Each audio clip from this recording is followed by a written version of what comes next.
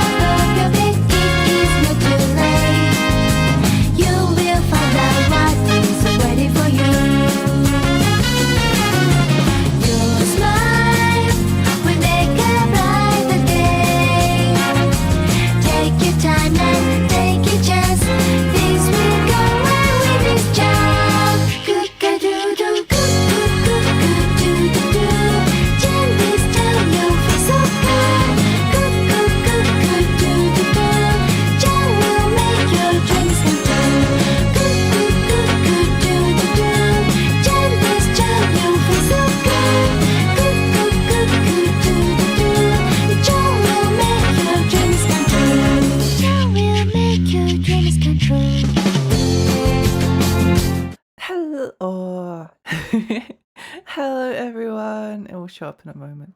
Hi. Hi. Hope you're all having a nice day. How's everyone been going? Meow. Let me say hello to everyone. Let's say now. Hang on. Hi Beth. Hi Gert. Hi Gail. Hi Celeste. Hi Musk. Hi Ultima. Hi Real. Hi everyone.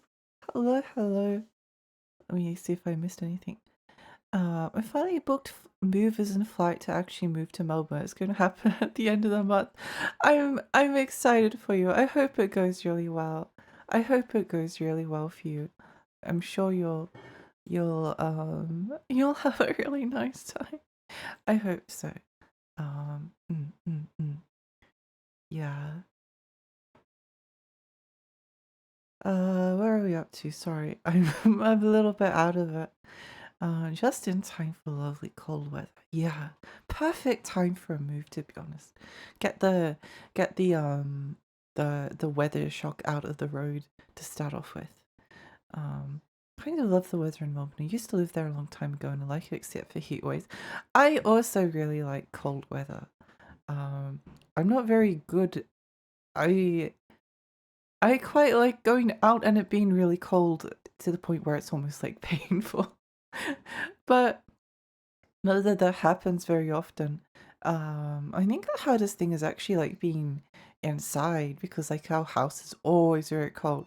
So it's almost as it's basically the same temperature inside our house as is outside our house. Which is not the most fun, but you know. We had so many damn heat waves this year. I hate summer. I hate summer. Tiny fairy, yeah. Hi, hi, hi. It's time to be bullied by the children. Yeah.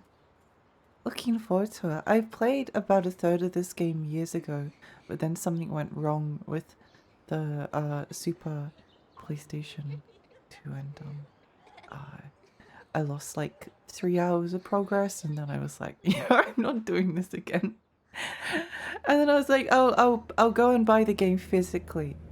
And I waited like 10 years for the game to become affordable so I could play it on actual PlayStation 2 and yeah, it just got more and more expensive.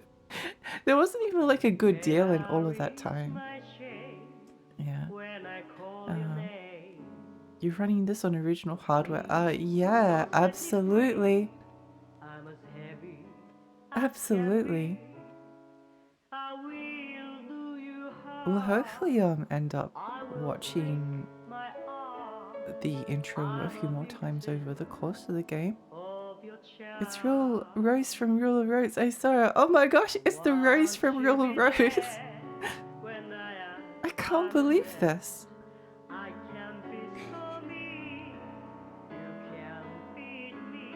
Very well behaved and reasonable children. I am sure. I'm sure.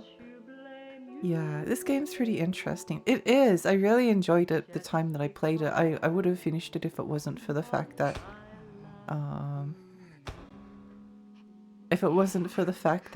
I lost all of that progress and I didn't feel like redoing it.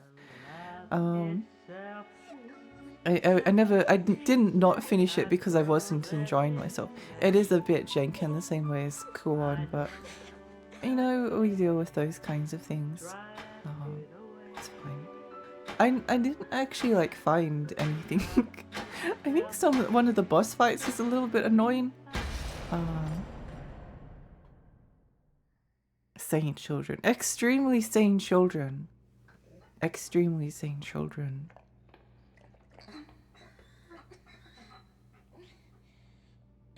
The only reason this game is expensive is because an Italian reporter felt like lying and used a huge article for clout. Yeah. Yeah, Kuon and Rule of Rose, my like 2 PlayStation 2 games that I want that I'll never be able to afford. Oh well, is what it is, you know. Is what it is. I just had a thought. What was the thought?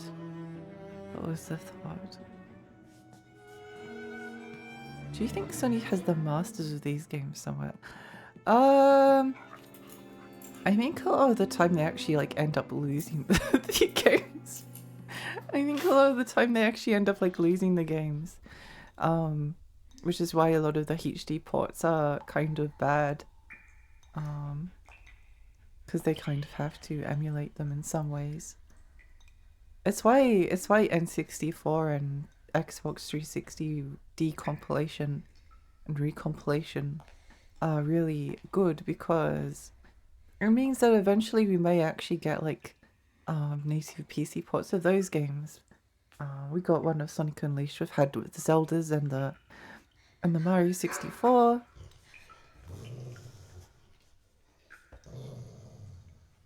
And I really hope that we end up. Oh my gosh!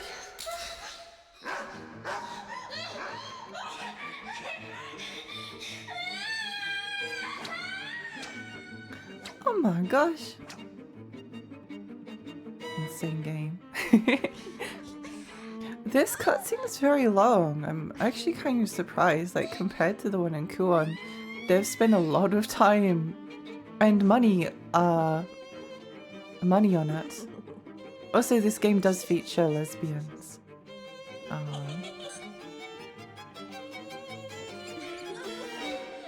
And a lot of other things, which are a lot of it's a horror game, so you know, it's a horror game. Hi Dan, hi. What game is this? It's called Rule of Rose. It's a PlayStation 2 horror game. It's got a lot of surreal and fantastical elements to it. You'll see very shortly. It's a game that I've always. It sort of surprised me the first time, because it's by the same people. It's by Punchline that made Tulip. And Tulip is the silly game about. Just kiss me, please. Ugh. Sure, fuck it. Giant fish as well. The giant fish is the least of the things you're going to end up seeing. But yeah, Punchline made Tulip, and Tulip is the game about kissing everyone. And Rule of Rose is a spooky, scary horror game. But if you know like the Lovedelic style, it actually has like a lot of that flavor scattered about it, which is really one of the things that made it so compelling. And I'm really excited and interested to finally be able to see the ending before it actually gets spoiled for me.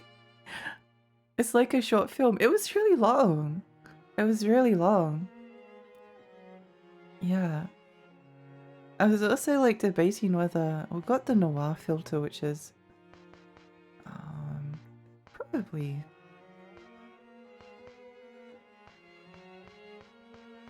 we can turn it. Oh, there's an ant on my microphone. Sorry, little ant. Sorry.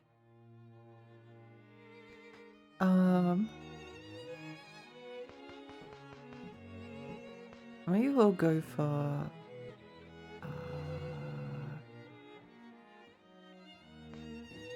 I'm just trying to check what it looks like on the second monitor. Maybe here. Yeah, that will do. That will do. I was so dumb when you said Rule of Rose. I thought you meant Jewel of Roses from Yu-Gi-Oh! No, sadly. No, sadly. Maybe that's what we'll have to play next, following video game word association logic. But yeah. I also really love Kuon, and it's all I've been thinking about since yesterday.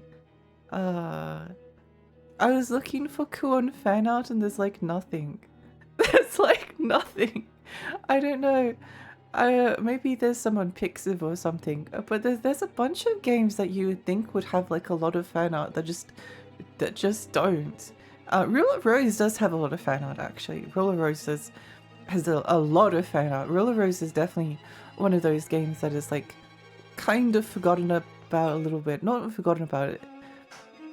It's like the kind of niche game that everyone knows about. You know, it's like the first niche game that everyone discovers. I'm excited. I'm watching anime with a friend, so I'll be lurking. Have a lovely stream, everyone. I hope you have a great time with your friend. No say Maya. I know. I know. I'm so upset. I love her. I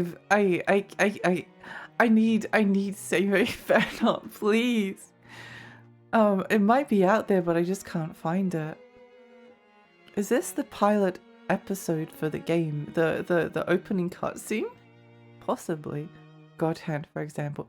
God Hand has a lack of fan art, and it's really sad. God Hand also had a lack of fan fiction, which I was really sad about because I was like, well, there's some really like obvious and good things that they could have done with God Hand, but they did nothing. In fact, the fan fiction was like, terrible. It was terrible. It's Punchline's obscure forgotten masterpiece for the PlayStation 2. Yeah, I mean, like before YouTube ruined everything, there used to be like I was on GameFAQs for a long time, and there used to be like top 10 PlayStation 2 games with dogs in them. So you'd find out a lot about games just from these like top 10 lists. Eventually they stopped making them. There was also like some other websites where you would like get some genuinely really, a lot of the time if you'd like ask for hidden gems, you'd get like Psychonauts and Okami and Beyond Good and Evil, and like those were kind of like hidden gems at the time, but over time everyone knows about them. Everyone knows Okami. Everyone kind of knows a Rule Rose and Haunting Ground as well, to a certain extent, if you're into the more like niche side of PlayStation video gaming. Rule of Rose deserves a remake, like Capcom style remakes. I think a remake would be good, yeah. It would be, if not a remake, at least a re-release. Please give us a re-release. It desperately needs one. Like I'd be happy. I'm always happy if a game has like a release on a Switch or something, to not buy like the original. Especially if it's like $1,000. It's not $1,000 at the moment, but it was $1,000. Kuon is 1,000. Not that again, like collecting is like the be all and end all. Like if you can't collect things, then it's fine. But it's nice to be able to. It makes me happy. It brings me joy. That's all. That's all I can really ask for. Anyway, let's start the game. Oh yeah, the other thing was that I was feeling really depressed, especially like a little bit depressed like throughout the day, and then as the day kind of went on, it got really intense towards like 4 or 5 p.m. And I was like, oh, am I going to stream? Will I stream? Maybe, maybe not. Do I do it? Don't know. Which is why I was a little bit late. But then I was like, I mean, if I don't stream, then I'm not going to feel any better tomorrow necessarily, and I always feel better when I'm streaming. I always feel better when I'm streaming. Streaming isn't energy. It's not a drain on my energy, which is a good thing. It doesn't make me feel bad. I kind of don't put as much effort into my streams as maybe other people do, because I am kind of very chronically tired and a little bit unwell.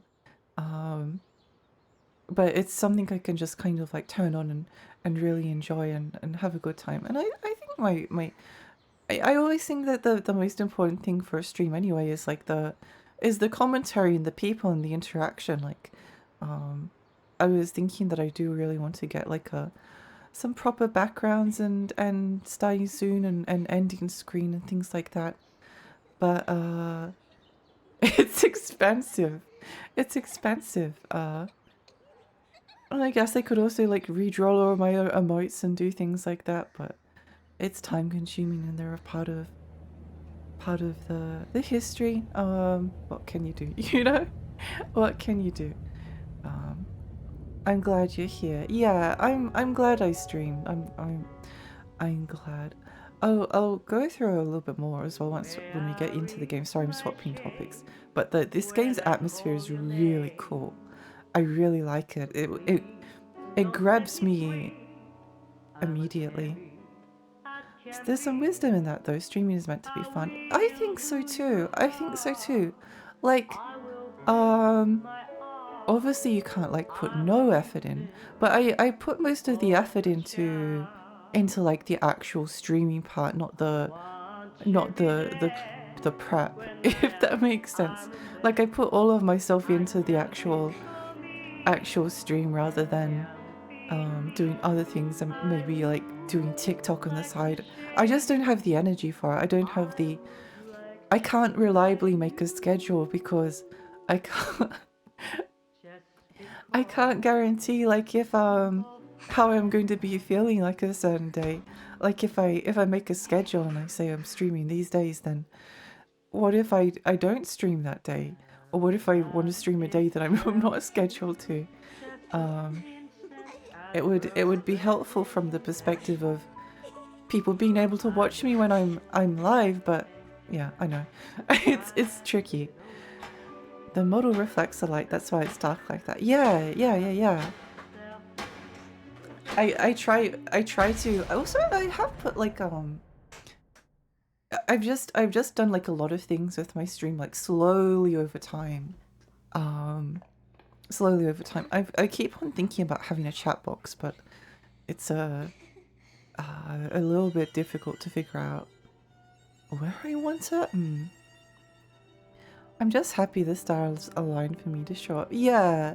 I don't really ever want to like change the time that I stream if I can.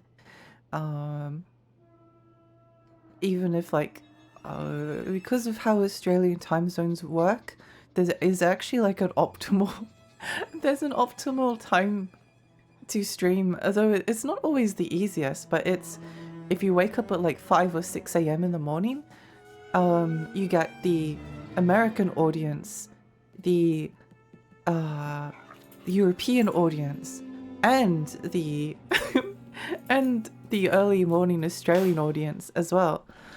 Because I wake up sometimes to watch people stream at like 7 a.m. But I don't want to. I like streaming in the evening. One of my happiest memories is the time when I streamed Parasite Eve for 9 hours, and I started at like I guess it would be able to work back from, but I finished it at like 5:40 a.m. 5:40 a.m. That's how long it took me to finish Parasite Eve, and it was like one of the most fun streams I've ever had. And there was this moment where where after I finished streaming, or I think even it was like I took a quick break towards the end, and I looked outside and it was getting light. And then when I finished streaming, the sun was rising outside, and I don't know, it was just very special to me. It was just very special to me. I don't really feel the need to make make a lot of changes. I like things as they are. Anyway, I'll start the game now. I was thinking of that stream the other day. I think about Rule of Rose, not Rule of Rose. I think about Parasite Eve. I think about Red Ninja. There's a bunch of streams that I think about like quite frequently. Is this game, for some reason I thought it would be Haunting Ground. Yeah, it's the other PlayStation 2 pretty girl with dog game. It's kind of fascinating that they both came out around the same time. I don't think they like ripped off each other as well. I think they were kind of like started development at a similar time. I guess dogs were just in at that stage, like trying to figure out an additional element to it makes sense though. It makes sense to have like a dog as a companion in a horror game, because it's it gives you a little bit of company and companionship, and it's helpful without it being like another person. So it doesn't like take away from. Also, there's moments in like Haunting Ground, for instance, where Huey is growling, but you don't know what he's growling at. He might be growling at nothing. Like there are times where Huey will make you think that there's something wrong and there's nothing wrong. So it's a reliable companion, but it's also a dog. So there's like a disconnect. At least your stream time is pretty good for Europeans. Yeah, I think the European time zone is winning, to be honest. European and Australian. Bong, welcome! Rule of Rose, what a video game. Yeah! Yeah. Welcome, welcome. Final D2 stream was legendary. It was! I think about D2 a lot as well. I actually think I want to replay it on my own because it's always hard to replay a game on my own, as weird as that might sound, because it's like, well, it's 5 to 10 hours of something that I've already done before. But there was just so much like packed into the writing and the dialogue and everything. Rule of Rose, hi Haku. Yeah, let's start the game. I don't think there's an easy or it's just normal. No difficulty setting. I don't think I would play it on hard if I had the. It's not a game that's good enough to play on hard. Once upon a time, there was a precious little girl. Her friend, the princess of the Red Rose, was always at her side. Then one day, her mummy and daddy died suddenly, and the poor little girl was sent away to a strange house.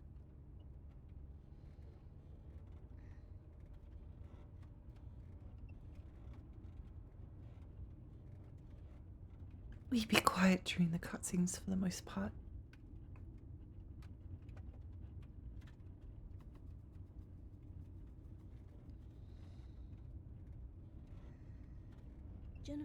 Jennifer, play with me, Jennifer. Read the story. Please read the story. Oh, I hate those seats What in the happens bus. next?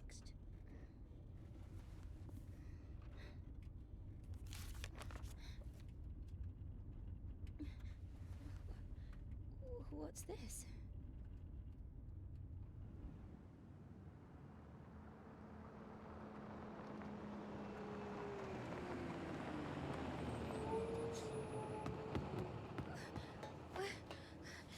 Wait, please.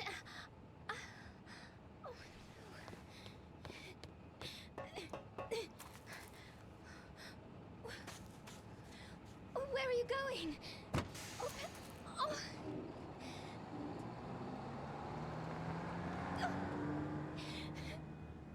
Uh-oh.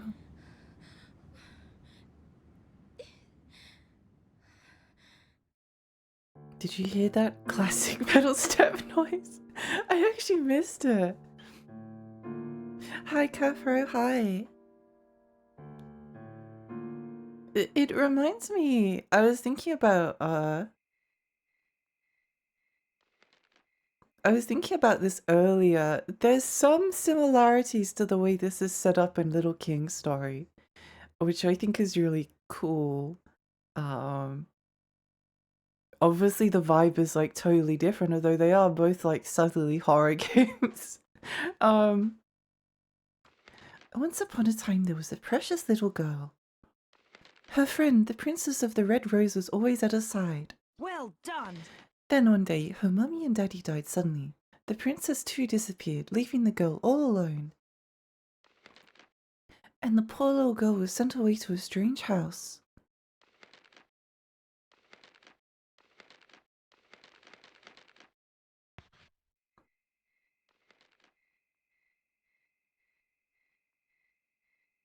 I remember this, it's the opposite of Little King's story. Suddenly, the girl was all alone. In Little King's story, he walks through like the portal and then ends up in a world where he's no longer alone. Ruler Rose starts with a very like similar storybook, except it's the opposite. She's dropped in the middle of nowhere by herself. And so the story begins. A mysterious, unthinkable, filthy tale. However, the young girl Jennifer had no choice but to surrender to the unsettling predicament. Oh, what an unlucky girl. She is quite unlucky. Damn, one of those auto-driving Tesla buses. I guess fucking Elon. I can't believe Elon is infected. 1930s England. Rose Garden Orphanage.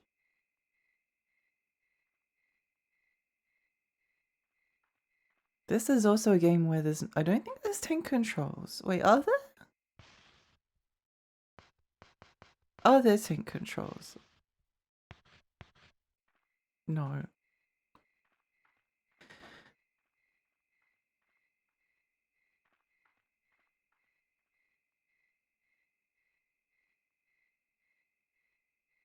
Strange Hill. I won't say anything to set expectations, but if this is your first time, I really hope you'll stick with it. Oh, I've already played, I played like a third of it to about like 10 years ago, and I really enjoyed it.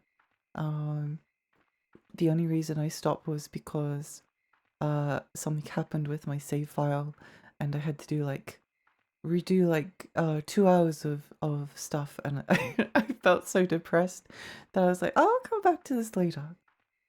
Come back to this later. As the girl approached the sign, she heard a dog bark. It sounded strangely familiar to her and beckoned her to come. Uh-oh, Lexi playing Ruler Rose. So many streamers never finish it. I don't think that would be a problem for me. I'm going to be honest. I don't think that would be a problem. Even if the game crashes and I lose like hours upon hours of progress, I won't stop it.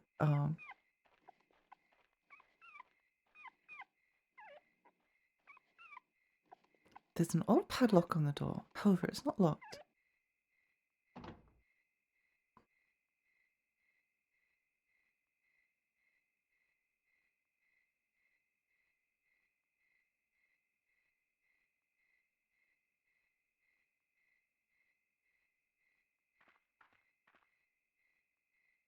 A slip of paper is tied to the dog's collar. With boarding pass and a picture of a fish on it. Yippee! Hi Alice, hi!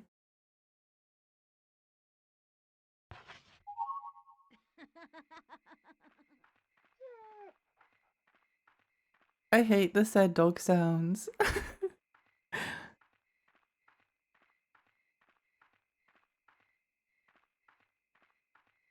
I hate the sad dog sounds. How's it going? It's good! How are you? I hope you've been well. Is there anything over here? It's a rusted well. Cold air flows inside it.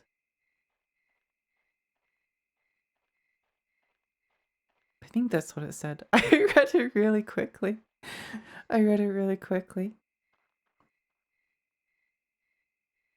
Every single time I finish a PlayStation 2 horror game, I have less PlayStation 2 horror games to play, and that's a very sad thought. It's like after finishing Hell Knight and realizing that it's one of my favorite games of all time, and then realizing that I'll never get to play it again for the first time. Ah. Maybe one day we'll get a fan translation of Desperia somehow.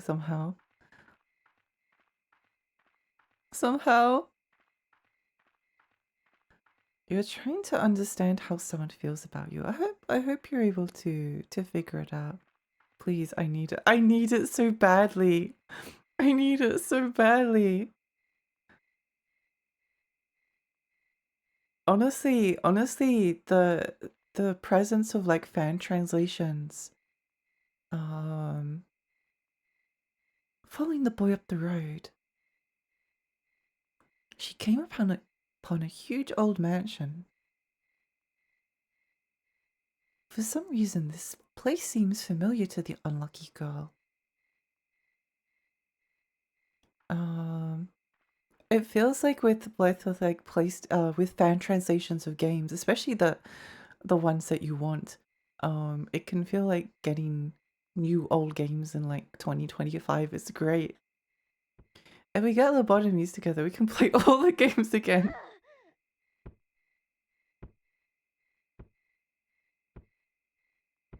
That better not be an animal in there.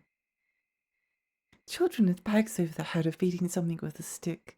The unlucky girl was frightened and backed away from the gate.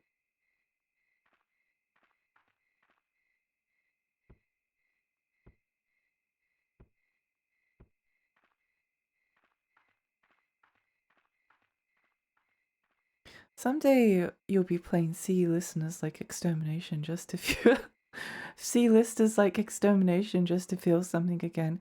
Extermination's already kind of on my list. That's a sweary game, isn't it? I'm pretty sure.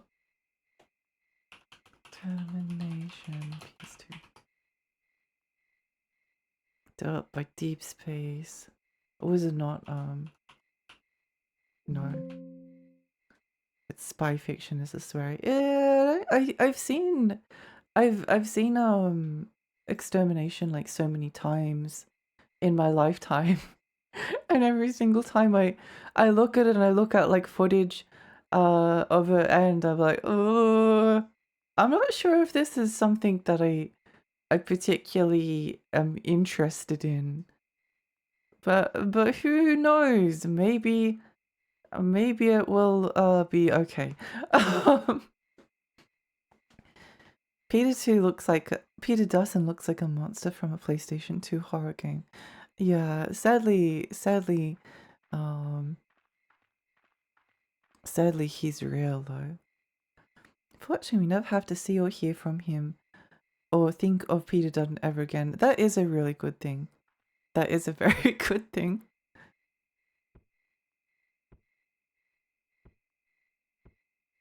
Maybe if he was a boss monster in like a PlayStation 2 horror game, then we could beat him up a little bit. Looks like Swery's credit as one of the game designers, not a lead role. Oh, okay, so that would explain why the association came. Yeah, I don't think I kind of have like a list of games that I'm interested in, and then once I finish them all, I guess I just go into despair or something. I go cry. But you never know. There's fan translations coming out, so it's not like there's an it's not like it's all going to come to an end because there's still lots of games. I really want to play Moonlight Syndrome, and I think that's getting a fan translation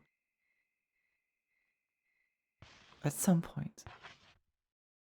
And so is Hungry Ghost, which is another PlayStation 2 game that I'm really excited for to come out at some point. And we got Boku no Natsuyasumi too, which was a really great experience for me. I really enjoyed that. Hopefully it means that we get the other Boku no Natsuyasumi games one day, but who knows? Who knows? It's always hard to we are 100% at the whims of kind strangers online fan translating things to us. The other thing is that I could learn Japanese, and I had tried to do that in the past, but even if I was able to learn Japanese, this streaming games is like the most fun thing, and it's hard to stream a game in a second language that you're not as familiar with. What's up, Tiny Kino Fairy? Hi, Hacked. Hi. Welcome. Welcome. I suddenly realized that I might There might have been another entrance at the orphanage. Japanese is hard. It is hard. It is hard. Bong, thank you so much for the follow. Thank you. Oh, does this road loop? It does. Okay.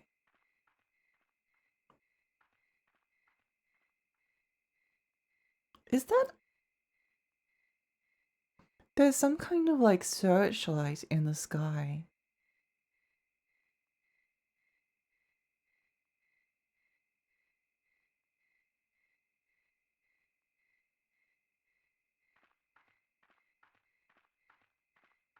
I also kind of discovered that with with ADHD, at least with how I have it, as well as like some other things. Japanese language learning was about like twice or three times as harder. Like even if when I put in like a lot of effort into it all. Left rows. Even when I put in a lot of effort,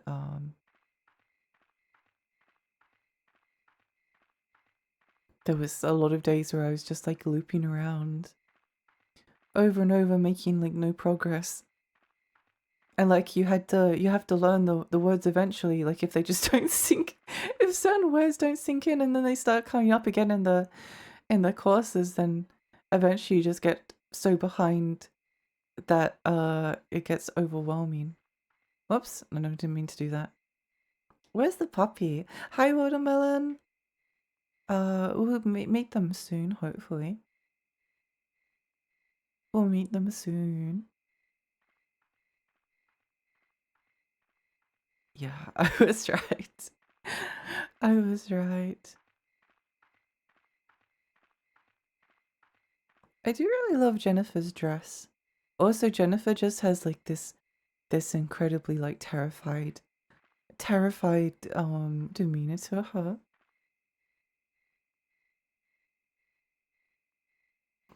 I was good with Japanese, but I gave up when they told me you have to learn conjunctions for several levels of formality. I was like, fuck that. Understandable, understandable.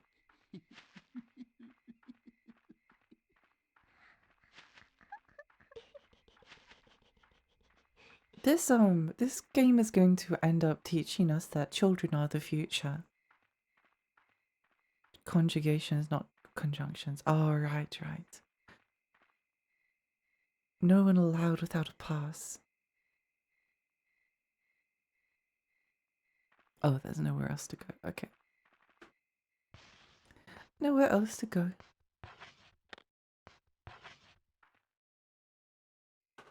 Oh, we need to use it here. Use! Yay!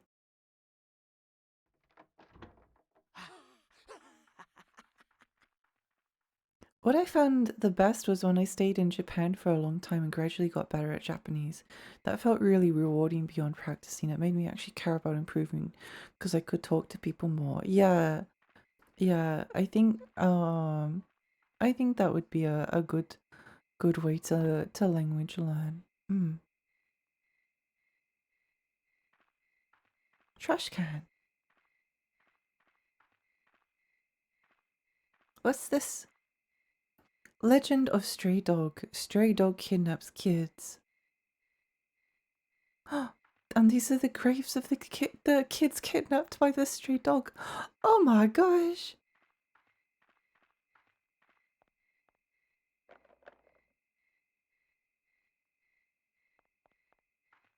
Why would you trash a can?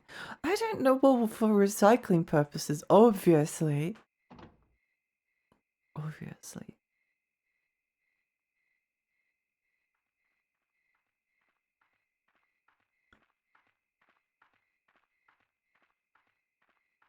There's actually been a few, I want to see if there's anything in this door.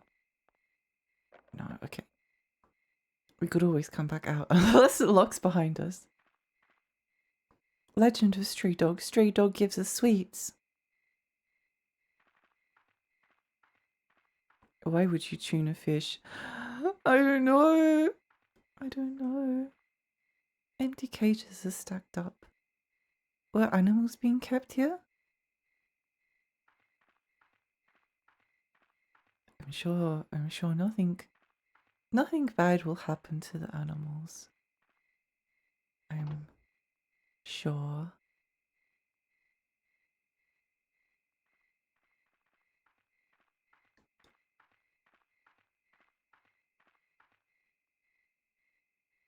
No! Give me back my bag.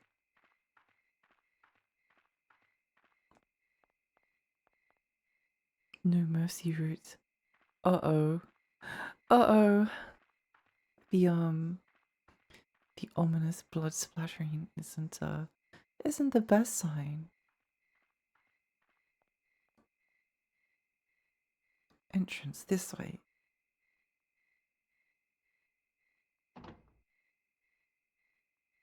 Uh-oh.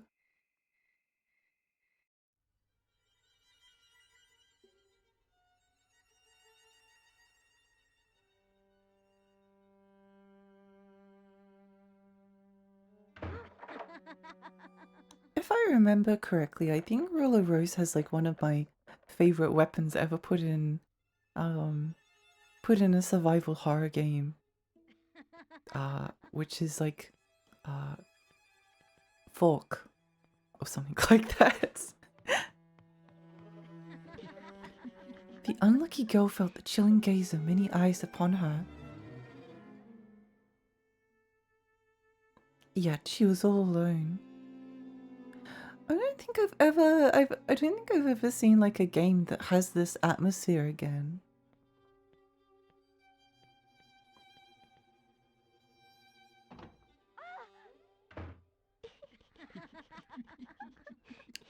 I guess it would be it's a good example of why FromSoft and Punchline Love devs and other ones should like branch out beyond what they're known for, because it's really cool when you get Love Delict making like a horror game. Hallway, posh Midwich Elementary.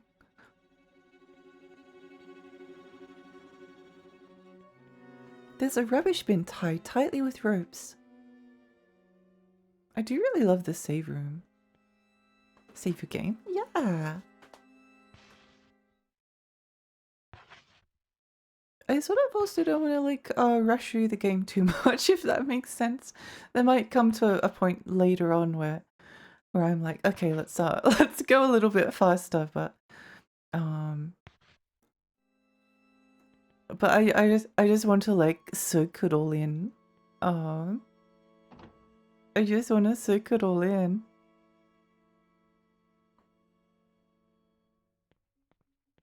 Do we go in this room? Oh yes, right. A white vase sits atop a case. The plants are covered with dust. If I remember correctly, I think there's a lot of like really good dialogue for interacting with stuff. Reception room.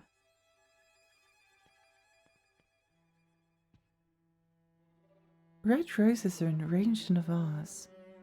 They're vibrant and fresh. Ooh.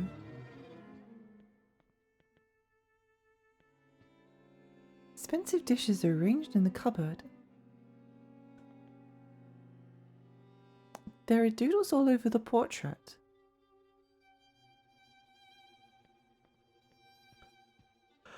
The record player is broken. No! How will we be able to listen to our copy of the Undertale soundtrack on vinyl now? It's a grand fireplace, but it seems no one has touched it for a long time.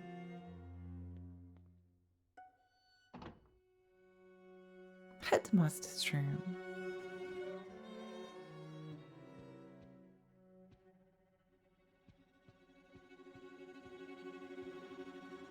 Something is written in the notebook. Recently, the children have been engaging in odd activities and spreading disturbing rumors. Rumors about creatures that come after children who don't clean up and stray dogs that kidnap small tots. It's all very bizarre.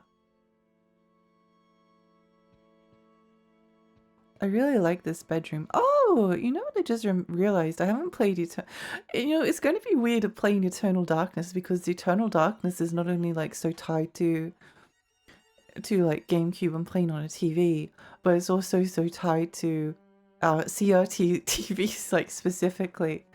Some of the things won't work, but then again, once you know what like Eternal Darkness's gimmick is, none of them kind of work. It's more about like the spectacle of it. You've got the CRT overlay at least. Yeah, it will look good for everyone watching. Hopefully.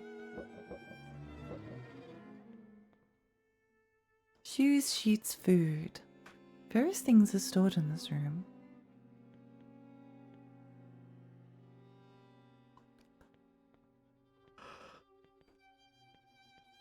I think we've interacted with.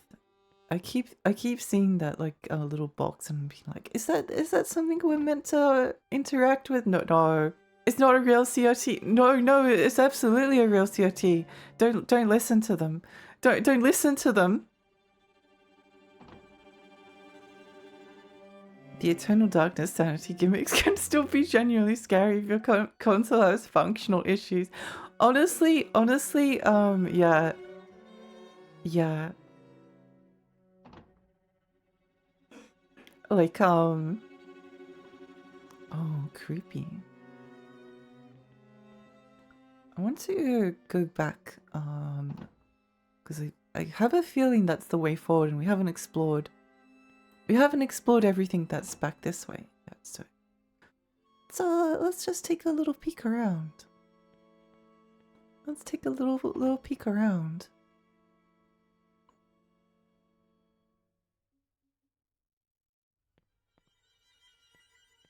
Where does this room go? Is this the headmaster's room? It would make sense. Oh, right. It's just where we were. Okay, great. Okay, good to know. Good to know. Good to know.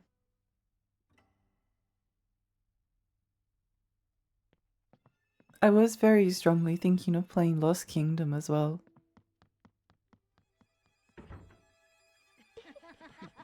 I was very strongly thinking of playing Lost Kingdom, but I was like, if I don't play Roller Rose now, then who knows when I will feel like it next time.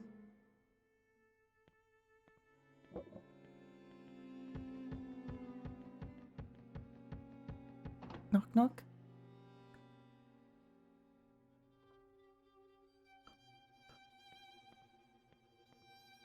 Stretch, thank you so much for the stretch. I promised a buddy of mine Lost Kingdom would be my next GameCube game. Yeah.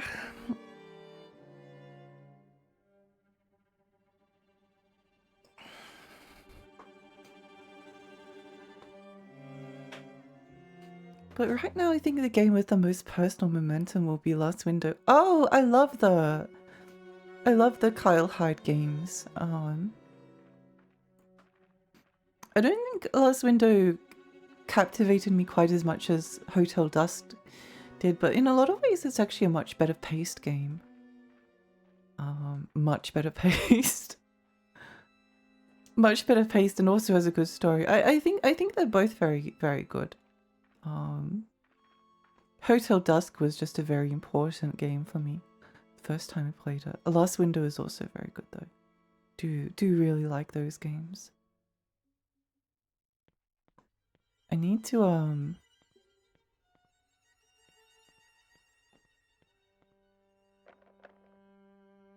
I need to play Glass Rose. That's something I've had my eye on for a long time.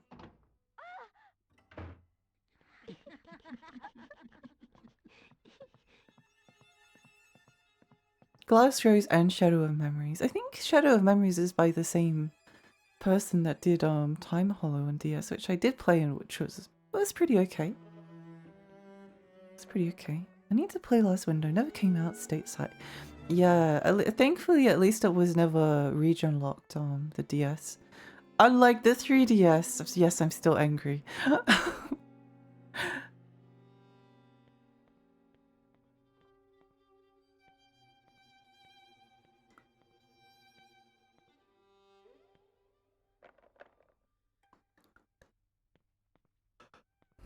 What is that painting?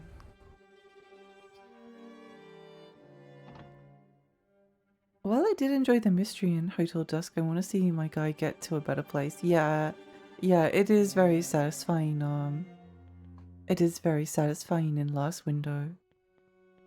I liked Last Window a lot. I think I liked it almost as much as Hotel Dusk.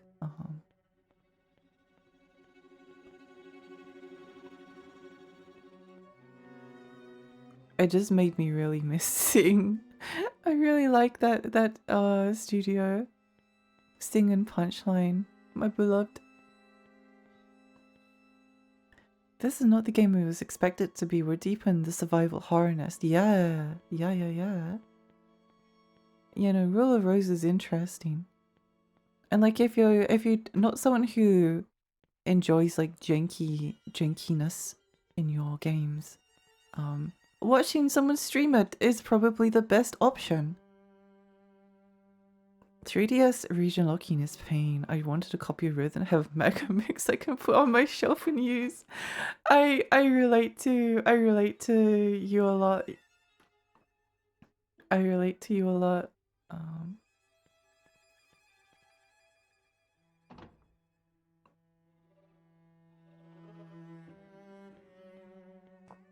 Toilet.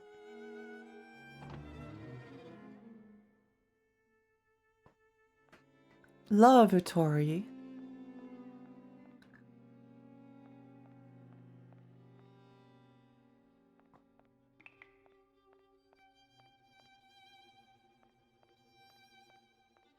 It's funny how wait, what's on the an eye? An eye of some kind. There are many things that you can be mad about regarding the 3DS. Well, it's probably the region locking for me. How could everyone love a Tori? Maybe they love a Tori if they're soaked in lava. We just need reproductive technology to catch up, because they'd absolutely buy repros if they were more reliable. An eye on the toilet. I see cup. I get it. I don't think I get it, unfortunately.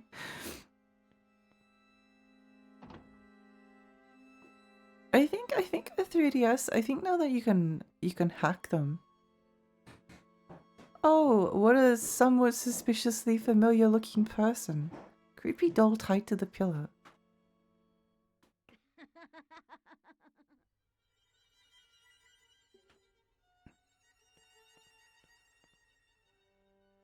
3DS is extremely easy to hack and has been for years and years. Yeah, I'm pretty sure that you can not only like access unofficial e-store, if you know what I mean.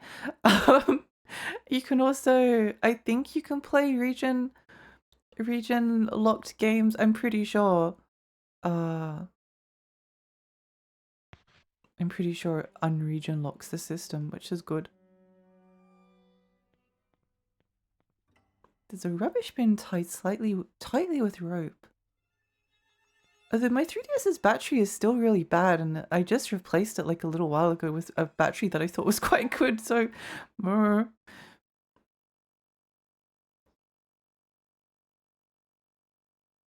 Don't call her creepy, you made her cry. Oh, sorry. Better load time soon. It's gotta be stylized. Lavatory. I cracked my 3DS purely so I could back up my Pokemon saves. Sounds like a good idea. It's a faded group photo taken in front of a mansion.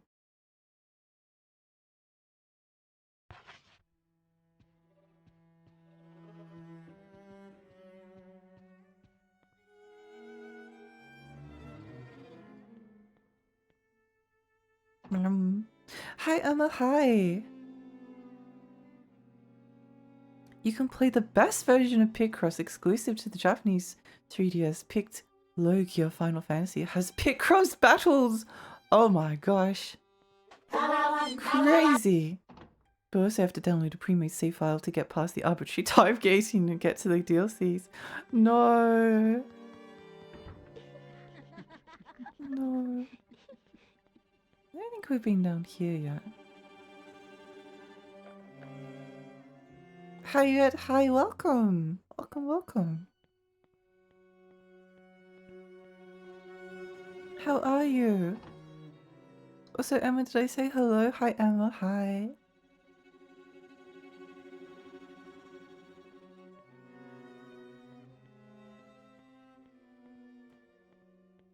I was pretty sure they came around here somewhere. Sophie! Oh my gosh! Thank you so much for the raid! Welcome, raiders! Hi, I'm Lexi. I'm a tiny fairy. I live in Rainy Lake. I play retro games and horror games. How was your stream? What were you streaming? What did you get up to? I hope you had a great time. I hope you had a great time. Welcome, Merlin. Welcome, Runner. Welcome, Ria. Welcome, Ria. Welcome, Shark. Welcome, Ghost. Welcome, Jed. Welcome, Peanuts. Welcome, Noel. Welcome, Science. We got wild. Were you playing? Were you playing Monster Hunter Wilds? Were you playing Monster Hunter Wilds? Hi, hi, hi. I hope you had a great time. What were you playing? Thank you so much for the raid.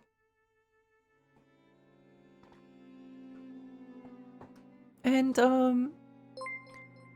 Marukami, thank you so much for the follow, and thank you so much for the follow, Runner and Merlin. Wait, is this scary? Only a little bit, but it's got a cute girl in it. It's got a cute girl in it, and it also has a cute puppy. Hi,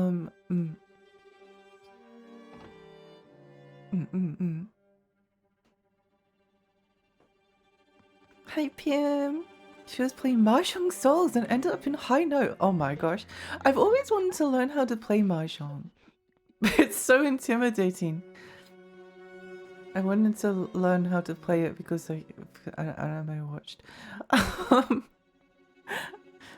I'm sure a lot of people have had similar trajectories. Cute girl. Yeah!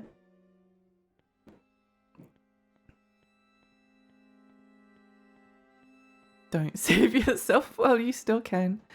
I was also intimidated, but all you gotta do is pass or pawn. Pass or pawn.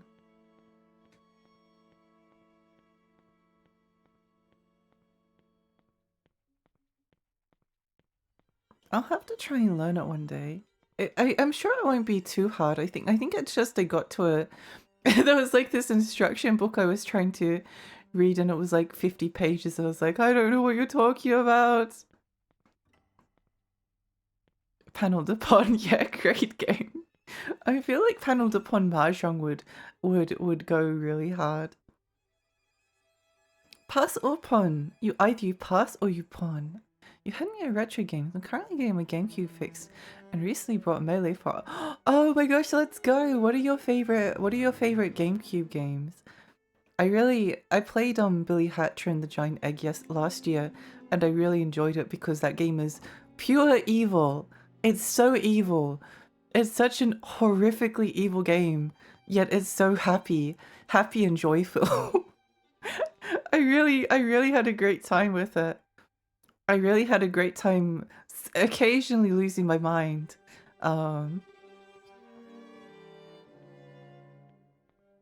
What's that on your neck, if I might ask? Do you mean the raindrop or do you mean the virtual sticker? So on my I've got a little raindrop. A little raindrop on my neck, and then underneath it, it's a picture of Virgil saying foolishness, and a sticker that says featuring Virgil from the special edition series. I have Billy Hatcher takes.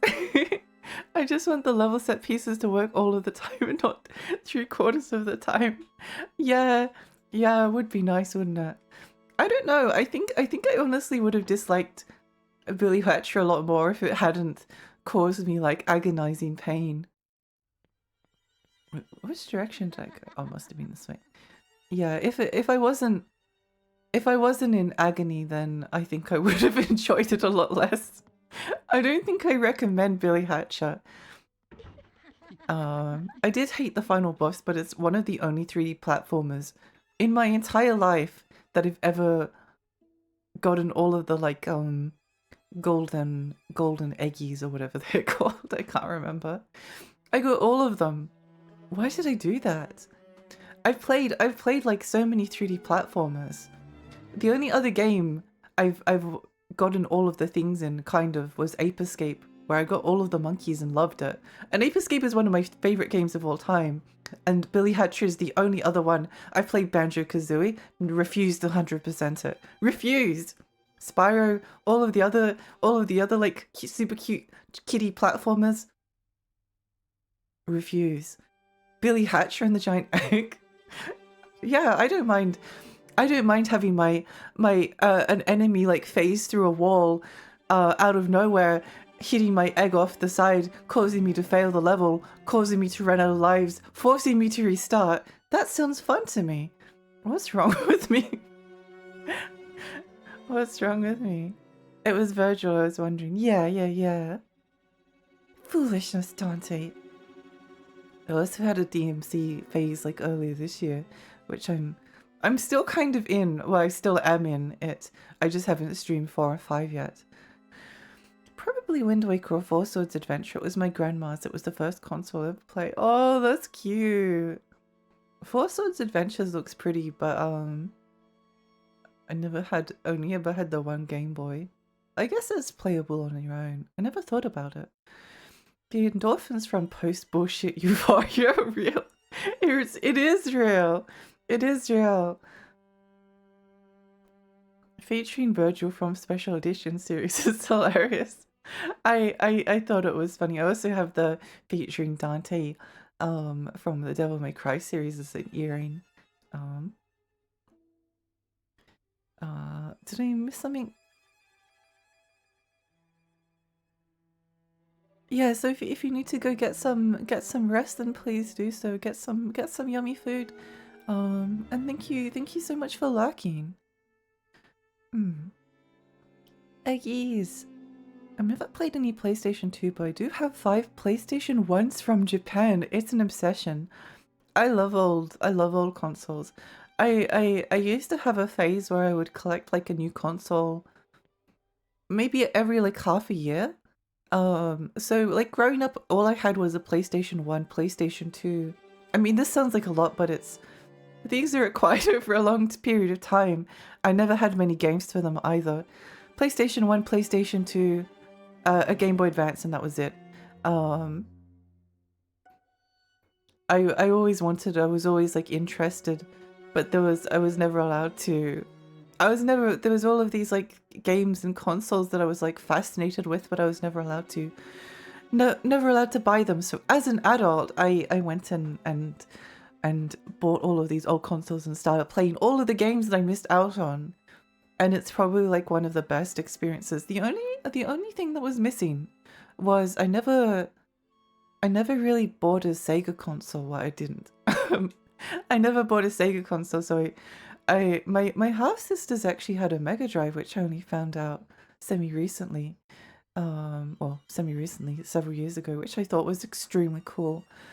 But I never had a Mega Drive or a Saturn or a Dreamcast. So like discovering the Dreamcast, Saturn, Mega Drive libraries, especially the Saturn and the Dreamcast, has been like one of the best things to have happened to me.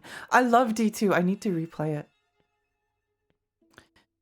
Four Swords Adventures is cool. It's neat to see Zelda do a stage-based format on its own. Plus, if you have friends to do with, you can hurt each other's feelings. That's really funny. That's really funny. Yeah, it does sound interesting. I've always liked the way that it looks. I've always liked the way that it looks. One of my favorite streamers had a relationship with Yandere AI Virtual at one point. Were they trying to? Never mind. It sounds fun. Played any Wii games? I do love the Wii. I do love the Wii. Yeah, one of my favorite games of all time, or my like official favorite game of all time. I have a lot of games I'm very fond of, but this is the like you have to choose one. You have to choose one. I don't think this is ever going to change. It's Little King Star in the Wii. That's my favorite game. I really like the Wii. I think the Wii has like a small but interesting library of stuff on it. I love the iteration of the PlayStation one, which is tiny and had the little screen. Good stuff. Thank you for the restaurant that let me plug into their outlet. Oh my gosh, I love that was the I had the PS1 like spelt like PSONE console, like the really tiny small one. It's so cute. It's so cute. It's like one of the cutest consoles. I love it so much. I love it so much. Um I always wanted the little LCD screen. I thought it was so cool. I think the idea of like handheld consoles back then, like in the years before the Switch, was like so tantalizing. It's a cute little screen as well. It was a really cute screen. Um,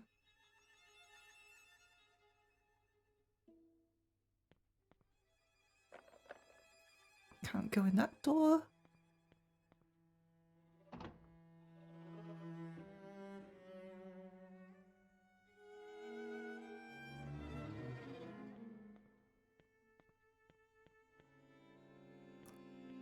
Bloody glove? A bloody glove?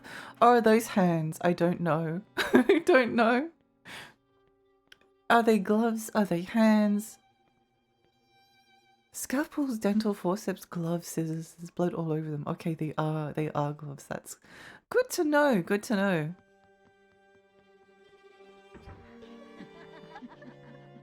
Good to know. Is there any way to get over the other side? Orphanage map. Nice.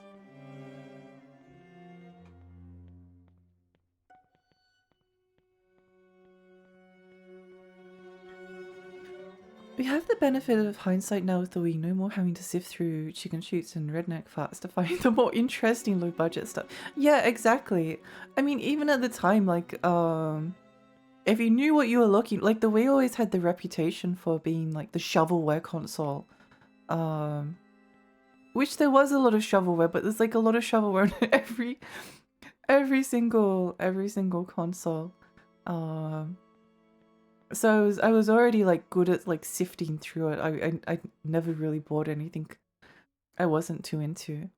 The Wii eShop was peak. You get stuff like Final Fantasy Crystal Chronicles, Tower Defense spin-offs, and also stuff like Eduardo the Samurai Toast. I've never actually heard of that last one. I love the Crystal Chronicles, My Life as King and My Life as Dark Lord games on WiiWare was so cool. Yeah, it was a fun. Okay, I kind of love that. I kind of love that. It was a good era for downloadable games. It was a good era for it. Well, I mean, I think now is also a good era for, because most of the interesting stuff that's coming out, for me at least, is indie, but you know, it was fun being able to like, it was a bit more thrilling. It was a bit more thrilling when the Wii eShop was there. Also, it was nice having like the virtual console, even though it was just like selling expensive ROMs to you. But it was nice being able to. I had some I bought some. They were expensive and I didn't have that much money, so I could never do it very often. But they had some good they had some like NES games and Mega Drive games, and I was able to play them on like my CRT, and that was really cool. Stop Stress, the Wii eShop exclusive FPS where you whack stuff that gets you mad with a shoe. That's so funny. I love that. I love that. Yeah, I love different eras of video games. There's so much like interesting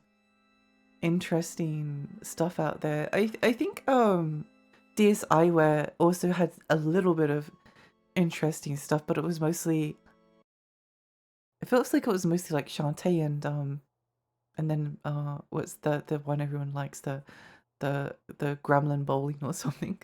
Santa Bowling. Bowling for Elves or something. My favorite Wii game is Kirby's Return to Dreamland. I never actually finished that one. I do quite like the Kirby series. Um, I think Kirby's a little they're all fun, but it's a little bit hit and miss as to whether it like strikes that chord with you, if you know what I mean. Um, but I need to finish it one day. Honestly, knowing that WiiWare had such a strict file size limit, I'm impressed those Final Fantasy ones looked that good. It is really interesting, isn't it? I remember at the time being like, how on earth are these like Final Fantasy games? Why do they look like as good as a retail release when they're like WiiWare stuff?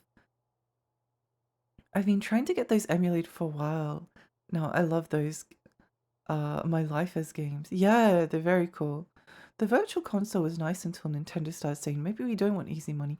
Maybe we don't want to re-release Pokemon Snap until the end of the console's lifespan. Also, if you want your games again on Wii U, you have to pay a fee. Yeah, yeah, yeah.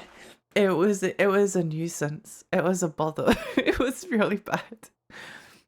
I mm, it would be nice to I like it when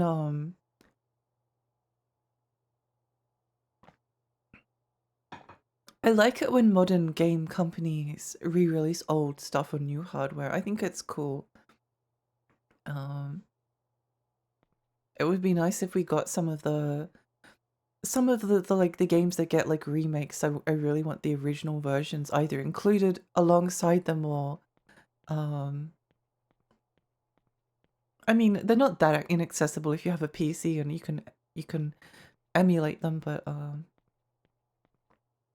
I noticed there's this Sony backdrop. I have a Sony Trinity in my bedroom. It's 23-inch and will be perfect for my GameCube. Yeah, I think this is the one that I had. I think this is the TV that I had when I was growing up. Um, Elf Bowling is so cool. Have you ever seen the movie? The voice of SpongeBob sings a song about slavery, makes the world go round, and somehow that's not a joke. Wait, really? Okay, maybe I do need to play it. Maybe I do need to play it. That's insane. That's insane. It's not quite the same thing, but I remember that there's a Adventure Time game on the 3DS and the DS that's called Hey Ice King, Why'd You Steal Our Garbage? And it's kind of like a spiritual um tribute to Zelda 2, which I think is really interesting. I never finished it. I don't think it's that long, but somehow I never finished it. It wasn't because I wasn't enjoying it, I don't know. But it has this song that plays at the start that like comes out of nowhere if you just like idle on the front screen. I was like, what? Where did this come from? When the unlucky girl approached the boy, he said, My, aren't you asleep like always? Here, read me the rest of the story. You know, the book I handed you.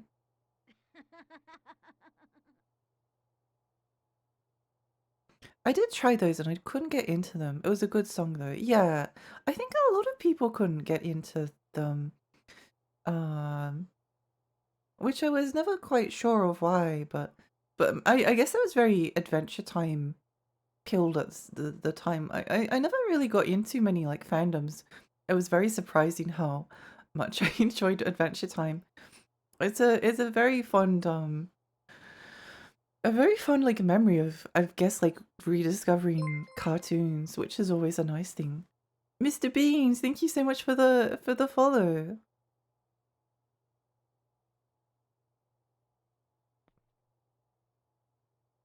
I think though that was maybe the only good Adventure Time game. The dungeon crawler one that came afterwards was a bit rubbish. I'm not sure about the others. It just gets into, you know, it's just licensed games eventually. It was kind of fascinating though that there were so many that were like tributes to Zelda and video games. I think that was the period when licensed games were becoming sort of competent instead of being shovelware, so it got a bit more traction than usual. Yeah, I think you're right. I think you're right. There's a DS game. Obviously there's like the aliens, was it Infestation? That one was quite good, although I never really played much of it. But there's a Thor game. There's a Thor game on the DS, and it's not bad. It's not bad. And I guess like coming from the period of like the Game Boy Advance, where like 90% of the of licensed games were shovelware garbage, like actually depressingly soulless stuff. I had a few of them. I had a few of them and I hated them all for different reasons. I had a Jimmy Neutron one, which is based on the movie, that was pretty bad. I had a Dexter's Laboratory Disaster Strikes or something. That was awful. There was a Inspector Gadget one, which was less bad than the others, but it was still not good. Strangely enough, there was a Thunderbirds game on the Game Boy Advance, and it's not too bad. It was actually kind of enjoyable, but I never liked Thunderbirds. I thought it was weird. It just wasn't my style, but it actually like played kind of okay. Am I reading chat wrong? There was an elf bowling cartoon, a movie, a 3D CG animated movie about the. Okay, I need to watch this. Wait, let me write this down. 3D CG animated elf bowling movie. Watch. Okay, I need to watch that at some point. I need to watch that. I think the console ports of Elf Bowling are very funny though, because they didn't have all the rights they need to port it and sell it. That does make it extra fascinating. One of the Jimmy Neutrons on the Game Boy Advance was like a 3D action platform that was nauseating to look at. Yeah. Yeah, Game Boy, like, I grew up with like PlayStation 1, PlayStation 2, and Game Boy Advance.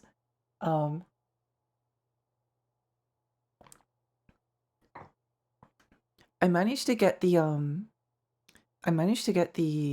Legacy of Goku 2 game on Game Boy Advance, which, even though I'm not really a fan of Dragon Ball, it has some like nice. It's like a nice game. It's actually pleasant. That's the only one. That's the only one I played that was actually like decently good. Every piece of like Game Boy Advance licensed stuff is just these horrible generic, like the most generic like 2D platformers you could ever set your eyes upon. Awful. PlayStation 1 was very unpredictable because again I didn't have any access to to like reviews, so I couldn't tell for certain. There was some like good Disney ones and there was some bad ones as well.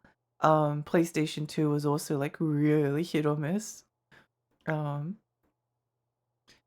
It's DS, but Dragon Ball Z Attack of the Saiyans is pretty sick. Isn't that the Monolith one? Isn't that the Monolith game? I'm pretty sure it is. I've taken an hour and a half to get through the tutorial. Oh, not the tutorial, but the what happens if we look at it?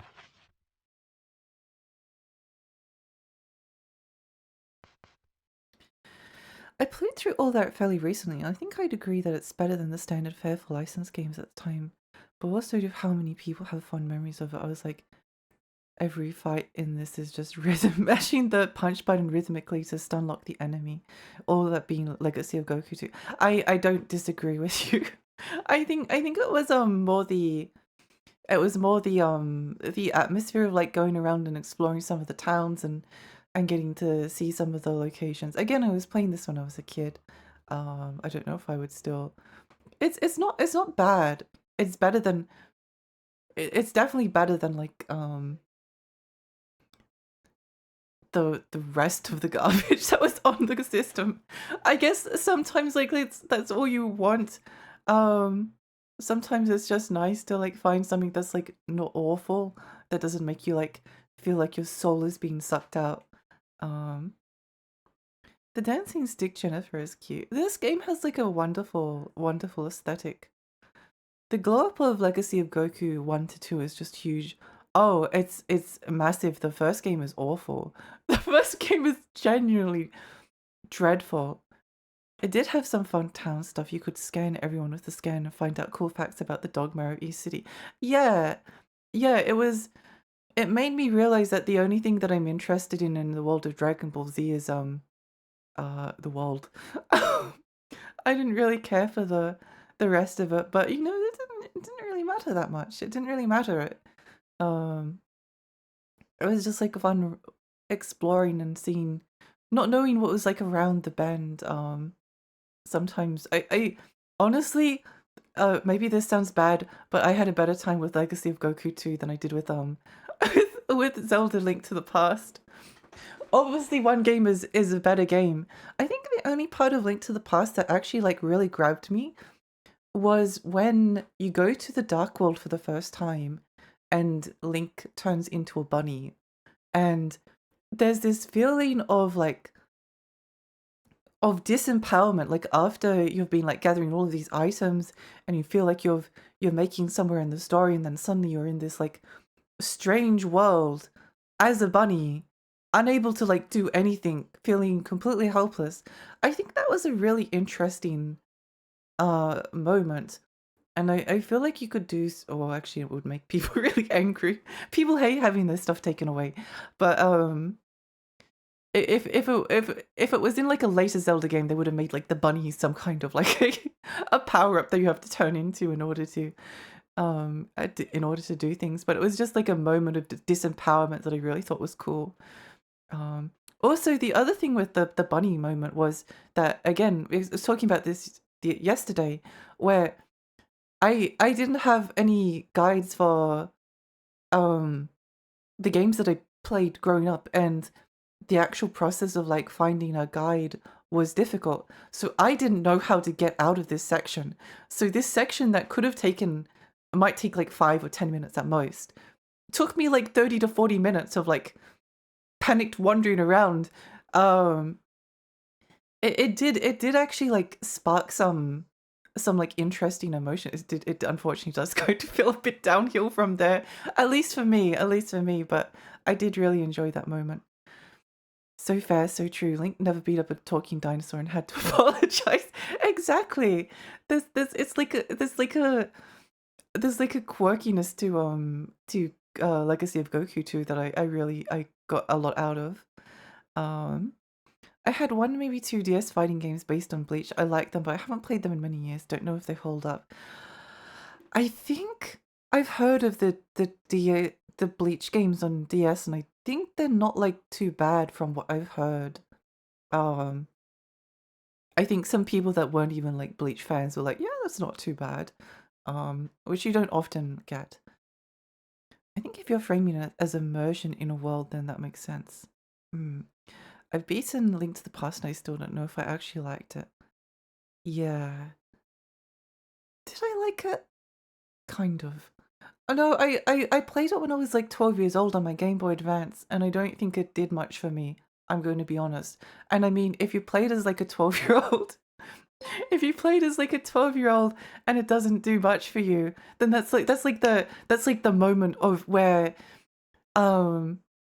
like a Zelda game like imprints upon people's like subconscious and like becomes like the best game of all time forever and ever. Hi Neil, hi, welcome. Link to the Past is classic because it's wall to wall packed with banger dungeons, not because it's great world building or anything. Yeah, I think I'm usually more interested in the world and the atmosphere and the story. Which I think is why it maybe didn't do that much for me. Um, Also like getting stuck all the time. I got stuck so much in Link to the Past.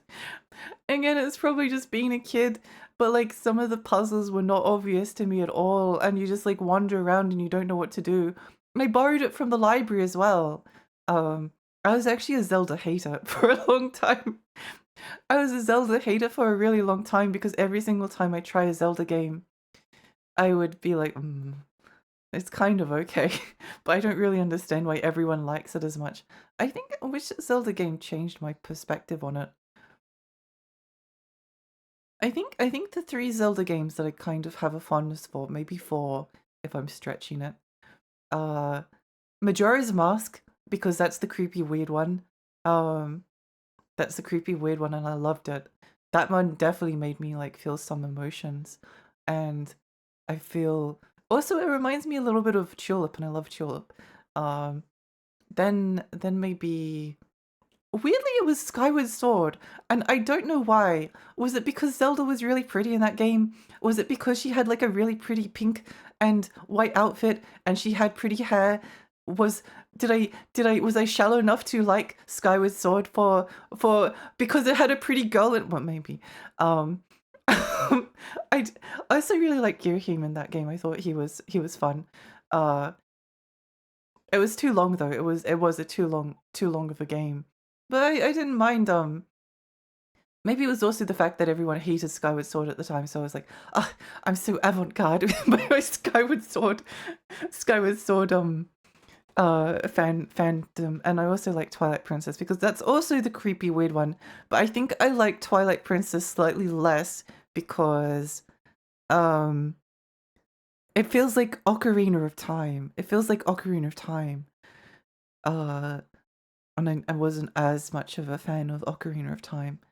But on the other hand, it has a really mean woman in it, uh, who rides around on your back and calls you names, so that does elevate it a lot.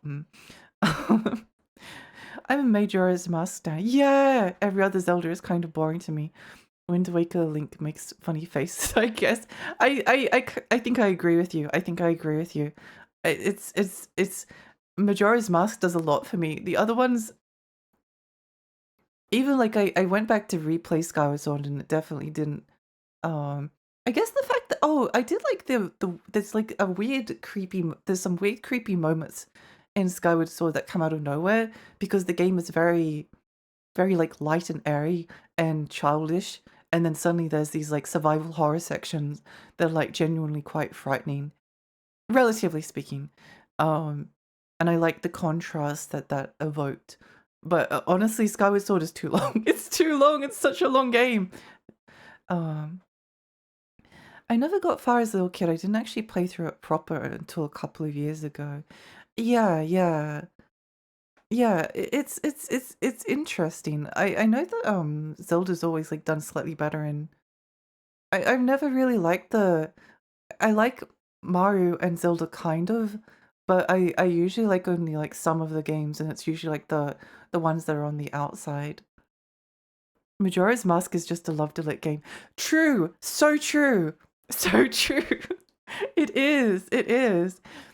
I had this idea about Tears of the Kingdom before it came out, and I had this idea of like, well, if they're going to like create an open world, then what if instead of like a big map that goes like outwards, then what if it's like a town that's like tiered, kind of like the layers in Dante's Inferno, so it's kind of like structured like a layer cake. And then it also has like an area that goes like downwards. Um, that's like the creepy underworld section. Um, and then it's sort of like the rest of the world is like very extremely like dangerous and quite scary to like go through, and then they can still have like the four different like realms and things like that and have those themed elemental dungeons. But I guess it was just kind of like trying to I just want Majora's Mask again, and then the town is the focus. So then it's just about like running around doing side quests for people and getting like cool rewards, um, rather than the side quest in Breath of the Wild where it was like find me 10 restless crickets. Uh, no, sorry. uh, what women? Everything bad about a game can be cured by a cute girl. Exactly, exactly, exactly. Exactly. Gamers when the cute games become creepy. Yippee! Yippee, yippee, yippee. Yeah, I do think I like Skyward Sword, but I played it a long time ago, so it's kind of hard to it's kind of hard to,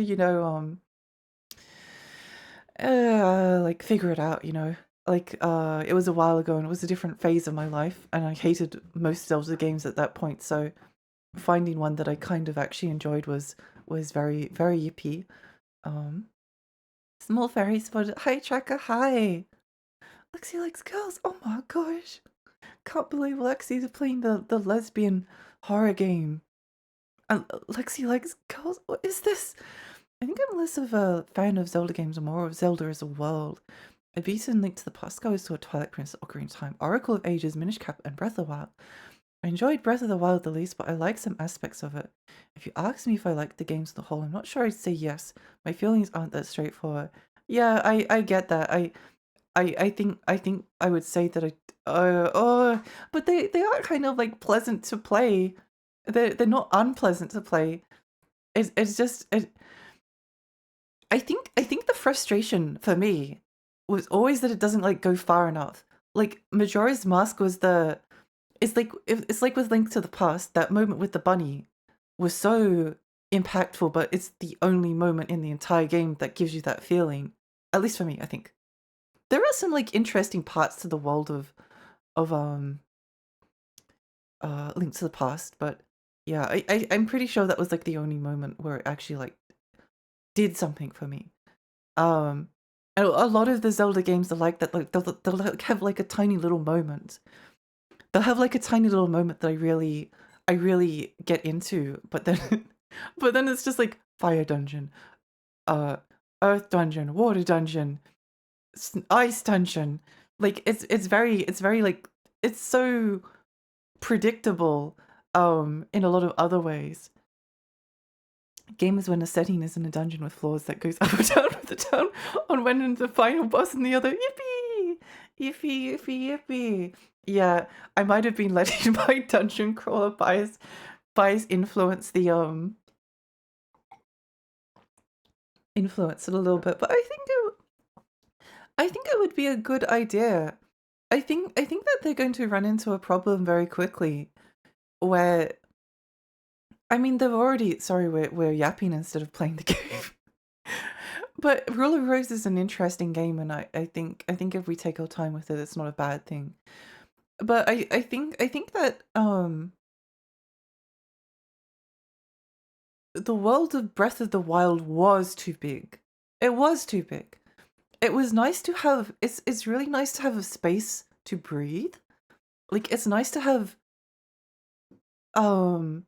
fields that allow you to feel like the passage of time while you're traveling through them. Like I do quite like walking sims. I don't mind games that are slow and kind of meditative. But there wasn't in Breath of the Wild, which is the one I'm more familiar with, the reward for like discovering something cool was a shrine. No matter what you did, the reward was always a shrine. Like there was I'd be happy with something else. Like maybe there was a cool character at the end of a moment, but there never really was. Like the characters all felt very disconnected and very like even the weirder ones were still very kind of, and it was just like 120 shrines with the same theme spread out over a giant map. With some dungeons that weren't very good. So the thing that the Breath of the Wild kind of did well, didn't end up working. And I think providing they have like the shrine format, they're going to keep on running into that problem. Which is why I think that like shrinking down the map is a good idea. Small map is good because like I like small intricate spaces. I love Deus Ex. I couldn't get myself excited to want to play Cyberpunk 2077 even though I love Deus Ex, because Deus Ex is like small intricate hub areas and maps where everything is like interconnected and there's lots of things to discover in a small space, which means that you can kind of discover a lot of the things in that small space while still like missing stuff and being like, oh my gosh, how did I not see that before? Whereas in Breath of the Wild, there's so much space that inevitably you're going to miss the interesting things. And a lot of like the interesting, like there was this like swirly pattern in the earth, and you're like, whoa, what's that? Was it caused by like some kind of like eldritch creature or something? but it's just a shrine at the end of it. This what's this like gigantic crevice and like canyon that like stretches for down into the depths, and that you have to use the glider to. What could be at the other? Oh, it's a shrine. Um, like story is important. It needs to invoke some feelings, I guess. And I didn't really play much of Tears of the Kingdom, to be honest. I think I might have liked it a bit more because again it's a little bit weirder, but who knows? It's still too big. Yeah, more games need to learn how to reward exploration like Elden Ring does. I felt rewarded when I was like, maybe if I reach this place. I think Elden Ring actually does a good job of that for the most part, which is surprising because it's very rare for that to actually happen.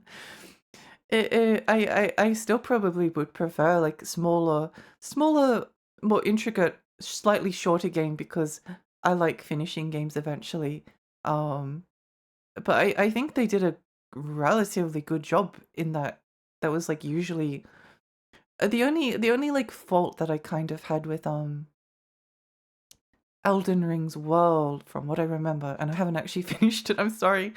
But there's kind of like three dungeons. There's like the big dungeon that's kind of like a Demon Souls levels, and then there's the smallest dungeon, which is kind of like a Chalice dungeon from Dark Soul, Bloodborne, and then there's like this second space. There's like these second dungeons that are not like big dungeons, but they're kind of like a building or something that you have to go through that is kind of dangerous, and there are things inside that are going to try. It's kind of like a mini Demon Souls level or something like that. Um, but I think the presence of the Chalice dungeon-esque dungeons kind of ruined, not ruined, but you know what I mean. Took away from a little bit in kind of a similar way to the shrines in Breath of the Wild took away from it. Like you want to be discovering thing if it feels too similar. I think that was why I also didn't like Oblivion, or one of the reasons. Also, Naya, did I say hello to you? I hope I did. Hi, hi, hi. I saw your name before. Um. Oh no, I forgot what I was doing. Never mind. The open world Zeldas are pretty much the only open world games that have ever hooked me, because it's exploration for its own sake and not a series of breadcrumbs and map markers out of fear the player would get bored. Yeah, yeah, I can see why they would definitely appeal. Um, Technically, Breath of the Wild and Tears of the Kingdom also rewarded you with weapons that inevitably break in 10 minutes. I feel so mixed on the weapon breaking because I love Shadow Tower and I love my stuff. I love it when my equipment breaks. I love it when my equipment breaks, but it's I think the difference between like Shadow Tower and Breath of the Wild was that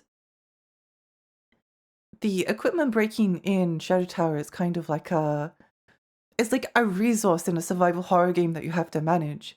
Whereas in Breath of the Wild, you're always going to be finding like more weird swords to pick up and throw at your enemies. Um, mm. As an intrinsic enjoyer, there's even less reason to attribute my enjoyment to rewards. I think I don't want rewards. I don't think I want rewards, but I want to see interesting things. Uh, I think some of the shrines were interesting from like a gameplay perspective, but I didn't really care. Um, After you've been like through a couple of them, you're like, oh. But then again, I always feel like that with Zelda games and like the heart pieces. I hate finding heart pieces. I think it's one of the least satisfying rewards because you have to find 4 of them, and it's already easy. So what's the point? You're finding more hearts, so the game is even easier. Breath of the Wild is like, wow, they just drop this shit everywhere like candy, so there's no excitement in finding anything new. Yeah, yeah. It's interesting. It's interesting talking about, maybe also a little bit depressing because um that's the future of Zelda for now at least. Yeah. Look, a Korok seed! The poor little girl was sent away to a strange house. At her new home, the aristocrat club lived by the rule of Rose, but the girl finds herself very much alone. Oh. We will now begin the funeral.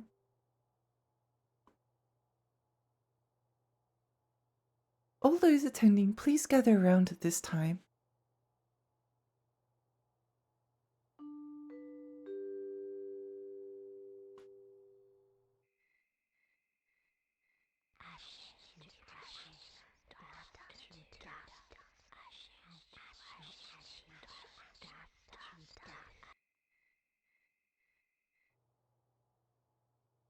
At least when I find a Korok, I get to see a funny little guy that has like reward. I do love the Koroks.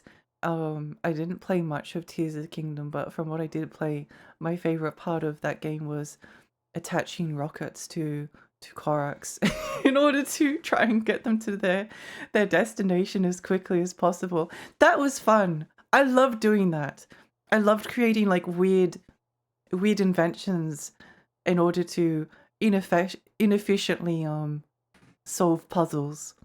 I've got so many clips of things like that seem to be going to work really well, and then they just like end up like flying into the sky and then plummeting into a river or off this edge.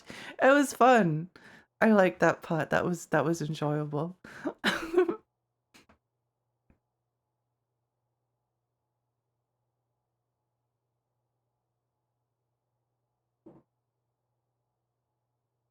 Last bit on the new Zeldas, I think the most valuable moments I had in them, especially in Tears, was never the scripted stuff, but seeing the consequences of the moment-to-moment gameplay because the possibilities were crazy.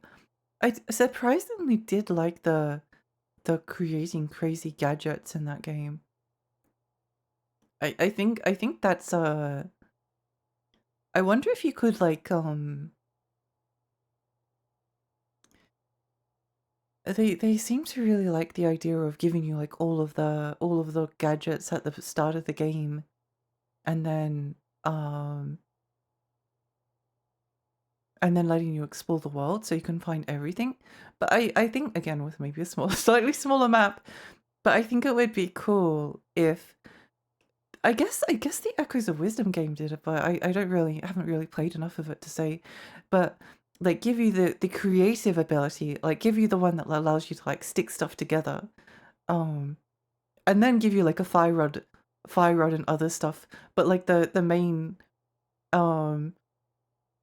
give you the stuff that allows you to do like the weird stuff, the weird silly interactions, and then give you like the grappling hook and other stuff as you progress through the game, and make them like maybe not the most important thing, because in Zelda games they're sorry I get so like into talking about stuff. In Zelda games, like the items are the single most important thing. Like once you find an item in a dungeon, then that's usually like how you solve the dungeon and the boss and all of the puzzles. And then there's a bunch of stuff you can now do in the world that you couldn't do before because you have a grappling hook. But maybe like make the grappling hook less important, but still be like a reward and still be useful, but you can do other stuff with like your other abilities that you can combine in like interesting ways. It's cool. It's interesting hearing your thoughts. I'm glad. I know I'm meant to be playing the game, but there's this tiny part of me as well that's like, this game is really special, and I wanted to last a little while because you often only get like one chance with you only get your first time with the game once, and I don't want it to be over too quickly.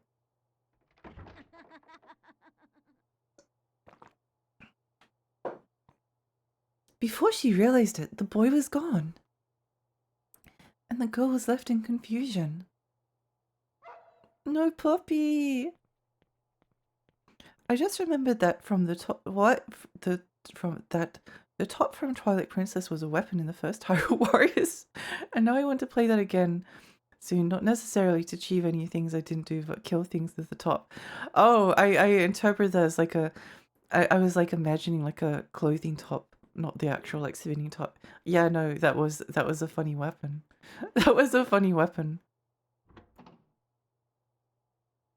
The Beyblade in Twilight Princess is the best part of the game. I think I agree. I think that was the dungeon that I enjoyed the most. I think that was the one I enjoyed the most. It was fun. Puppy!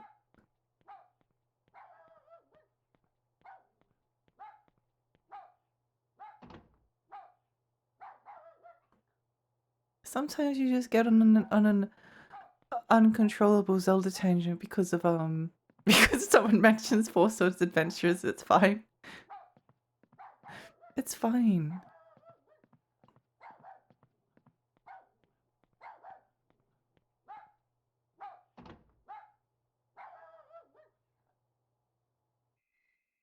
When the girl went out to the yard, she found a shovel standing before a grave.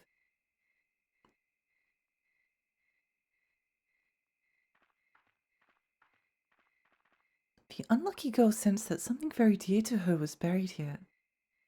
As if possessed, she began to dig furiously.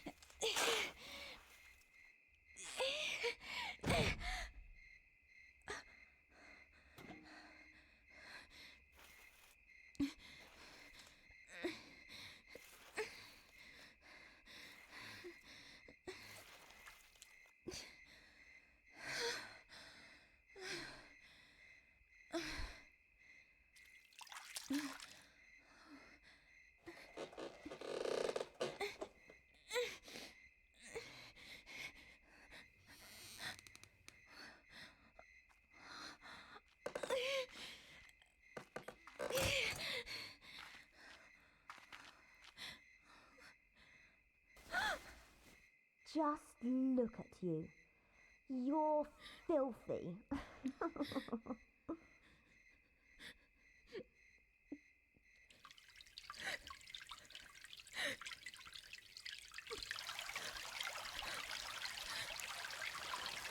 Evil children!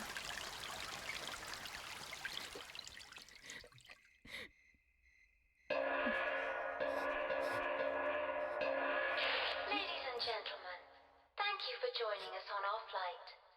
Attention all passengers. We will be taking off in a short while. Please take all large luggage to Section 8 of the freight storage compartment. Thank you.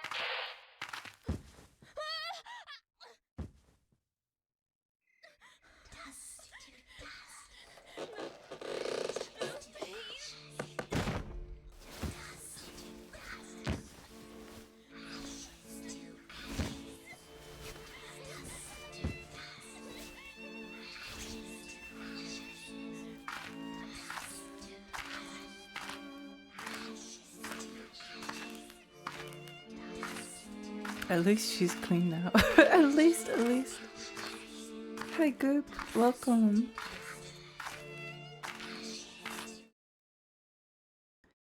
Welcome.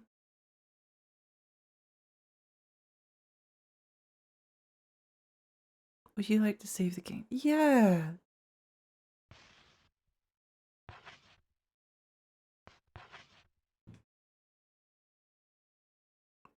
We've definitely been playing it for an hour and a half. Still crazy how high quality the cutscenes are. It is really cool, yeah.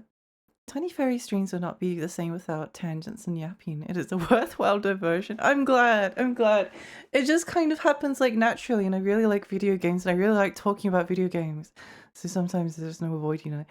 Also, I don't really have like a Zatsu at the start of a stream. So, because I often don't have much to like talk about until something comes up. So it's just like having a Zatsu. It's just like partway through the stream instead of at the start. At least she's clean now. True. True, true, true.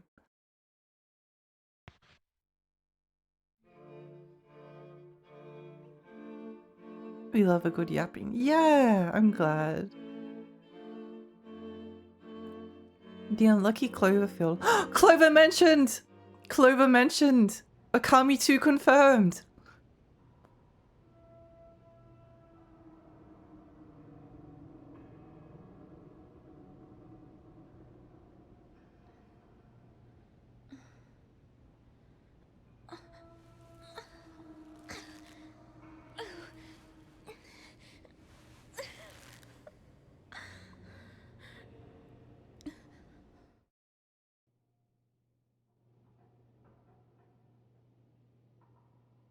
Zero Escape 4 confirmed. Akami 2 confirmed.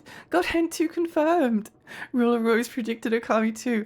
Oh my gosh, it was all written. It was already written.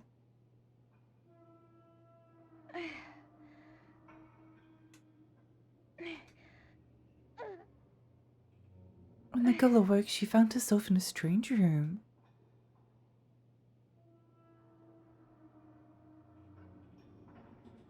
Also, I have a question. If I... Hang on. If I swap the game to software mode, does that look does it look too bad? Because there's some like texture flickering stuff that is annoying, but it goes away if you play on software mode.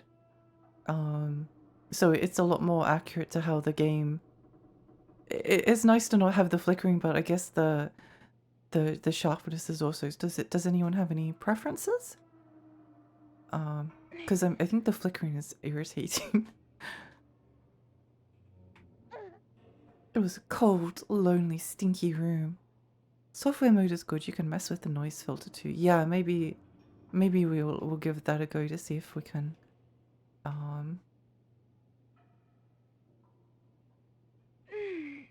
All hail pixels and dithering down with flickering. Yeah. Can't tell the difference aside from there's no artifacting in story mode. Okay, good.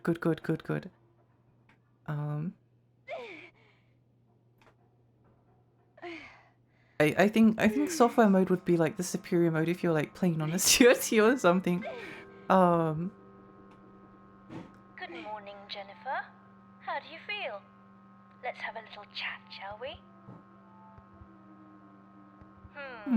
Good girl. Oh. Jennifer, you know you've been a bad girl. Oh. And bad girls need to be punished, don't they? Yes. You're a brave girl. Anyway, I'll be the one giving the orders around here, okay? Clever girl.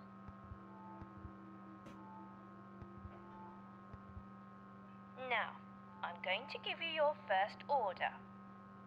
Every month you need to find a gift and bring it to the Aristocrat Club. If you don't, I'll kill you. Is there anything about this that you don't understand? Yes, everything.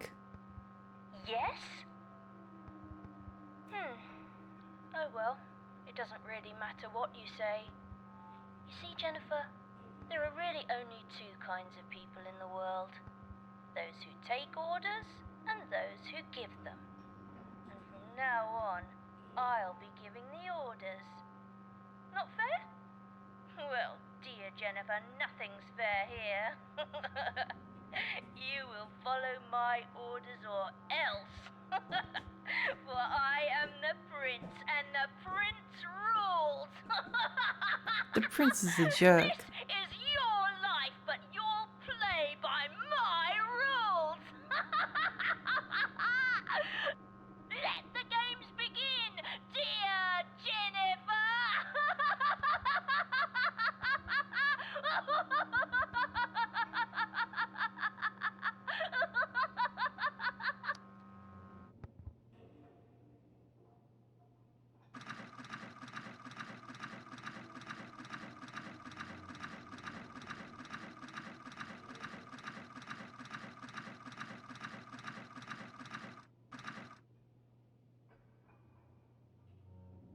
And so, the rope was cut, snip snip. And the girl joined the aristocrat club. Congratulations! Congratulations! I really like this game. The scissors are just out of reach. Huh. Foul-smelling laundry baskets sit on the shelf. Dirty clothes stuffed inside them. Ew. Ew. A description you can smell. The blackboard is badly smudged and unreadable. As the girl examined the headless scarecrow, it pleaded, "Lass, please help me find my head. Once I'm whole again, I'll return the favor."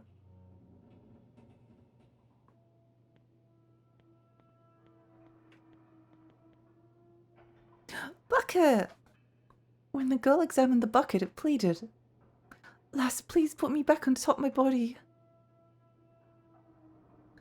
Back on top the headless scarecrow behind you. If you do, I'll help you in return." Dinner found bucket. Yippee! Does this imply a stick will save her from decapitation? Possibly. Possibly. As the girl placed the bucket in its proper place, it spoke. "I am the Bucket Knight, keeper of promises. Yet time can only be so cruel, for I have aged and cannot remember the past. You know what I refer to, and I know that you know. However, you do not know them at the moment, nor can you remember. Let us recall our memories together in order to remember our promise." Yeah, I think this was when I first started playing it that I was like, oh, this game might be, this was like 10 years ago again, but I just remember this moment when talking to the Bucket Knight being like, this is special. This is special. Lumi, thank you for the stay hydrated.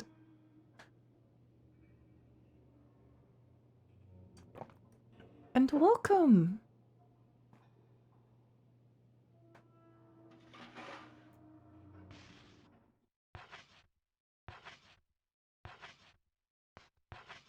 Save successful.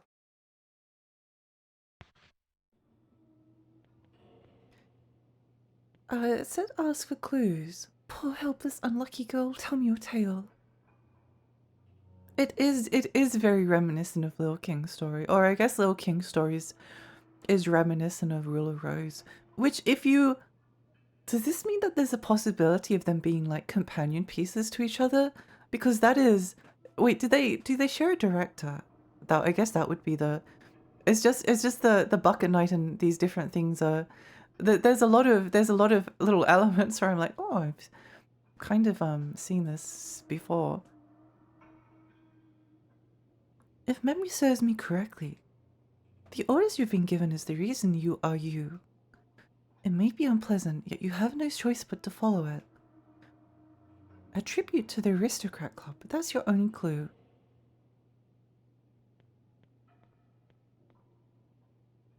I love this game to bits, even if I can never reasonably make another soul play it. Yeah, I mean, I finished Kuon last night, and I love that game. But I don't know if I can recommend it. I do recommend it if you're like the right kind of person.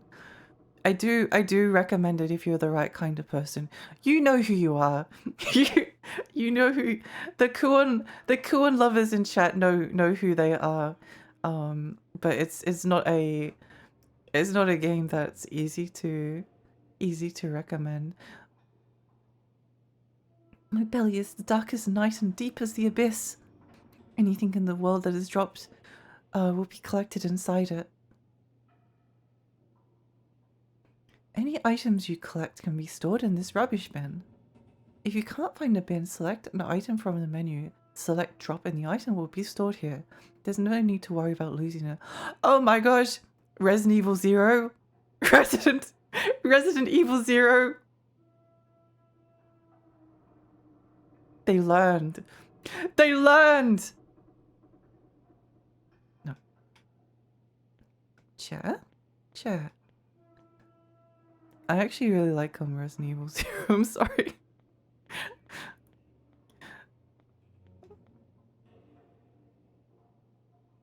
Just out of reach. How do we get over there?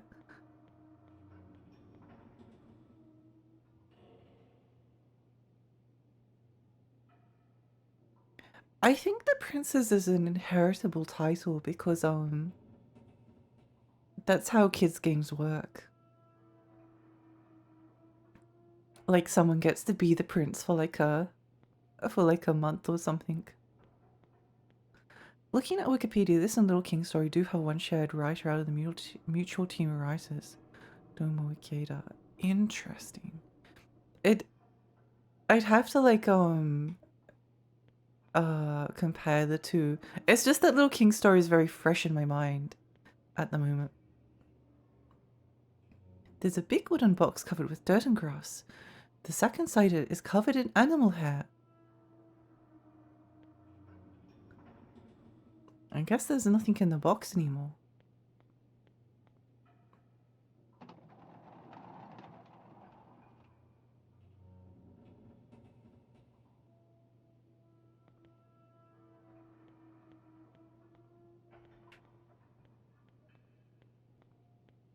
I remember these scenes are very interesting because it's kind of like originally it was like very realistic environments, but then you get to this section which I think is like an airship. I think it's an airship. But like what is this? Where is, I guess we're like in the rafters, like the upper section of the airship. I'm not really sure how they work. You're invited to the aristocrat club, Red Crown Aristocrats. Also, there's like a shared theme of nobility between Little King Story and Rule of Rose. Because there's like a very kind of dark implication. There's like a couple of like different elements to Little King's story. But you are a dictator taking over the world in Little King's story.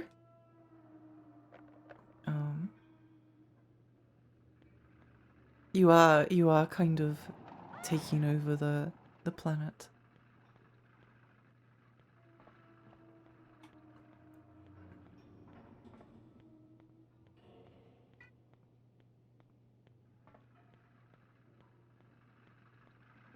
What is that sound?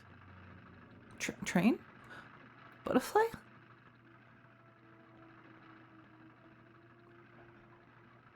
Aristocrat Club that way. Okay, well, we'll go this way then. Oh, okay. Fair enough. Fair enough.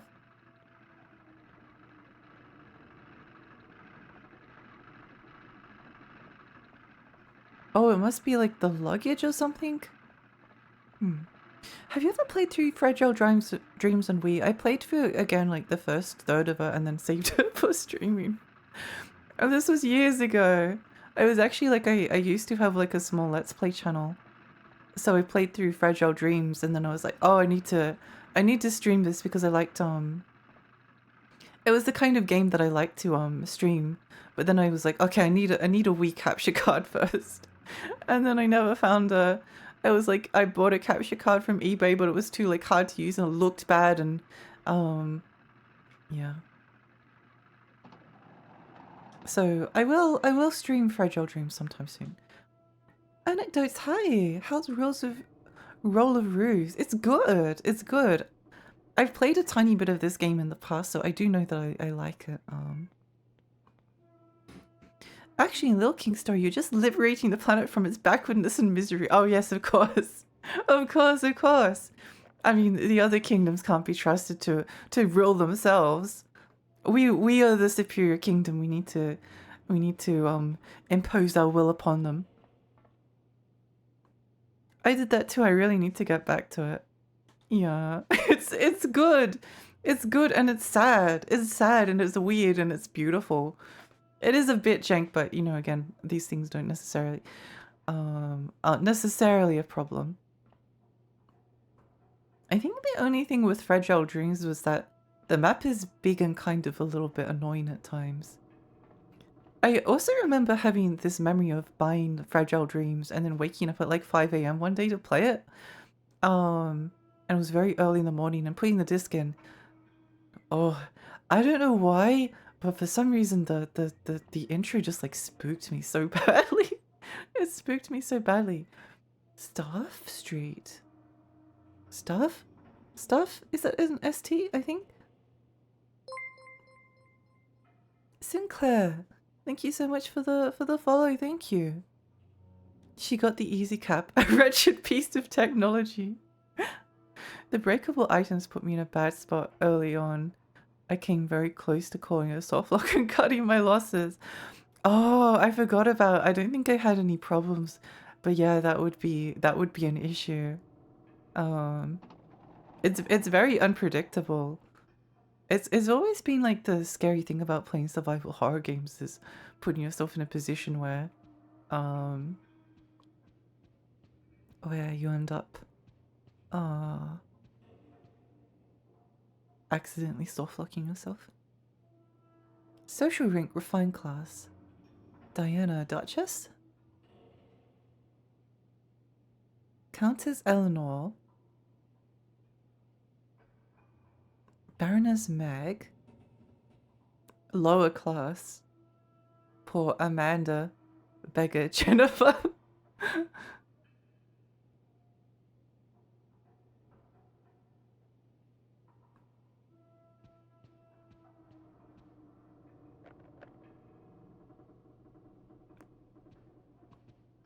What's this? Red Crayon Royalty, Red Rose Princess, Bad Prince, Duchess, Countess, Baroness, Bourgeoisie, Poor, Beggar. It's really quite interesting.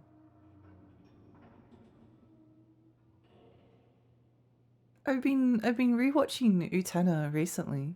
I need to get back to watching it. Probably a good time to. The rule of gifts. Find a gift of the month. All members must participate. Tardiness, stealing, and cheating are prohibited. Junk, toys, and more. No refunds, only exchange. Interesting. Interesting. Utena rules. Yeah, it's so good. It's so good. The society needs a bourgeoisie revolution. It does.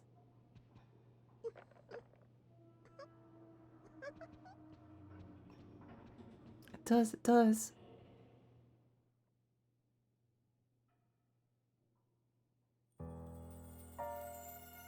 Looking through the window, the unlucky girl saw that she was above the clouds. The airship slowly swam through the sky, carrying the helpless girl inside.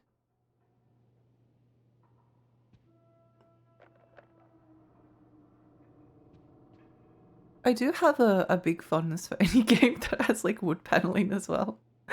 I love Echo Knight for this reason. Echo Knight 1 especially. Like the ship setting is just so pleasant. There are wear marks on this wall.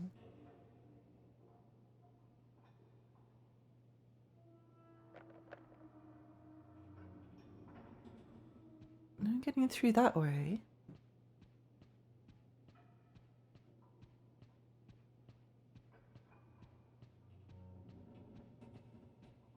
Library.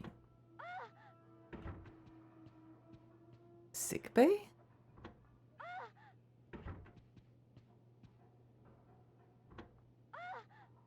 I guess if this is also the sick room.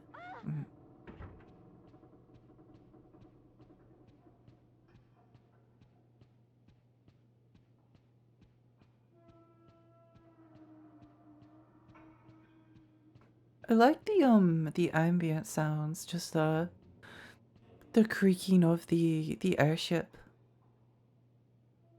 The girl had found a strange door, but where does it lead?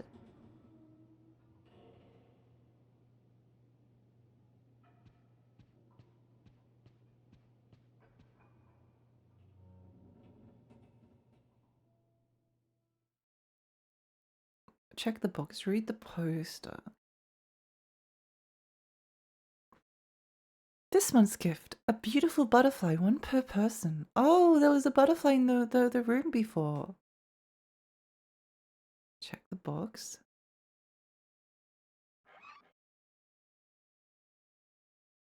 Things can be placed in there. Make an offering, open the door. I don't think we can do that.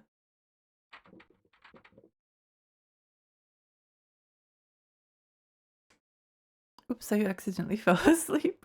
Welcome back. I hope you had a good rest. I've been really tired recently as well. As the unlucky girl stood helplessly, the door spoke. Give me a beautiful butterfly, one per person. Is that clear? No gift, no entry. Is that clear? Give me a butterfly. Give me a butterfly. Find one and you shall be invited to join the aristocrat club.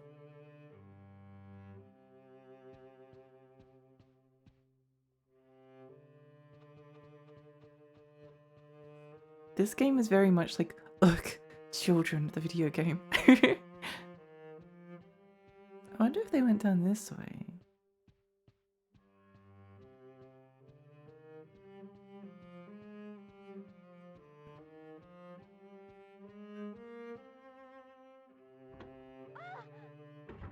Always best to just check the rooms again. Oh, we can go in the sick room. Nice, nice, nice, nice.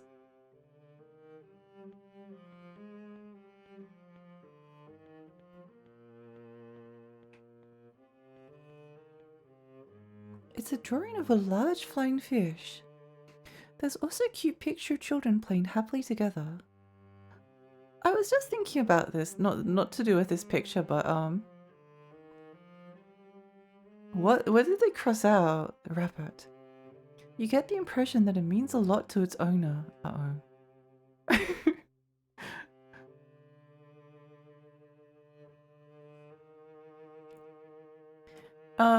there was like this era of survival horror games where we got stuff like Silent Hill 3, Fatal Frame, Guon, Haunting Ground, Rule of Rose, like all of these games with like really cool female protagonists, and then what happened? Where did they go? Where did they go? Also, we had like Parasite Eve, Dino Crisis. Where did they go? Wait, this isn't the woman wrestling game? Oh my gosh! Wait, I need to play that next. I need to play Rumble Roses next. Thanks. Oh god, that's a great suggestion. Hi, how are you? Great suggestion. We'll do that next time. We'll do that next time, maybe. Or maybe we won't. Who can say? It'll be a surprise.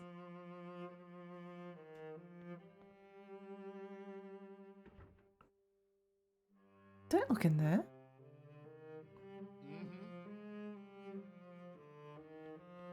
Oh, there's people in here. They lost a westernization trend of Japanese devs between 2008 to 2018. RIP. No, it's so sad. It's so sad.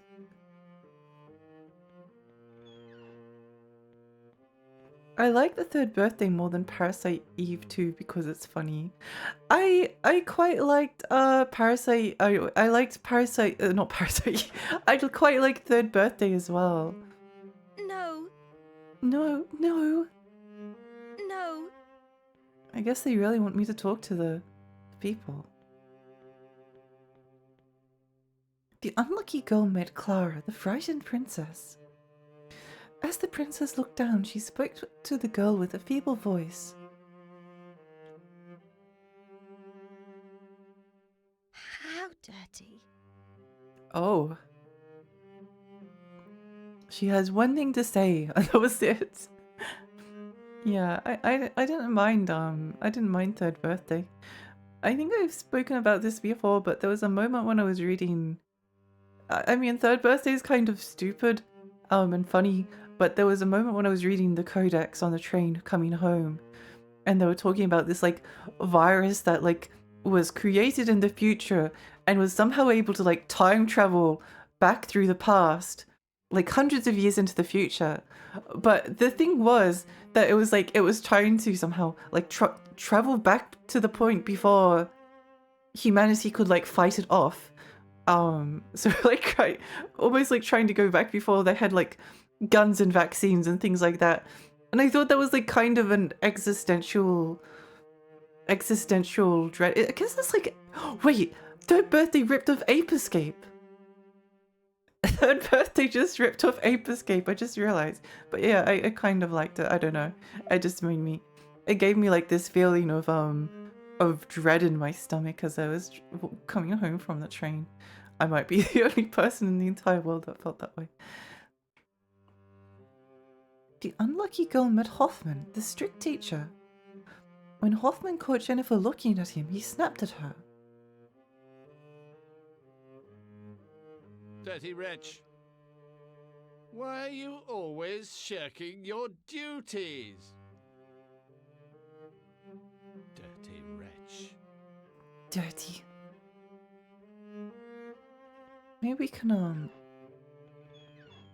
look in some of the walls here now. For female protagonist, only hope is indie devs these days. At least Crow Country was pretty good.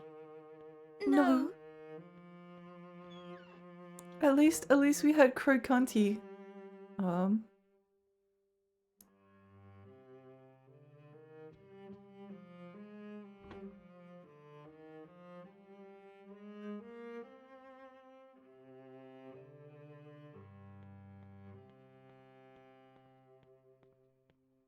It's actually harder to think of like PlayStation horror games from like the 2008 period, 2007 2008 period onwards. But I guess we had like it was like what, Dead Space, that was a guy getting decapitated, not necessarily a bad thing. There was BioShock, there was Condemned, there was Fear. Fear was a little bit earlier, but you know what I mean. It's kind of in the same.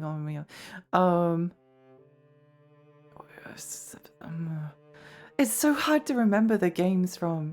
There just wasn't that many horror games like at all at that point in time. Library. The epic Siren Blood Curse. Oof. Oof, ouch, owie. Oof, ouch, owie.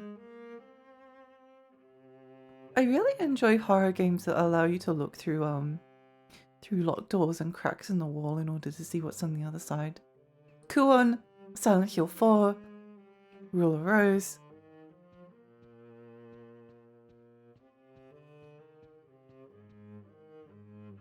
Oh, this is the staircase going down. Crow Country was pretty nice. If the devs make a new survival horror game in the future, I'm hoping they make the puzzles and combat harder. Yeah, it definitely needed to be a little bit harder. I didn't really mind the combat being like not too difficult. Although it was extremely easy to just run past. I don't know, it was very enjoyable to me for the most part. Siren Blood Curse was too scary and too hard for me when I was younger, and my PlayStation 3 is long broken, so I'll never find if I'd be better at it now. I've heard that I've never played the Forbidden Siren games on PlayStation 2 yet, but they look like something that I'd enjoy. Also, I've heard that they're very difficult, which is a good thing. Dressing room. From my perspective. For me at least. Back at night! Poor helpless unlucky girl, tell me your tale. Ask for clues. If memory serves me correctly, you were in search of a butterfly. A butterfly you were in search of. The green butterfly is the one you wish to follow. Offer the butterfly to the aristocrats, that's your only clue.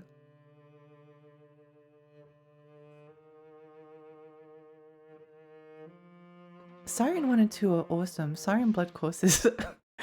Siren Blood Curse looks... yeah. Oh.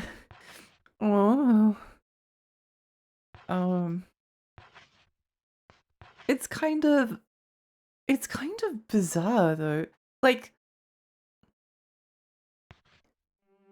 it's a Japanese development team remaking their horror game series as if it was made by an insensitive, like, American director. It's so weird. It's so weird.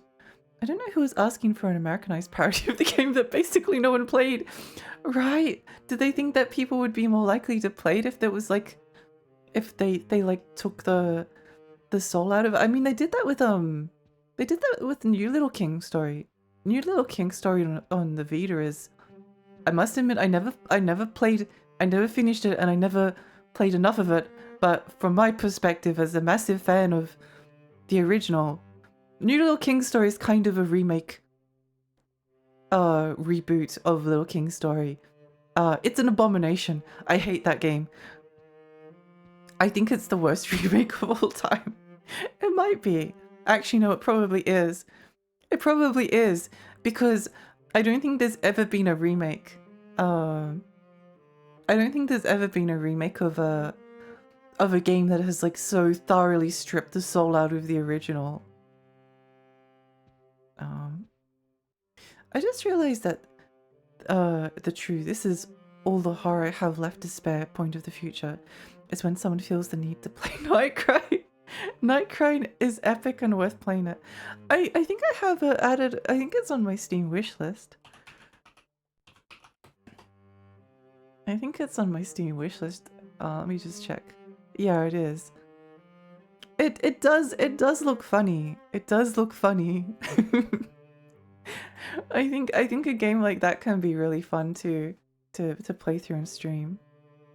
I didn't say pay for it. True. Seeing Ben 10's voice actor doing pretty good Japanese was a treat. Wait, was that in... Wait, which game is this? Pay $25 to play it on Vita for the biggest flex. That could be it. I need either a Vita capture card or a PlayStation TV, and then I can stream it. Oh, Siren Blood Curse. That does intrigue me. VIP room, can't go in there. I think the funniest fact about Nightcry is years after it released and was lambasted, the Vita version released and ran even worse. That's so funny. That's so funny. At least the Nightcry developers cared about the Vita. At least the Nightcry developers cared about the Vita.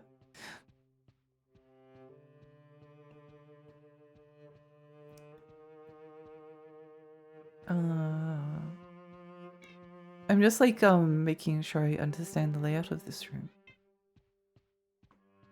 Yeah, I do.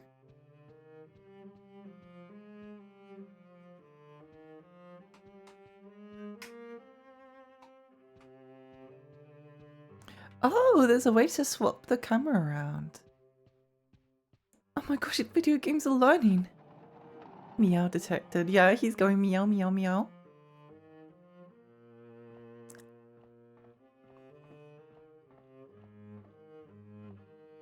Oh, you know what that says?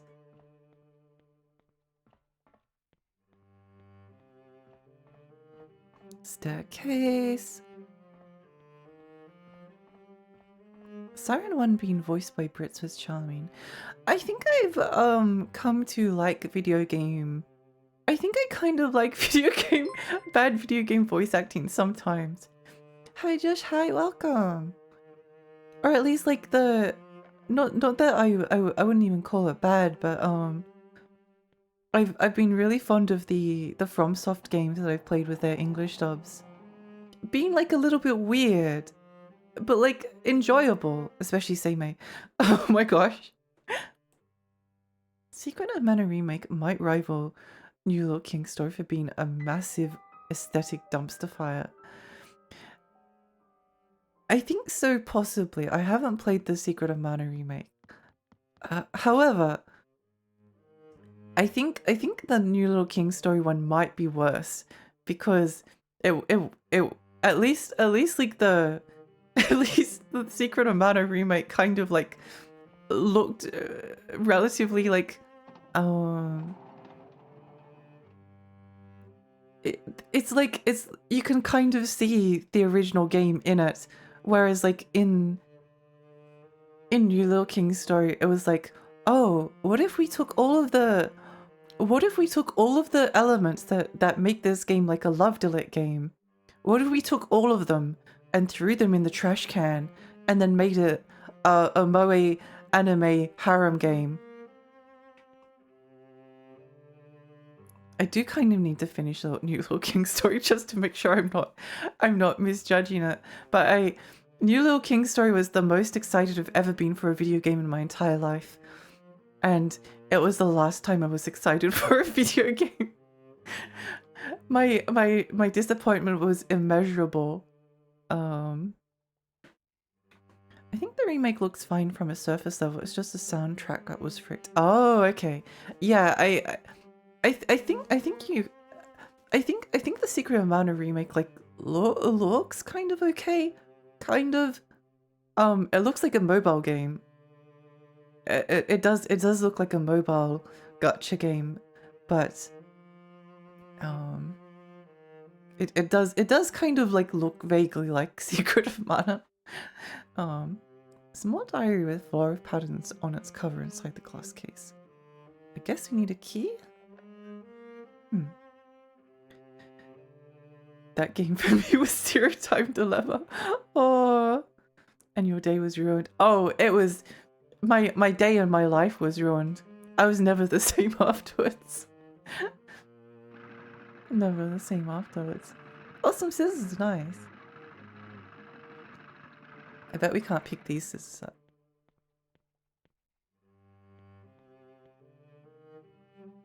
Needles, thread, cloth, and other sewing tools are neatly stored here.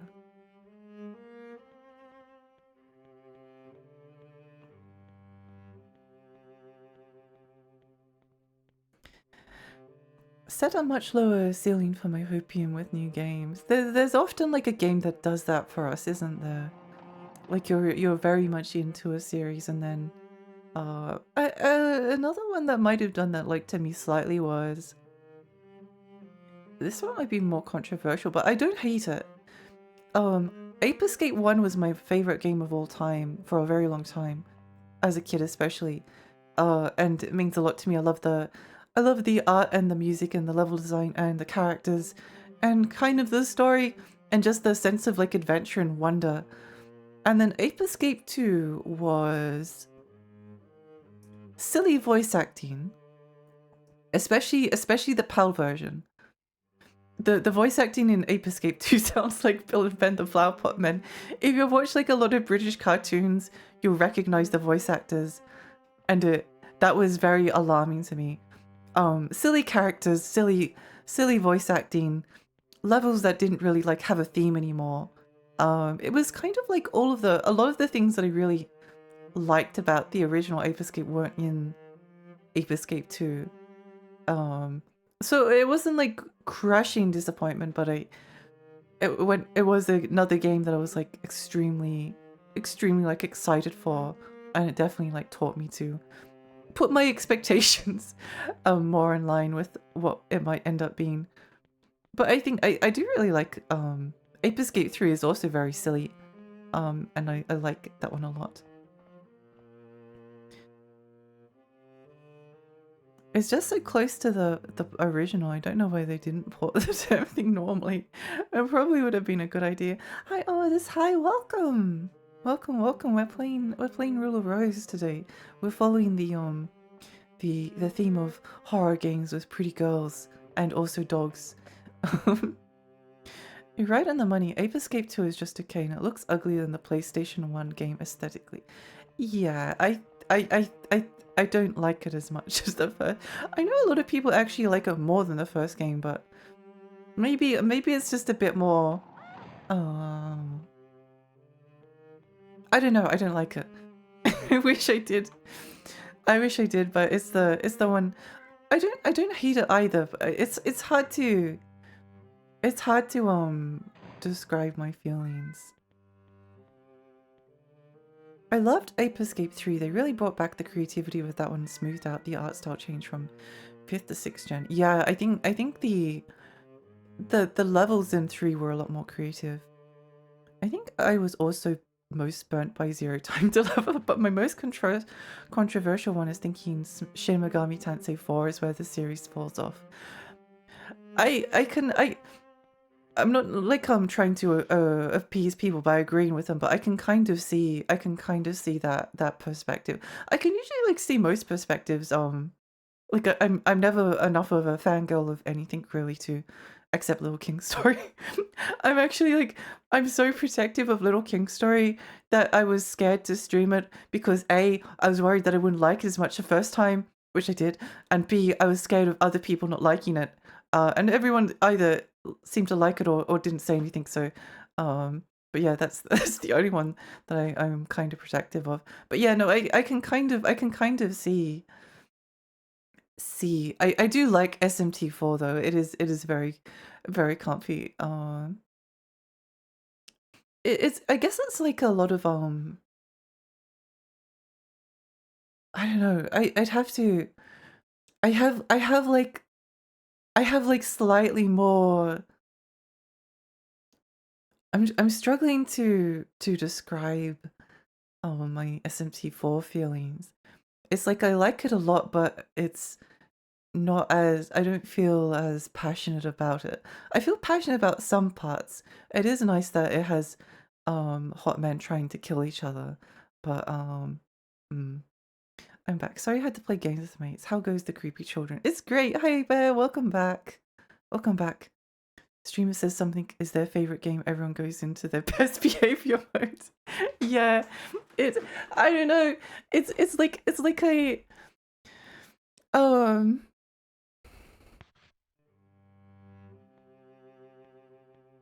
I do try to I do believe in like trying to because I know that some people really like say like Ape Escape 2 for instance. I didn't read the note on the door. And I don't want to like take away from I actually like really how do I express this? I really appreciate when people like something that I don't like. Because it definitely makes me go back to Ape Escape 2 and think, oh,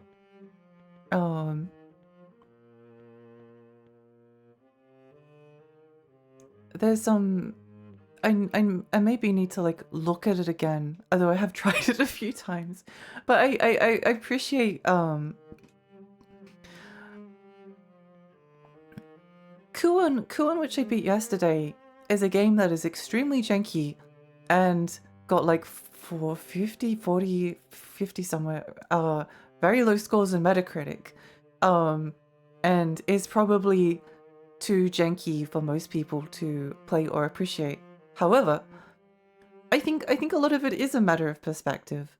I think like if you can align your own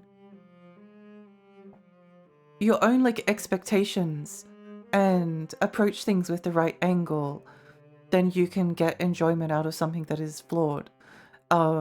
Which is why in the same way that when like someone expresses an opinion that's like, oh, I like this thing and I don't like it the same way, but I'm like, oh, okay. I enjoy their I respect their opinion. I like it makes me want to go back and reassess my feelings because I have gone back and reassessed my feelings for some games and it definitely has changed some things, which is good. SMT4 was a vibe. It was. I like the underground areas a lot.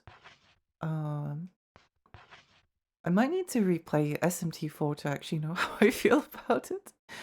But I think like the wider like Shin Megami Tensei franchise was doing really well. Like we had the Devil Survivor games, we had Devil Summoner, we had the Persona games, we had Digital Devil Saga, we had Strange Journey. Like there was so much like SMT variety, and it feels like after SMT4, that was kind of like it for a very long time. Then we got like SMT4 Apocalypse, which was, I haven't really played enough of it, but it's a bit of a strange one. It's the one that is probably the more controversial.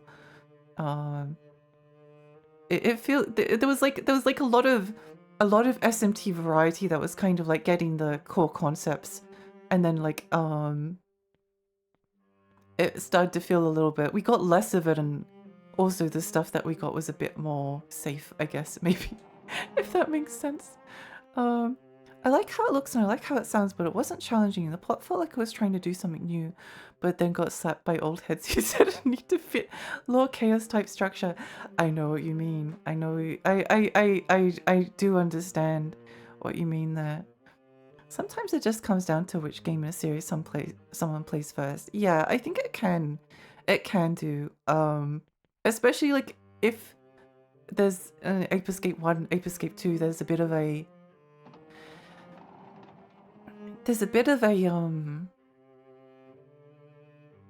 disconnect between like the two games and their tone. Puppy, no!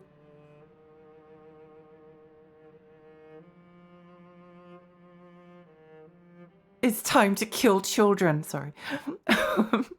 When people hate a game I like, I get so excited because I have to know why. Also, like getting hurt. It's like the opposite. I do have like a weird morbid like fascination as to know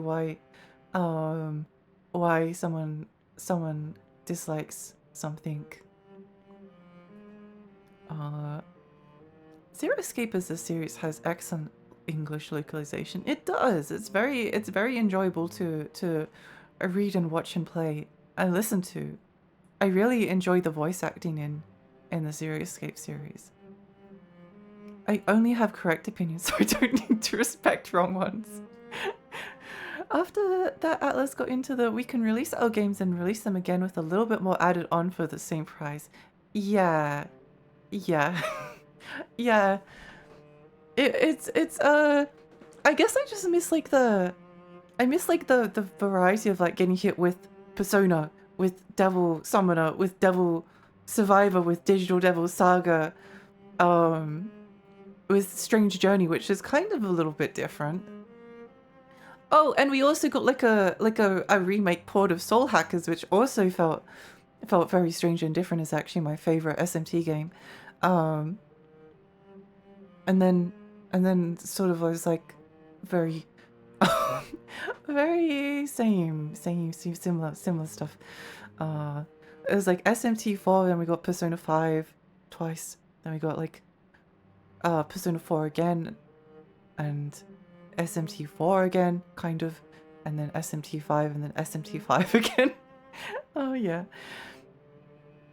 If I might give my 2 cents, one thing I like about 4 is that it used a rotating team of monster designers. I like the experimentation of having artists from other walks of life in the series. Your 2 cents, everyone's 2 cents is extremely welcome. This is your 2 cents is extremely valuable, and I've never thought about that before, and I think that's really interesting. I enjoyed Apocalypse. It plays very well. The story isn't fantastic, but it's interesting. And unlike PS5 actually exists. I think I kind of fell off the series after 4. I was thinking about this the other day, because I did really enjoy SMT4 a lot. Until the ending, kind of. Especially because I went for the neutral ending and then I got hit with the finish all of the side quests. How was I supposed to know that I needed to do every side quest in the game? After playing the game for like 40 hours, I should have just gone like the lore route and killed a hot guy or something. Medusa in 4 is so funny. I love her. I think I remember Medusa SMT4. Wait, is that what she looks like? How have I completely forgotten this? No, I was remembering Medusa from like a different SM. What the heck? Why does she look like that? That's so cool. Okay, maybe I do need to play SMT4 again. I've forgotten a lot about it. Yeah, no, I was thinking of her completely different. Wow, what a design. And we're about to get Persona 4 again. Yeah. Yeah. Yeah. It's very late here, so I have to tap out for now, but I'm really enjoying the game talk a lot tonight. Have fun with the airship gift searching and take care. Good night, Bongo. It's lovely to see you. I hope we can chat again another time. I think after I finish Last Defense Academy in like a month or however long, I'm going to go back and play Vengeance more finally. I need to try and get back into the SMT series. I think I don't know, it's weird feelings. I think I just kind of fell off. I was so SMT pilled for like so long, and then 4 kind of like got me a little bit with like some of the with like the neutral ending requirements, for instance. Like that was the most demoralized I think I've ever been. And I kind of fell off the SMT series a little bit, but I want to go back and play the games that I've missed, and also the games that have come out since hopefully can do that at some point. What is this? There's a note here. You can't fool me. Oh, an airship map, nice.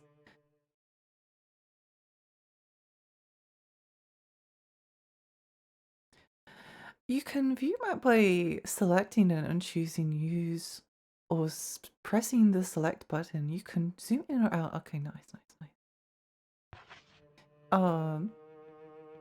There's a few games where I've actually like gone back and replayed them. I didn't like Gravity Rush 2 the first time, and I also didn't like Final Fantasy 15 the first time. But I think I liked both of them enough that I was like, I kind of want to replay this at some point. And then when I did go back and replay them, I was like, actually, I kind of love this.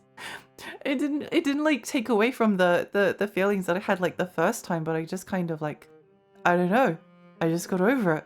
And then the things that I did like took over my brain. I love finding out I'm wrong about a game.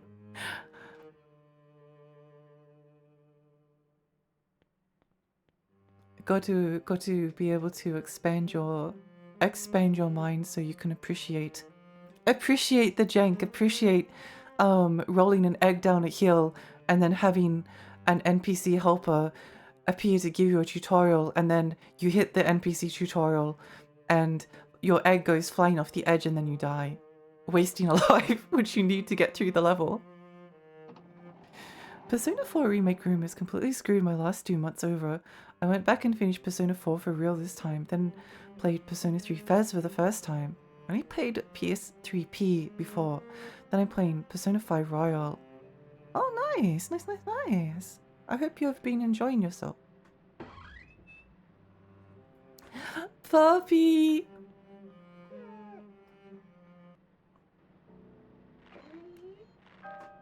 The dog was all alone, tied up and hung from the ceiling.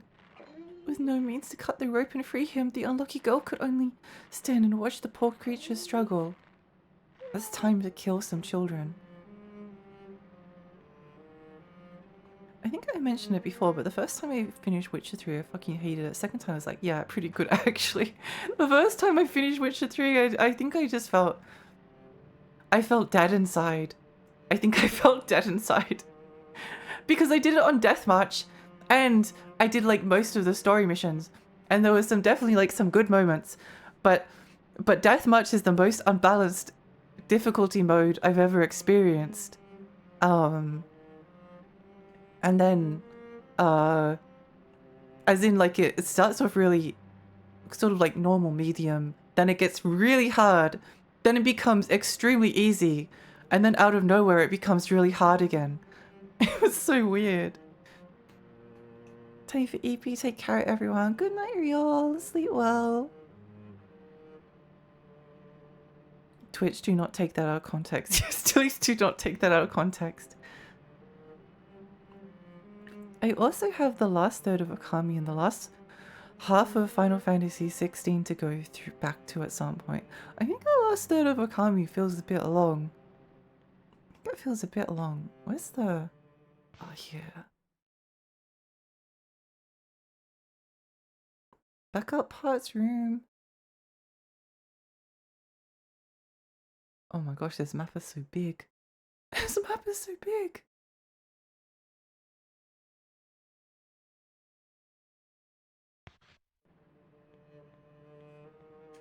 Okay, here's what we do.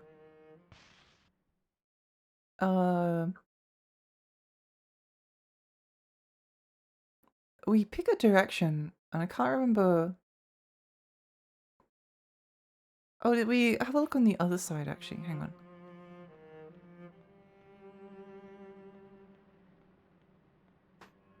Persona 3 Fez was great. 4 and 5 not so much. I do quite like I do quite like 4. I quite like 4. I won't say anything about 5. I won't say anything about 5. I'm glad that I'm glad that Persona 5 was able to reach a new audience of people that loved it. Oh, look, a scary child. The unlucky girl met Eleanor, the princess as cold as ice. Inside the arid room, the princess shot an icy glare instead. Yes, she is a pain.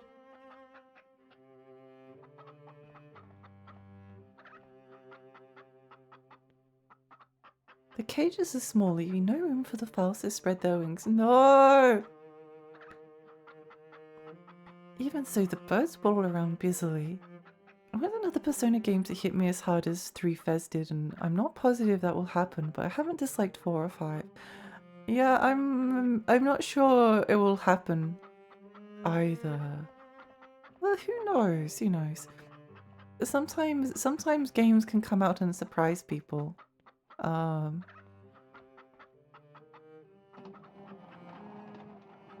I played Little King Story in like 2000 and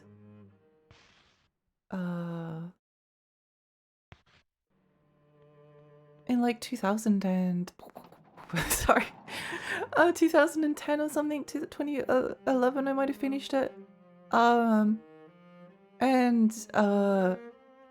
nothing really has come out that has hit like the same way before or since. I played Hell Knight earlier this year, and that came back out in the 90s, and nothing has like... Hell Knight is so special to me, and it's so cool, and I might never see another game. I guess the point is you never know at what period... You never know when a game will come out that like, that will hit you in that way. Like Hell Knight is extremely special to me, but it's not like there was like a it's not like there was like a wave of Hell Knight clones after the success of Hell Knight, and Hell Knight Forever like changed the course of video game history. There was just Hell Knight and then that was it. So you can never really know. It might not be another Persona game that hits as hard, but there might be. Or there might be another RPG that does something. Or another SMT game. Oh. Hell Knight or Hell Knight? N-I-G-H-T. There should have been. There should have been. There should have been. There should have been. The unlucky girl met Diana, the strong-willed princess. As she gathered her courage to speak to the princess cursed.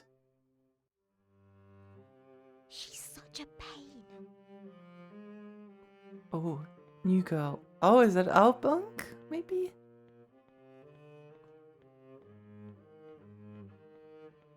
I also kind of want to play Soul Hackers too. I've never played Soul Hackers 1 because I know it's not particularly well received, but I know one person who really liked it. It does have a very cute girl in it. It does have a very cute girl in it.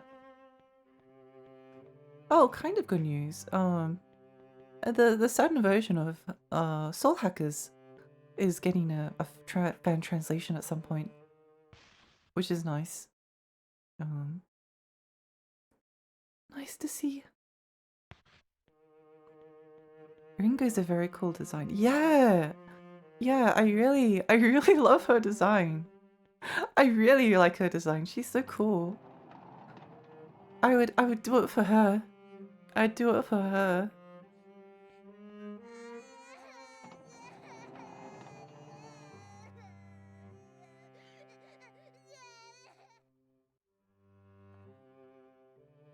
The unlucky girl met Xavier, the gluttonous prince. As the prince chewed with his mouth full, ew, tape his mouth shut.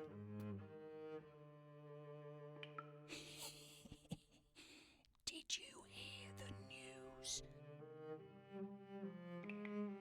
Witches must love to clean.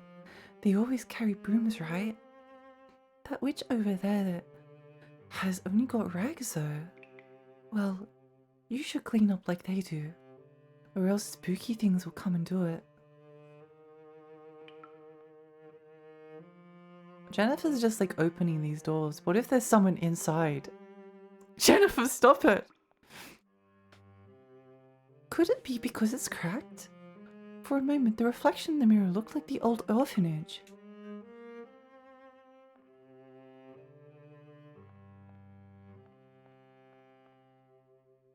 There's a sub-quest where she raps and rhymes send you to hell with Take the L's. Oh, okay. Yeah, okay, never mind. I'm convinced. I'm convinced. Some of the best games are one-offs. Ignore the desire to arbitrarily play through a series. Instead, follow your favorite devs and people who are inspired by them. Yeah, exactly. Exactly. It really is the case. Like sometimes there's only like one game in a series that does it for you, and then the rest are just kind of like maybes. Otherwise, we go from Final Fight 1 to Final Fight Streetwise. Yeah. There's a lesson to be learned from Final Fight Streetwise. Sorry, I ignored the crying child.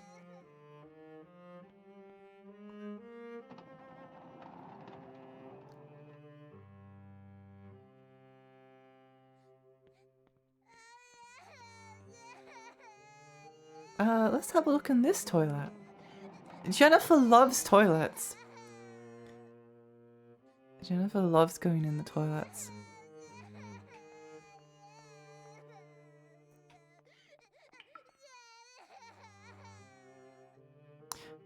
But you see the illusion of a strange man in the reflection. Ooh.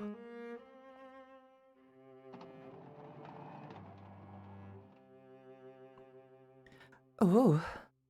You know a game developer that is kind of like that for me? Frictional Games. Frictional Games made Amnesia: The Dark Descent and this is not a Machine for Pigs. That one was, I didn't like that one. And then Bunker and Rebirth and Soma and Penumbra: Black Plague. One of my favorite games, where a voice in your head calls you a monkey and tells you to how disgusting and filthy you are. And also there's toxic yaoi, and there's a woman who wants to give you a hug, and it's really good. Also Soma is very good as well. But I don't really like anything else that Frictional has made. How did they get lucky twice with Soma and Penumbra and then never again? The unlucky girl met Martha, the queen of cleaning. The queen glared at Jennifer as if she were filthier than dirt herself.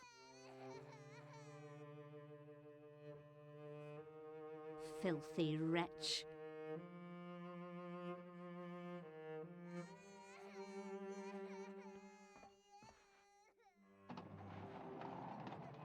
Smoking room.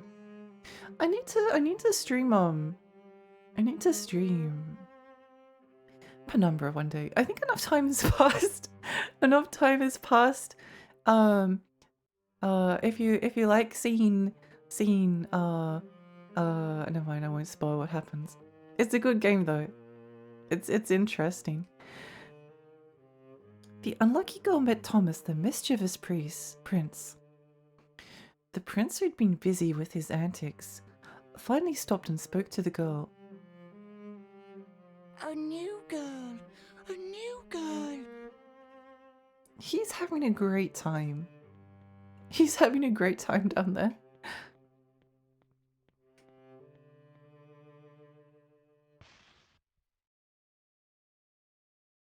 Nom, nom, nom, nom.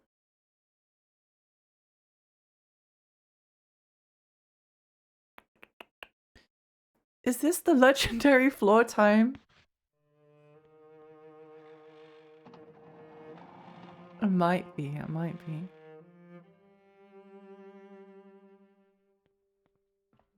Okay, remind me to head back in this direction if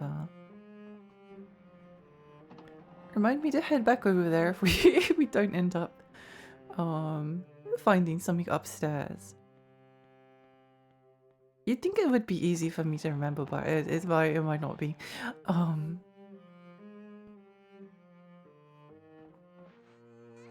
Cloverfield. No way.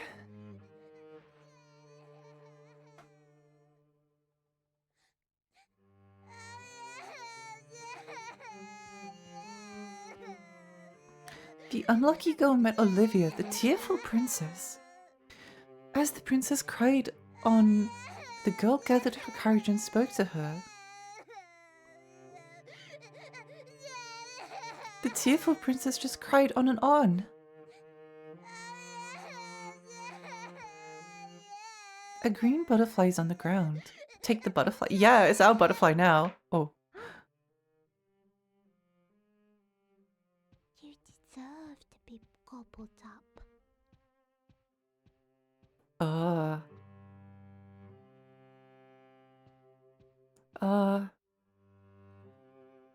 Yay! Yay! It's my favorite weapon in any video game ever. A fork with sharp prongs. Some items can be equipped as a weapon. Just check to see if the equip option is available when you select an item in the menu screen. It's a dead green butterfly. Its wings are tattered and mostly fallen off.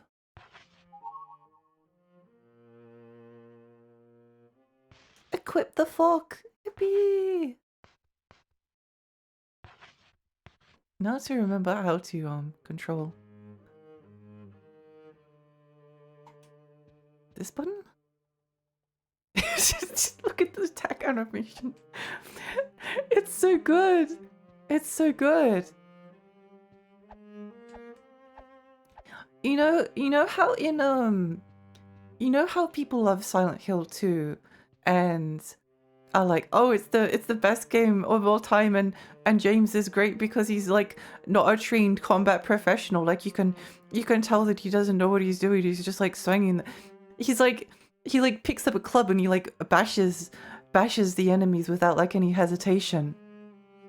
Look at this woman. This is a true. This is what would happen if you gave a fork or a weapon to someone that doesn't like know what they're doing. Jennifer is the true Good morning! Hello, hi. Copper leaf. Could it be part of something else? Oh. One leaf clover.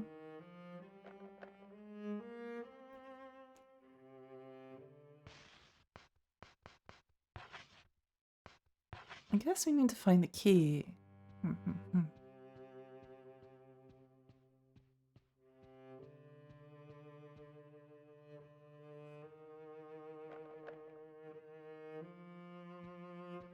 I think it's so adorable. Like, look at her.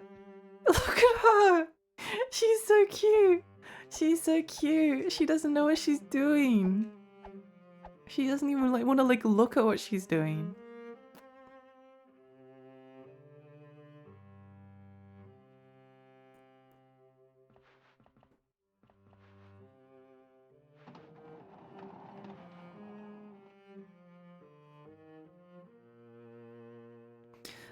Maybe just one more slice of cake. Maybe just one more slice of cake.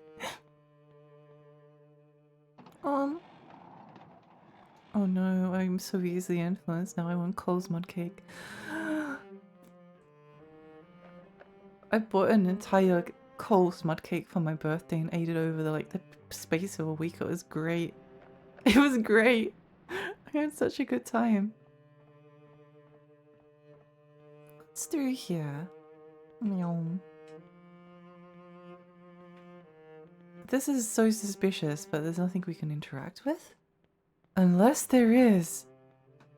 No, we just have to have faith. We must have faith. Her posture reminds me of Norimaru from Marvel vs. Street Fighter of all things. Who is this character? I need to go back to oh yeah. Yeah, I've seen this character before. Tara!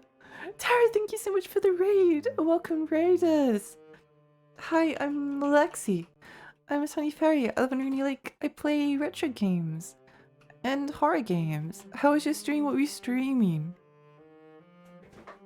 Oh, you streaming? What did you get up to? I hope you had a great time.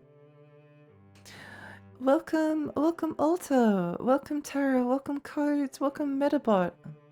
Metabots.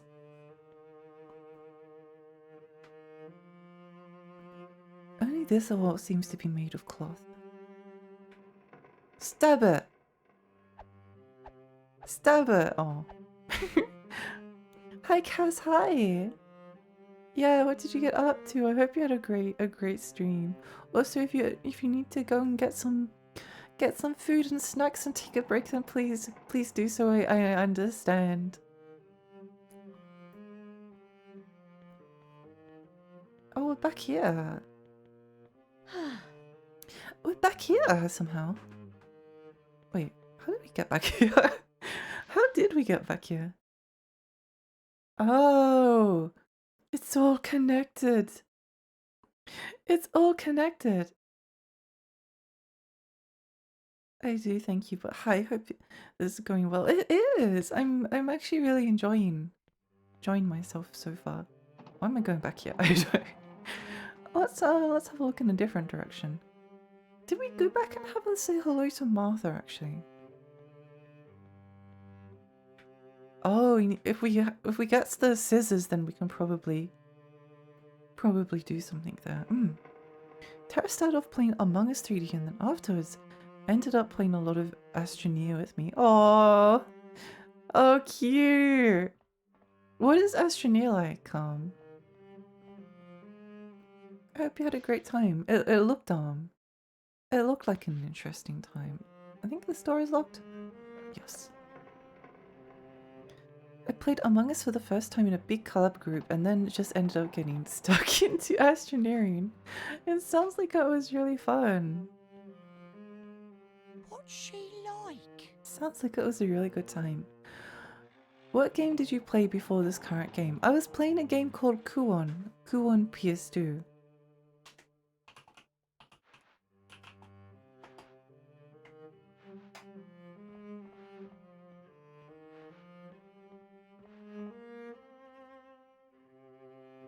I thought she might have something more to say, but she did not. It's on the comfier end of survival crafting. Exploring and gathering resources type game. Oh, interesting. Interesting. Sounds like it was nice. Oh yes, I've been in both of these. Very easy to sink time into. It's nice to have a game like that sometimes.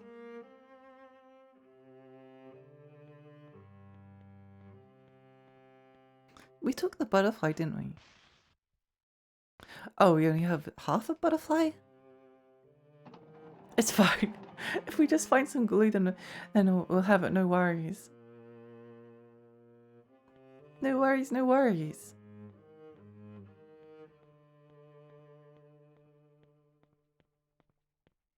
I love that the pillow just falls off every single time we go past here. There is always this like game we're playing though of Are we heading in the right direction? Well, I think we explored like all that we could down that direction, so it has to be back this way, right? It has to be. You took a crumbly green butterfly in particular. Yeah, I'm sure we just need some glue. Just need some glue, patch it up a little bit. It's fine. It basically look new. Oh, I think I know what we need to do. I know what we need to do. Oh, we didn't go in here before. Piggy! It reeks badly. Oh, guys, thank you so much for the follow. Explore this. Oh my gosh. Reminds me of the cancelled PT game. I can see that. I can see. Names are written on the cage. Mary and Sally. Two little goats are shivering inside. Oh, babies. We need to rescue them. Animal feed is scattered everywhere, rotting away. The unlucky girl met Wendy, the lonely princess. The princess saw that the girl was confused, so she smiled gently and said, You're the new girl, aren't you? I'm Wendy. It's nice to meet you. oh wait, she's nice to us. What? Oh.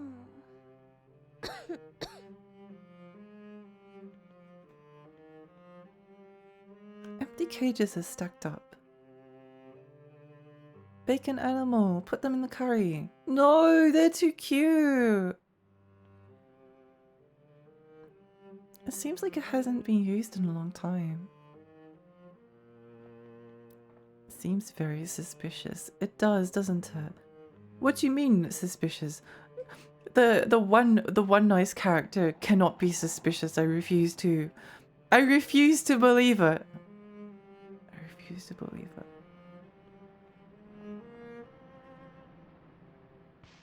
No, meow meow meow meow.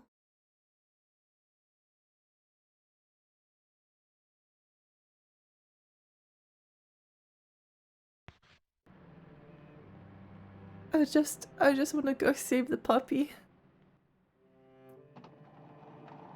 I just want to save the puppy. Don't be suspicious. Don't be suspicious. Don't be suspicious. Don't be suspicious.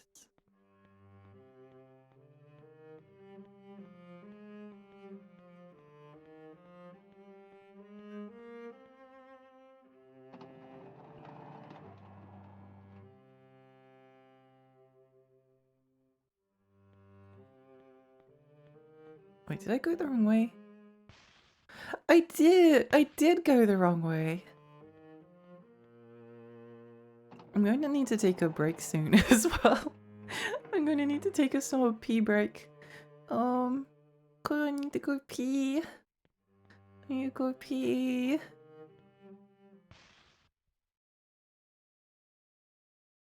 How did I go backwards? How did I do that? Am I just that talented that I did it without realizing it?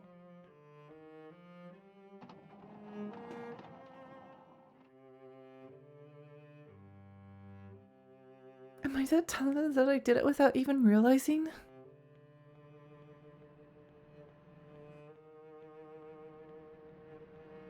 We need to save him.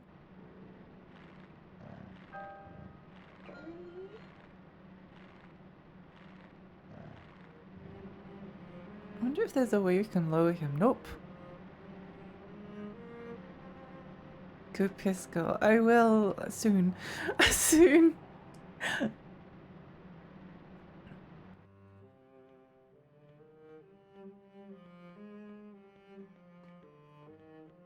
This game was too fun and immersive.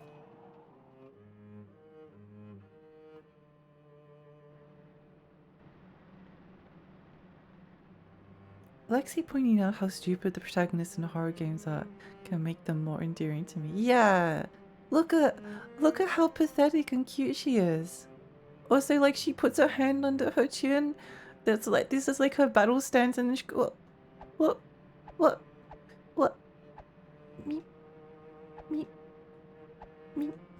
She makes a meep every single time.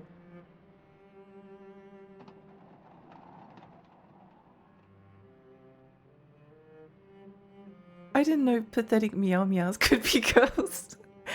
It's the world's first pathetic meow meow that is also a woman. She's ready to shrink. I wouldn't want to mess with her. I wouldn't want to mess with her. Filth room.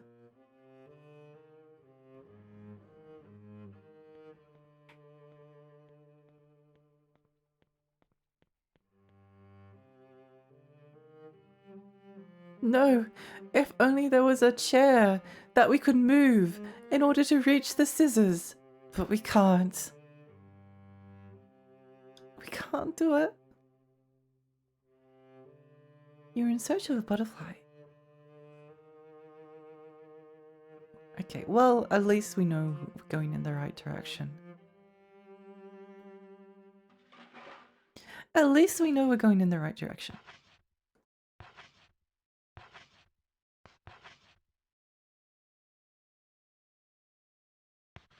Yippee, yippee, yippee.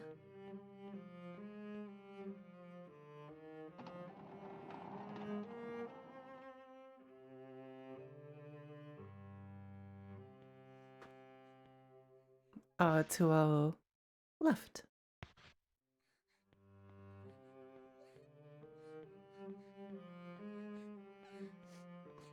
Oh no, a sad child.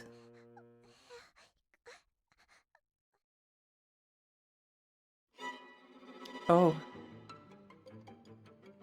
Sometimes enemies will jump out and impede Jennifer's progress.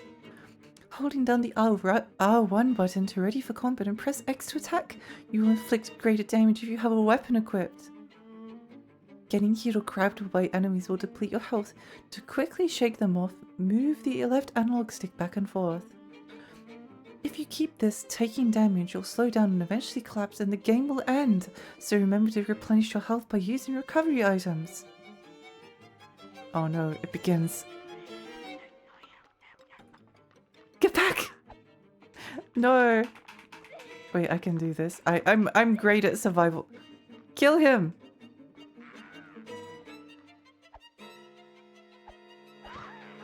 Yeah! Stomp!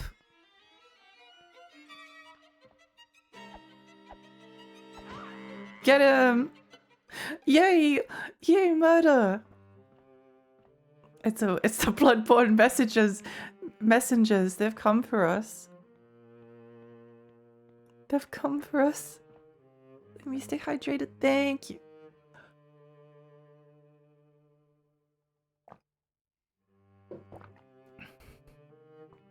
Yeah, combat's something that you don't necessarily want to do. It's not something you necessarily want to do. If you can avoid it.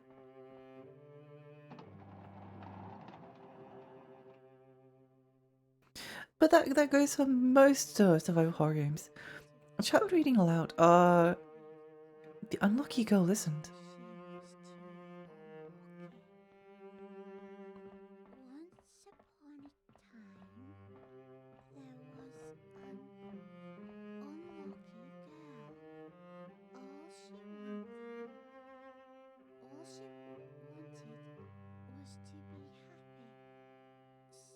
She went to a clover field. She found a one-leaf clover, but she dropped it on the road. She found a two-leaf clover, but it slipped into the shadows. She found a three-leaf clover, but a witch hid it away. She wanted to find a four-leaf clover, but she was too unlucky. Unlucky.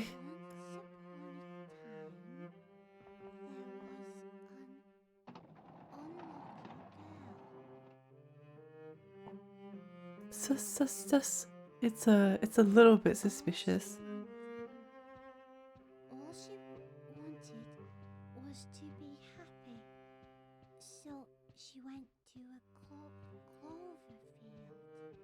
She found a one-leaf clover. Oh, of course she's in the She library. dropped it on the road. Of course she's in the library. I think. Maybe. Maybe. I mean, it would make sense. I think the voice was getting louder around there.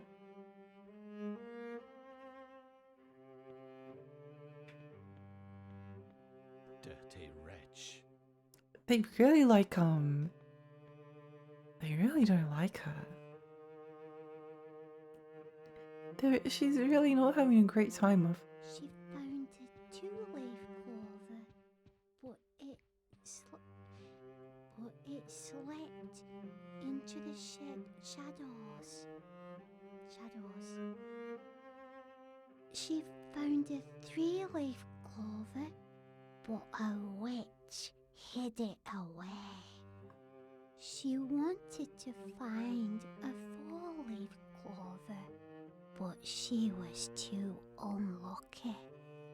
Once upon a time, Interesting. A small sus child in the library with the candlestick. there was an unlucky girl.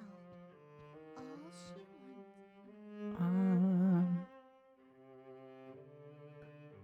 wanted. Make an offering. I'm sure the green butterfly will be received well.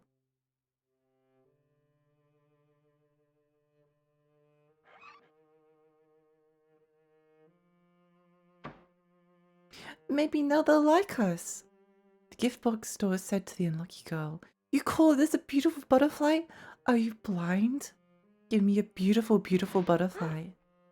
And then you shall be invited to join the aristocrat club." What do we get?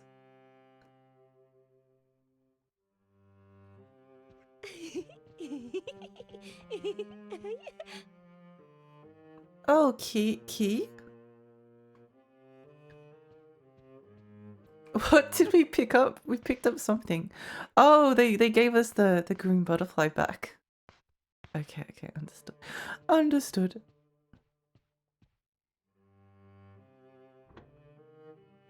Where did they drop the key though? I saw them drop it.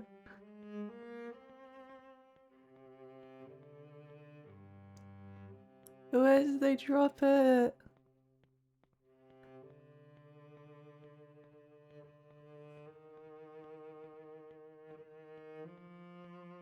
Doesn't seem to be anything we can interact with.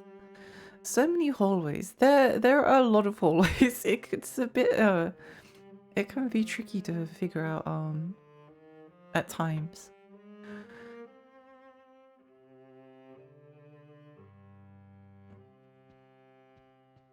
I need to take a pee break, but I can't stop playing. I must find out what happens next. I'm too locked in.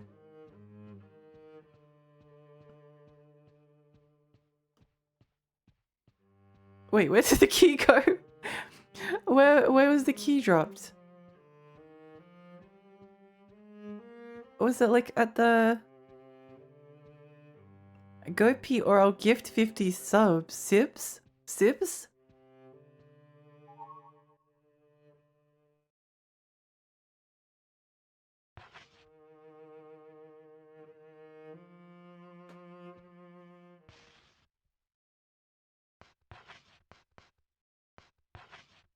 A sip is an anti-sub, you lose subscribers. Oh no!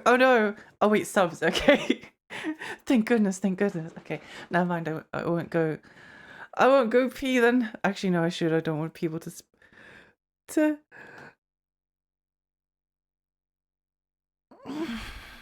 Yeah, let's take a break. Nothing happened. So true. I need to go up and go to sleep. It's past 8 AM. Good night, everyone.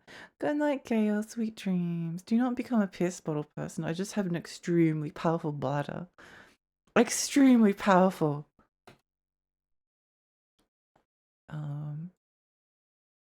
What music do I put on?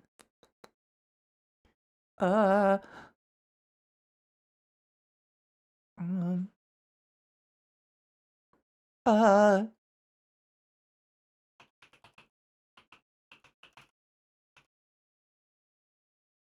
Oh, let's put Evergrace for some reason.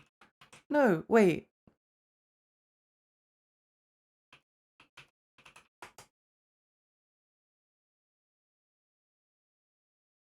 We're listening to the Otogi soundtrack. We're listening to the Otogi soundtrack. Because I feel like okay. I'll be back. I'll be back in just a little bit. Yeah. Okay. See you in 5 or 10 minutes.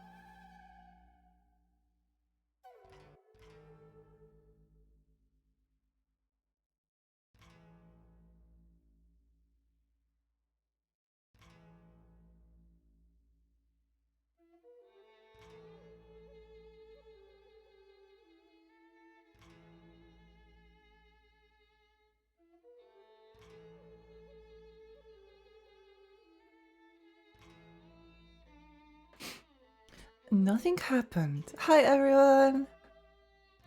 What was your favorite part of the song? Mine was the bit where it went bong, bong. Hi Gooey, hi.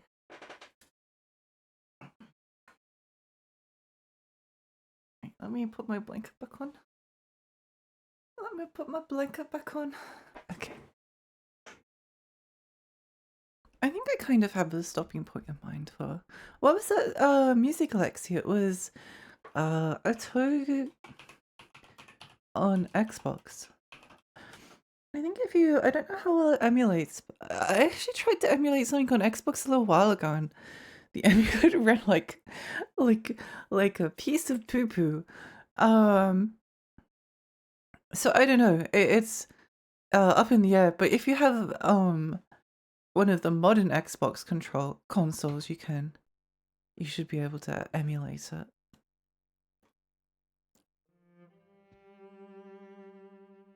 Or running on those ones. It's an interesting game. It's an interesting game. I think you should have a look at it. Although I haven't finished it, but again, you know, save. It's gotta save it for streaming.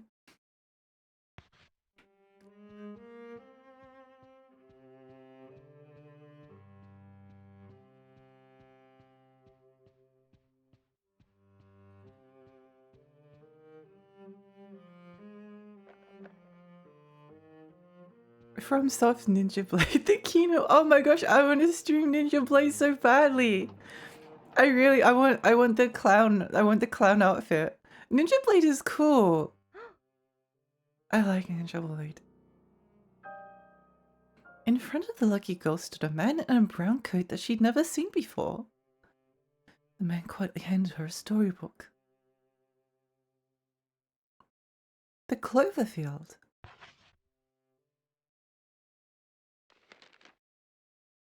Ah, once upon a time there was an unlucky girl. All she wanted to be was happy. All she wanted was to be happy, so she went to a clover field. She found a one-leaf clover, but she dropped it on the road. She found a two-leaf clover, but it slipped into the shadows. She found a three-leaf clover, but a witch hid it away. She wanted to find a four-leaf clover, but she was too unlucky. And then she died.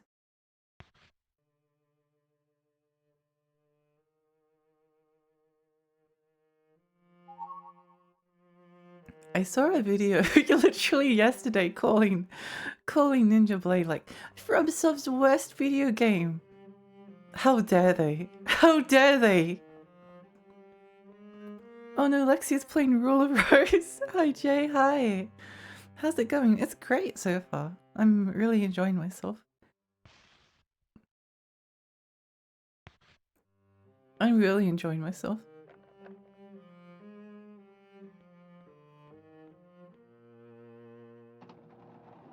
How dare they call Ninja Blade Dark Souls? It's sort of fascinating seeing the people who wouldn't normally like to play those types of games go back and play like FromSoft's older stuff because they're like, oh my gosh, is it like Dark Souls? Is it like Dark Souls? Somebody probably made that video just to trick you into streaming it next.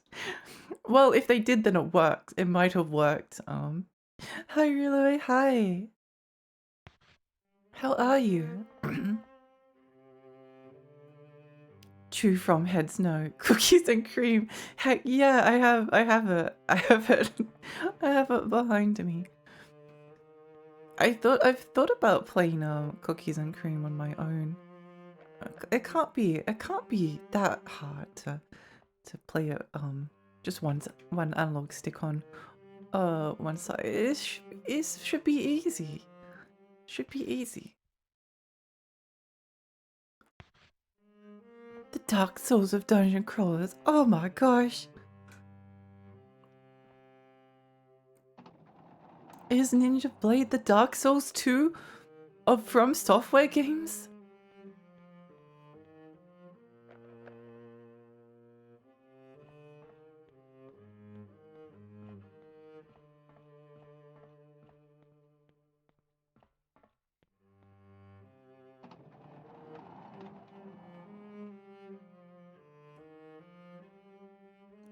when journalists used to write the Dark Souls of X?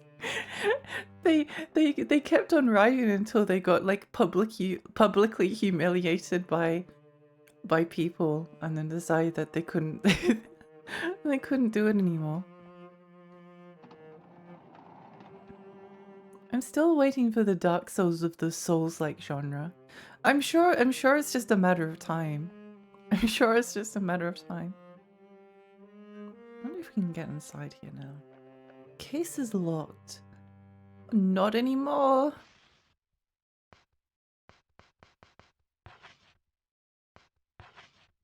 Oh.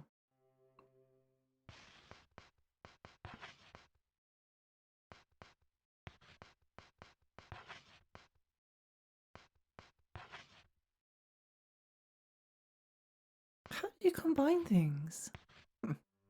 Hmm.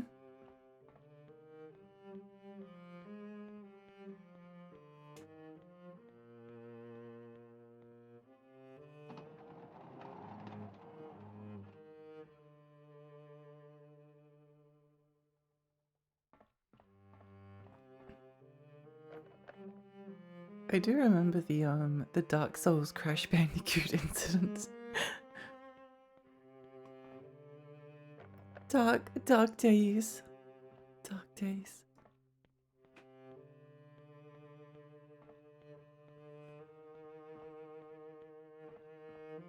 Have you heard of Duskbloods? No! No! No!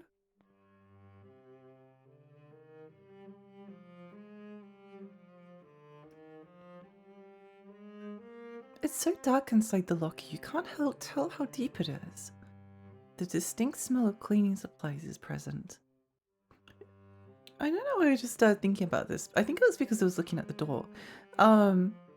You know how in the original Resident Evil games, whenever you go up into a door or upstairs, and it's like this in the remakes as well, there's always that like transitory loading screen that makes you like feel like there's a separation between like inside and outside, and also gives you like a moment to prepare yourself. Obviously it's like to mask the loading screen, but I think in Resident Evil Remake, because the game is like whenever you go through a door there's a loading screen, it means that like the inside of the door and the outside of the door is like completely separated. So when you get to the point where the zombies like start breaking through some of the doors, then suddenly it's like the scariest thing to have ever happened. What is this room? I love their art. It's fucked up when that happens. Yeah. Oh, this is where they were hiding out.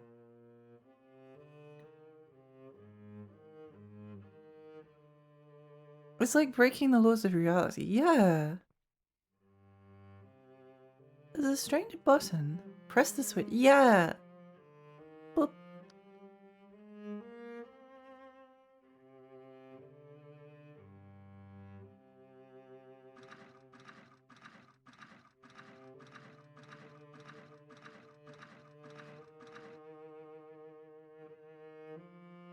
Yippee! Scissors acquired.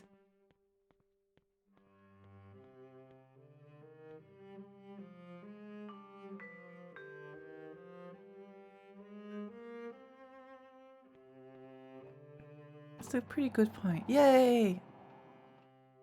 I've spent a lot of time thinking about Resident Evil Remake.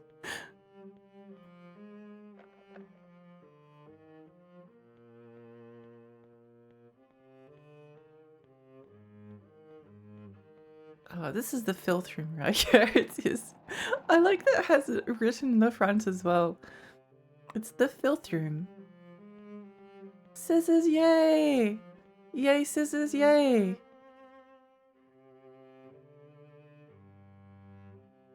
No new things necessary. No things necessary.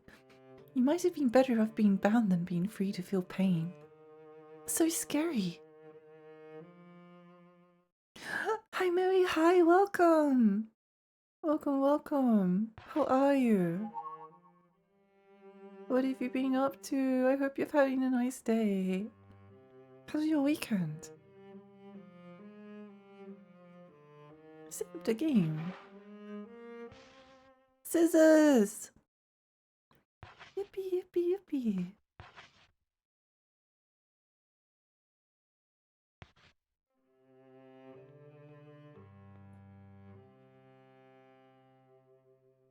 I'm good, I'm playing Infinity Nikki and the bugs haven't been too awful. How are you doing? I'm good. I'm pretty well actually I was depressed before stream, but now I'm good. Streaming heals me. Streaming heals me of all my worries. How is Infinity Nikki? I really do kind of want to get into it. I feel like I never have enough time for gacha games. Also, I saw something that it just like popped up on my YouTube feed and I was kind of curious. They were like, Infinity Nikki ruins the game with new update. I was like, oh, what's happened? Drama alert. Infinity Nikki has been on the news for some stuff recently. That's very suspicious. Wait, what happened? The story got retconned, which has been wild. What? What? Finder, thank you so much for the follow, and also Kyle, thank you so much for the... Kyle the Egg Ghost. Sorry, that name is amazing.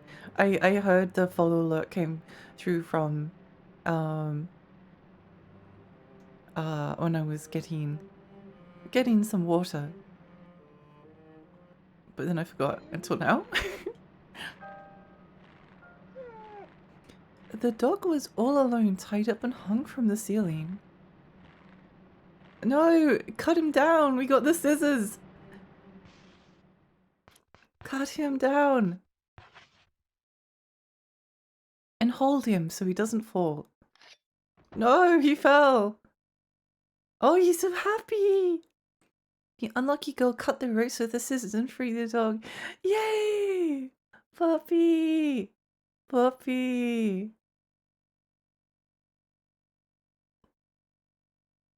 Free from captivity, the dog seemed quite happy. However, the dog stood there and wouldn't move. It looked up at the girl as if wanting something, waiting for her reaction. Pet the dog. Pet the dog. Pet him. Oh no, he's so scared. Oh. They also made it more greedy, which is about parkour, so gacha games. No! I think they tried to put 2 patches worth of stuff in one patch, which resulted in nothing working properly, and also aggressively increased the monetization, so it's a bit of a hot mess. Well, hopefully the backlash is strong enough that that people that they end up rolling back the changes or whatever. It's kind of funny because if they just done less, then none of the backlash would be happening. Oh no. It's sort of I only play like a tiny bit of it, but it's like a cute 3D platformer, but it's cute and girly and it has costumes, which is great.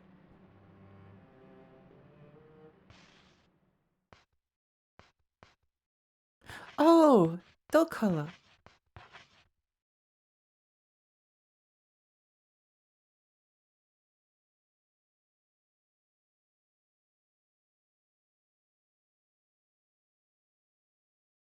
Brown.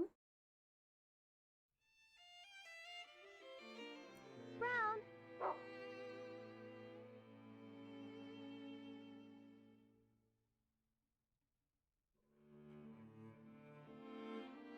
Oh, puppy. Hug dog. Giving commands to Brown. Come, press the circle button to order Brown to come to Jennifer. Press the stay button, which is square. Brown can track down items by following their scent. Have Brown track down an item by smelling the box on the shelf for starters. Oh, good puppy!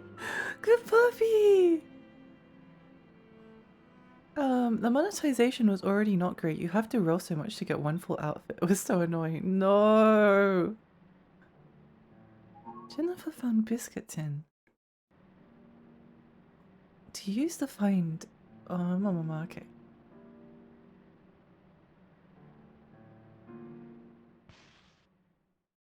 Go, puppy, go!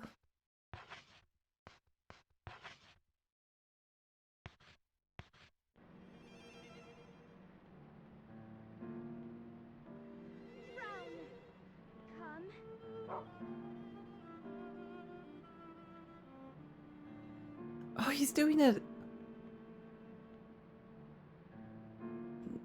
Oh, no, I messed it up! I messed it up, no! It's still a gacha game at the end of the day, but before this I'd have recommended a lot, not so much now. No! How could, why would they, why ruin the cute girly platforming game? It's kind of annoying that, it's kind of annoying that it was kind of a gacha game to begin with. I guess that's the only way it would ever get made, but you know.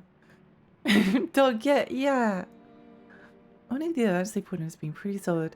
If they'd held off on the other one, probably bug test this event, it would be K. Oh no. Puppy gets pats. Yeah. There is one Infinity Nikki going out there going, Aries, fix intent Infinity Nikki and my life is yours. That's a really funny joke. I like that one. Speaking of events, Mary, have you played the new Genshin event? We got Music Park Tycoon. Oh.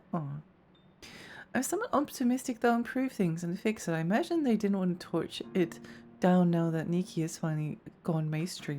Yeah, I think so too. A bit of backlash is not necessarily a bad thing. Just a little bit of a backlash is not necessarily a bad thing unless it like kills the entire game.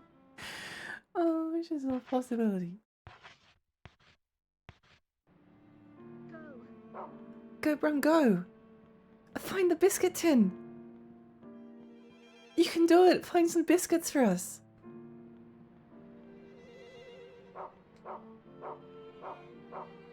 Yay! Yippee! Yippee, yippee.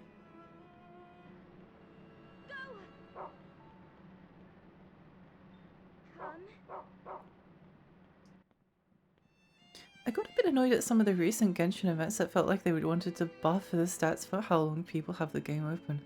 What?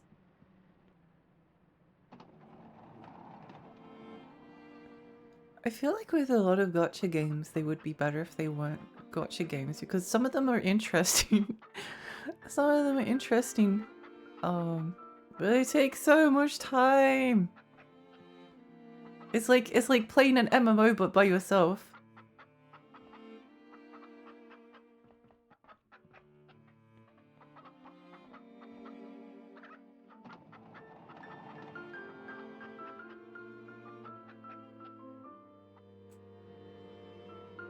Brave mechanic to have in a game from China.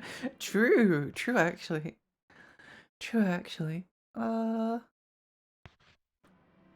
Wait, what if we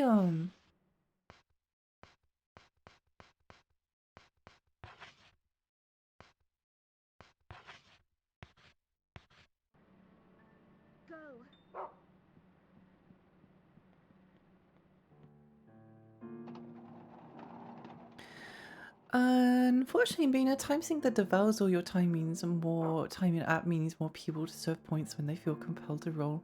Meaning it means more cash. Ugh. It sucks when there's like it's the most disappointing. I kind of am slightly vaguely interested in both like Infinity Nikki and ZZZ. But it's always like this. Because I don't play them regularly.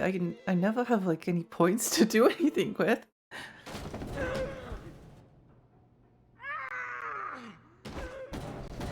Ow, ow, ow, ow, ow, ow, ow. You know what?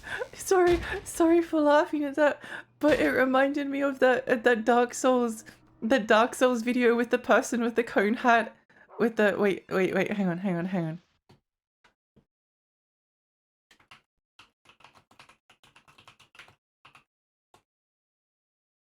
It has to be, or is it Bloodborne? I can't remember. I think pretty sure Dark Souls 3. Where he's climbing. I'm not going to put the video on screen because it takes too long. But it reminded me of this.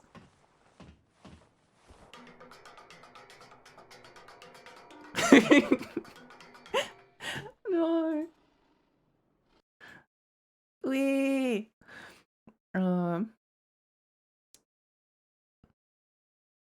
Just a few events that felt way too long. It's good. They're good games if you play few. Go Brown, go! Climb the stairs. You can do it. You can do it. I believe in you. Go Brown, go! Go Brown, go! Look at him go. He's trying his best. He's trying his best. I'm not a fan of the newest regen. I think they kind of messed it up a bit and they kept pushing the characters that fixed the janky exploration. No! It looked like a roll down moment. It kind of did, didn't it? People sometimes don't realize how scummy Miho with their games. They quit Honkai Impact after 70 years, got tired of the constant match changes, dropping the store content. Quality and content. That characters kind of do be like, hey, let us fix exploration. Let us fix the exploration issues for money.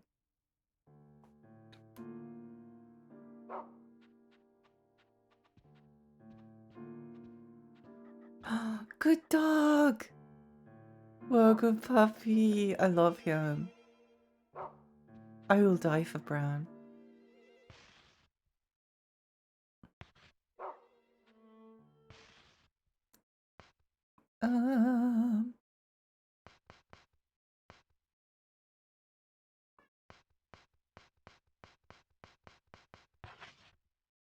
Yes.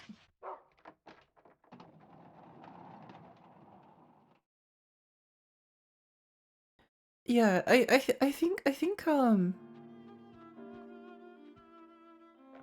don't mind them like inherently, but it feels really sad when a cute character comes out that you're like, oh, they're so cute, I want them. And then you roll with your like the limited amount of like points that you have, and then you're like, oh. And then you're like, well, maybe it's okay to spend a little bit of money.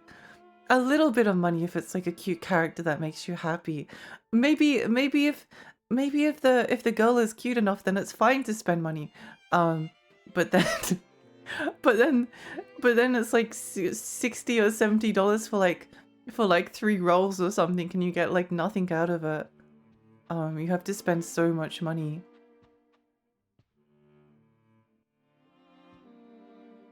To get to old photo, we should be able to drop that.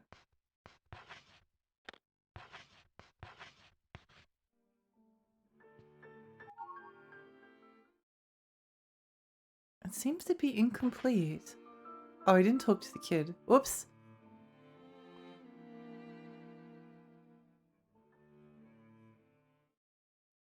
Oh, nice. I was wondering why there wasn't a So we can go to the 2-leaf clover door next. The stories in Genshin still a Yap quest. I don't know.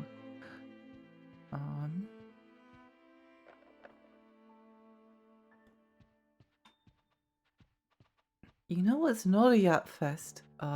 Wait, why? Oh! I was like, why is the... How did it swap back to software mode? When did that happen? When did that happen?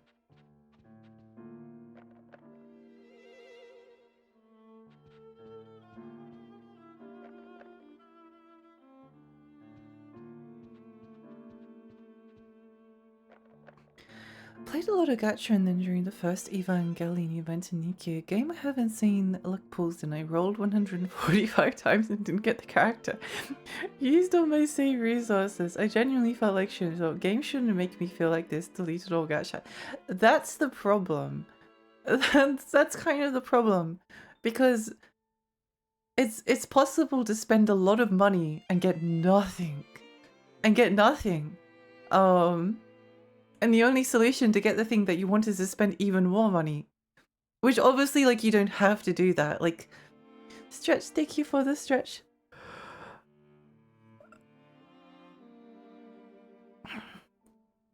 Obviously you don't have to do that, but it is kind of like a unfortunate part of the psychology of how they work. I think like if you have a kind of gacha or loot box and then make it like, if someone spends like a reasonable amount of money, I guess what is reasonable, who knows, but if someone like spends like a reasonable amount of money to get a cool character, then I feel like they should get the cool character, or at least like get something that's like almost as good as the cool character. So like you're still a little bit disappointed, but you're not like crushed by it, you know. I think yapping is a feature at this point. I also spent a lot of money to get some Star Rail characters, but you need so many resources to level them up, basically. Couldn't afford to use them, no! Wow, invented a type of game where you could feel regret. Yeah, just like playing, I can't think of a game. Oh, just like New Little King's story. We brought it back. We brought it back! I need to, I must look in every room.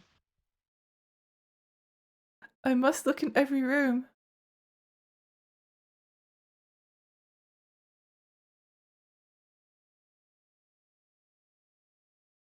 What does the arrow mean? Oh, that's where brown is. Got it, got it. I think having like a little marker on the map to show us where which doors we've been into would be helpful. Toilet! No! No toilets for us. Oh my gosh, a door we can go into! Having a new PC that lets me play lots of type of games definitely helps me stop sinking all my time into Hoyo gachas, kind of stop paying attention to them completely this year. Yay, I'm glad, I'm glad. It is nice to have games that are kind of free to play. Jennifer! Jennifer, please! Stop walking in on people! Stop just opening doors! Stop it! She needs to be stopped. She just goes into a bathroom, opens the door, and then tries to, like, excuse me.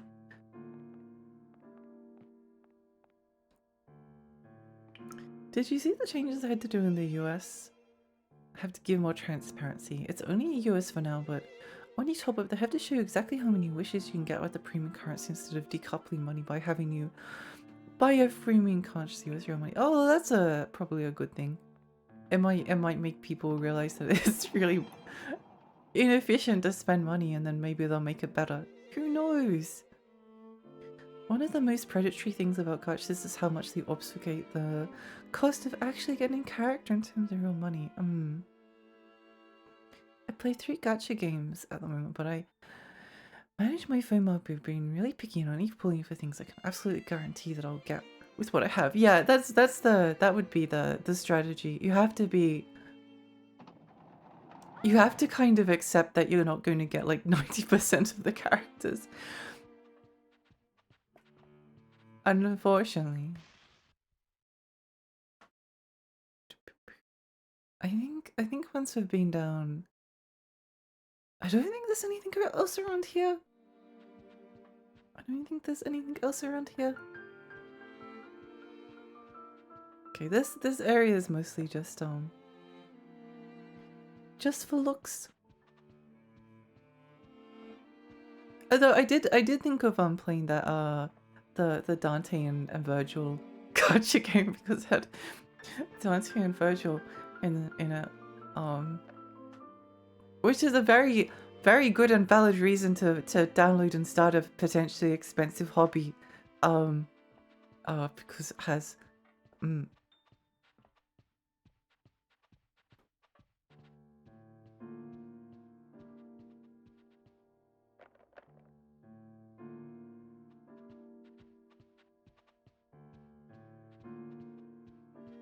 It's really interesting to me that you can actually turn the camera in this game.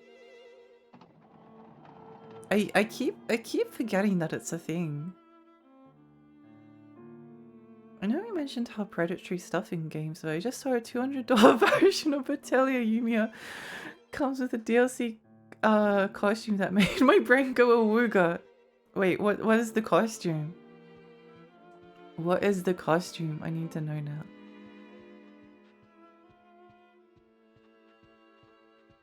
I think it's okay to spend money on trivial things if it makes you happy.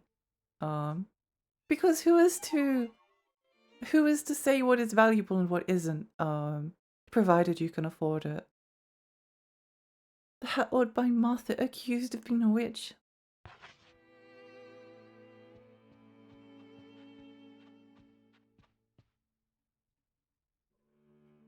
$200. I feel like I'm winning even if I didn't pull. Yeah, that's the smart way to do it. 2-leaf clover. Drop it. Oh, we might regret that, but oh well.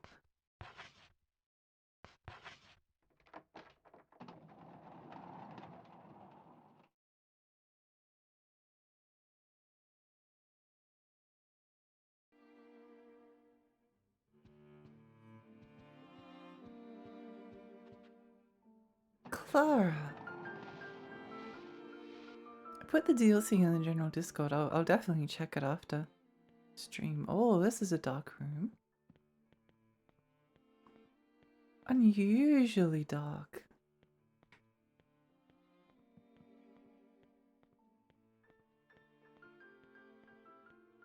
I think if I remember correctly, unlike Huey from Haunting Ground, Brown is a little bit useless when it comes to combat.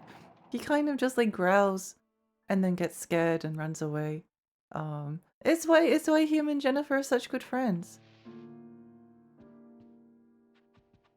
That's why they're such good friends.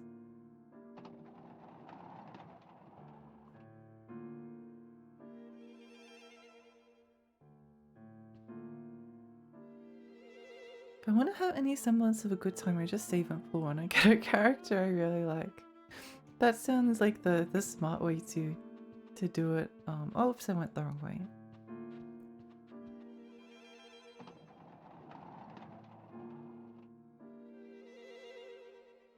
Credit where due, I found girls frontline 2 to have really generous free rolls, just drowning your free rolls. Oh, that's good. That's good. That's good. Wait, what? The keeps making a sound, and where's the sound coming from? Where is the sound coming from? Oh, wait. Okay, okay.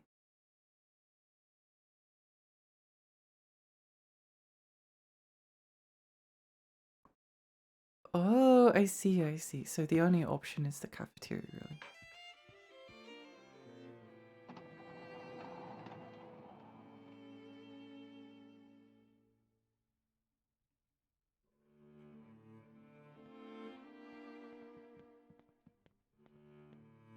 Poor helpless unlucky girl, tell me your tale. Stuck an item, not at the moment.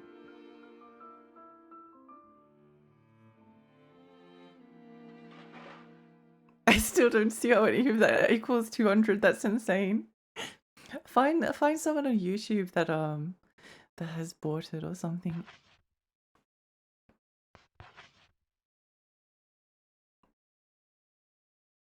I think the costumes for like for like Dead or Alive is something like $1,000 or something.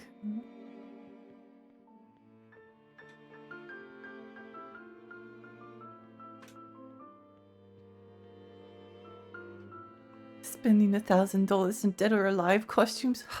I'd rather spend it on Kuon.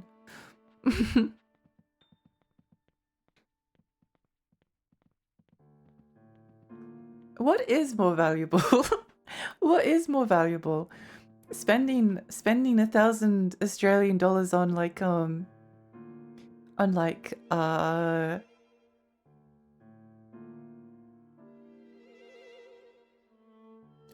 hundreds of cute and sexy costumes for pretty girls in a fighting game, or spending $1,000 for one physical copy of a PlayStation 2 game that most people didn't like.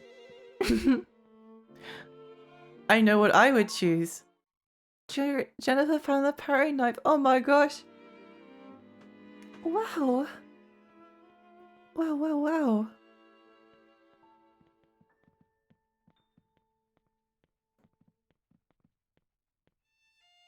We've upgraded our... We've upgraded our weapon from knife to fork.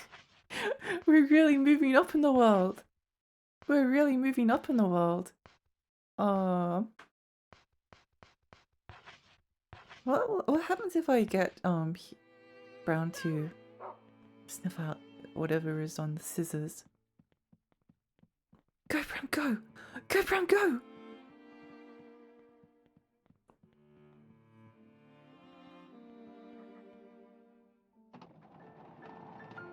Point a switch to an oversized Umamisumi plushie. Honestly, the plushie sounds pretty good. The plushie sounds pretty good. At this point, you can just spend $1,000 for sure with the Steam Deck and emulate all the hot ladies you want. Yeah, but then I won't have the case and the manual and the disc to play on a real PlayStation 2.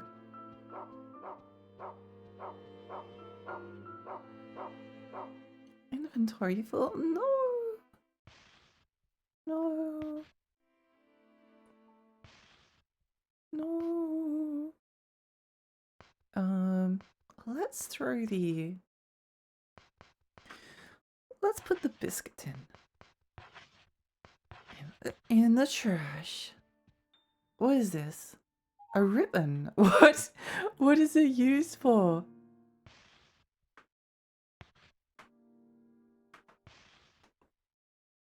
Switch 2 has terrible game value and no games. Can't wait to own one in a few weeks.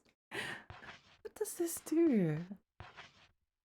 A lovely ribbon. Oh, what if we find the ribbon? Oh no, he doesn't know what to find. No. Okay, let's drop the ribbon. Oh, we can't drop the ribbon. Never mind. Oh no, we can. What if we sniff out Martha's hat?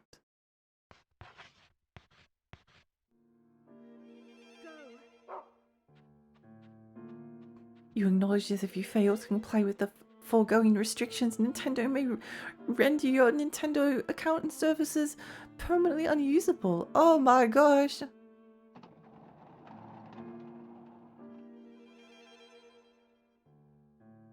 Mixie! Mixie, welcome! Welcome. I wish I had money to spend on any of this stuff. Oh wait, what's this? Dirty rag. Oh my gosh, we found a dirty rag and it smells rank. Wow! In the dark room, the unknown occupant spoke in a shrill voice.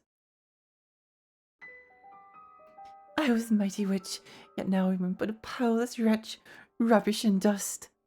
My precious key, I hid it secretly. I hid it in a pure and dirty place. I hid it secretly. Your eyes cannot find it. You truly are a poor and lucky girl.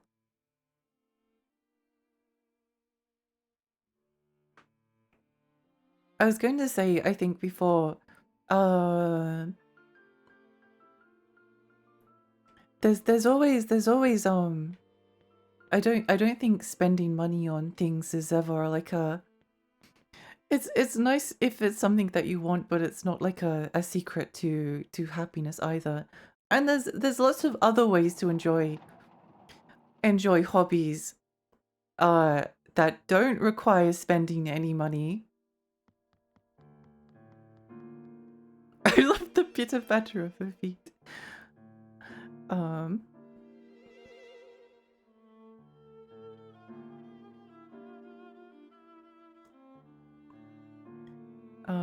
TOS reserves the right to brick your console if you mod your Switch. Let's go! I've been buying and not playing Switch games for like years so I can play them on a better platform. I hope it runs them significantly better. That would be nice. I'm only going to bite the bullet if they bring out the next Animal Crossing only on Switch 2, but I'm hoping for a special Animal Crossing edition Switch 2. It's almost always smart not to buy a new console at the launch.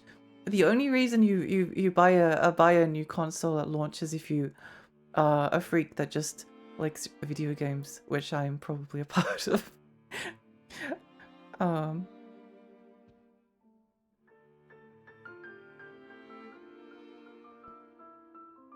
I hope Nintendo finally forced to consider the needs and dignity of their players soon.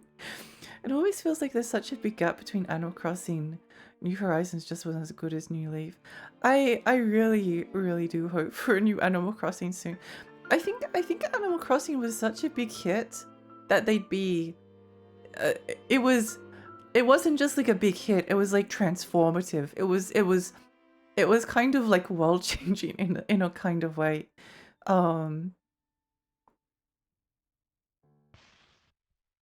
People really liked it.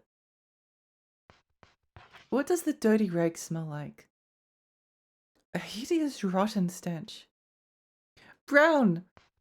Brown, sniff the washcloth! Brown rolls over. Go, Brown, go! I want a Switch to... because I haven't had a console in 2 decades, and the fact that it could play Switch game at acceptable performance, that's a great reason to buy a Switch 2 if it's something you want. I've been doing art and playing my backlog of games, mostly just implementing my current life situation. Oh, I'm sorry. I'm sorry. I empathize. I empathize with you. I empathize.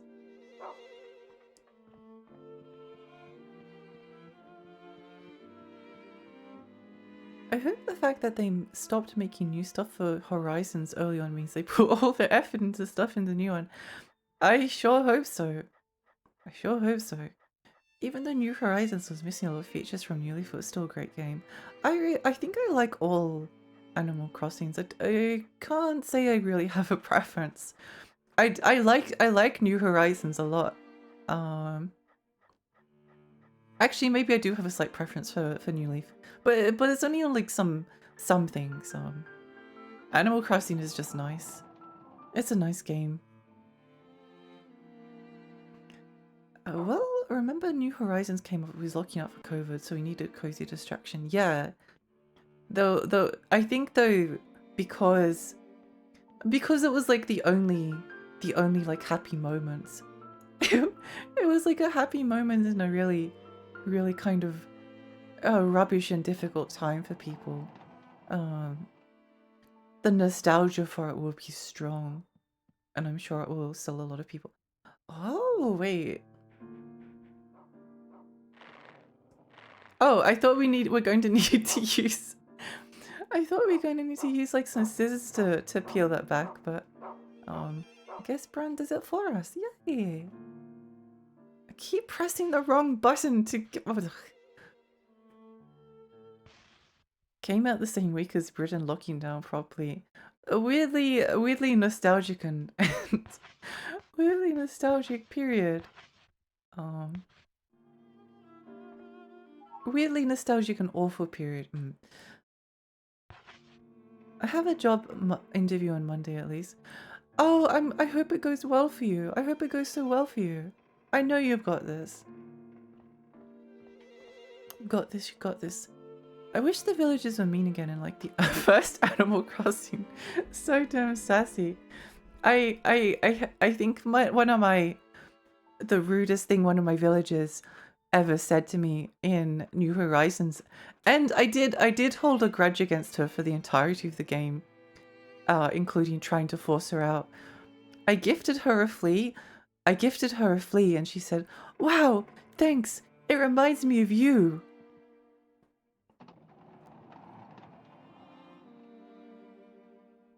It's like the passive aggressive roast is almost worse.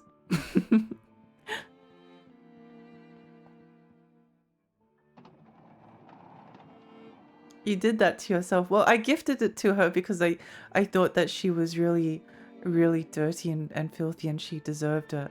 But then she turned her back on me. And we've been rivals, hate neighbors ever since. She flipped it back around on you. Yes, she did. If they could just mush all the best parts of New Leaf and Horizons together, I could die happy and never need another game. That would be nice. I'm very curious to see what happens next. Why do I keep getting lost? Ah, here. Ah, here.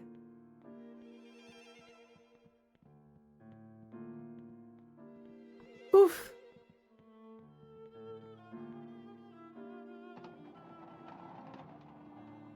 Yeah, no, I'm sure it will be the Switch 2 is probably going to be around for a long time unless it bombs and Nintendo dies and all of the Nintendo games end up on Game Pass. But providing like everything goes well with the console, then it's going to be around for a long time. So there's no need to feel rushed until there's something that you really want on a console. Like Duskbloods. That was a joke, unfortunately. I feel existential dread thinking of Duskbloods. Aris, thank you for lurking. The villagers would write on the town notice board that they buried an item in a certain part of the map. I would mimic that, sign off the notice and the village's name, and then watch my brother dig up an entire map when he played. Oh no. That's quite funny.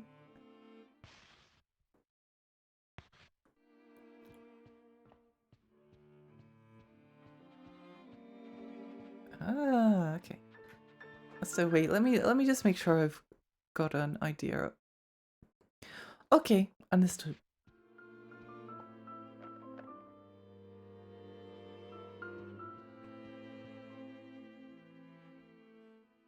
The bloody knife that she's carrying looks so demonic.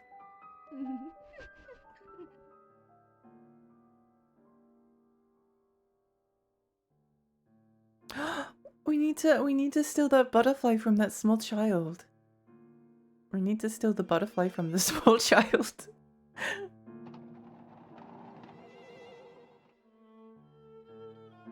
I'm sure, what could go wrong?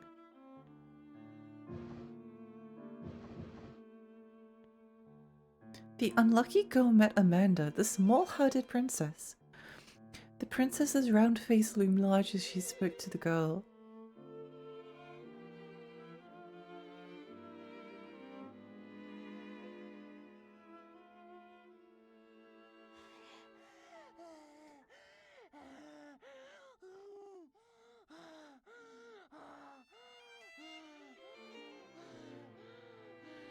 There's only in the Ruler Rose hierarchy, which is like the children playing at aristocrats, there's only two people in the bourgeoisie class, and it's Jennifer and this girl, and Jennifer's at the bottom. Just sick the dog on the small child, that could work. I got flashbacks to all the hangouts we did during Animal Crossing time. Yeah. That was fun. Oh, cutscene.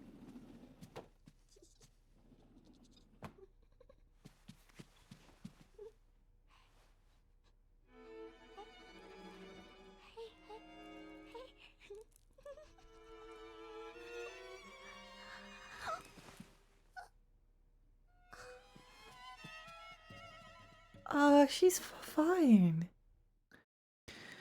I remember seeing the Atelier Yumia's trailer on the Switch track and remember it looks like shit, but that was just what it looks like on Switch. Yeah. Yeah, that wouldn't surprise me.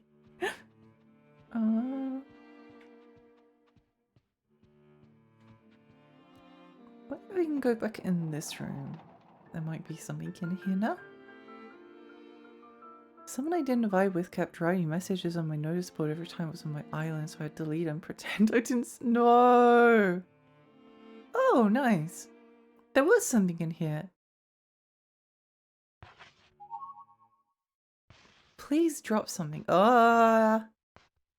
Let's drop the orphanage map.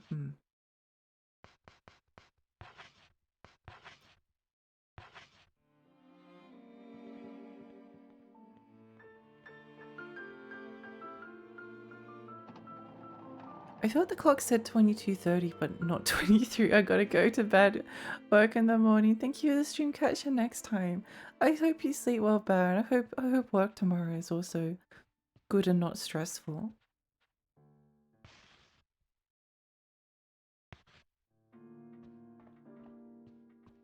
Door. No. Door. No. Door. No. One day we'll open a door and it will open for us and we'll go be like, oh my gosh, I can't believe this happened.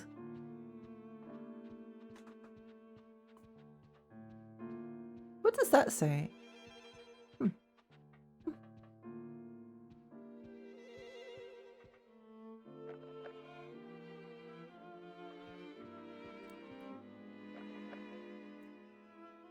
I wonder what Una's last name would be. Butterfly!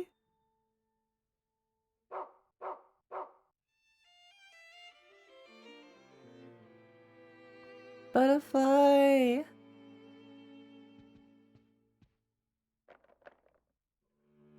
No going inside doors for us. No going inside doors for us.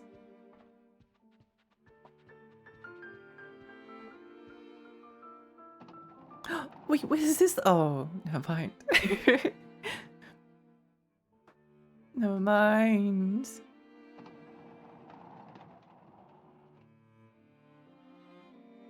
We gotta catch the butterfly.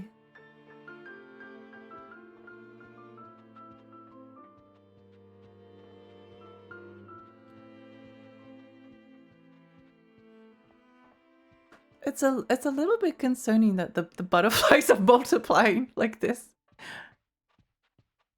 Oh. Oh, okay. That's fine. That's okay. Butterfly! The girl found a beautiful blue butterfly. This butterfly would surely make a satisfactory gift. Ow. Ow. All she needs to do is catch it and take it to the gift box. Ow. Ow. Ow. Ow, ow.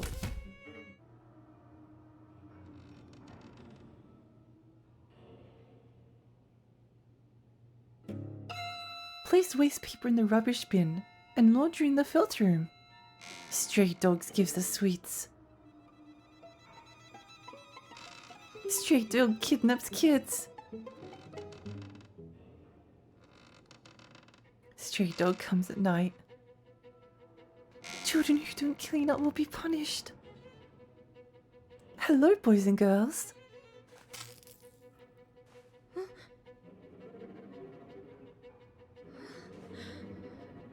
It's time for some cleaning.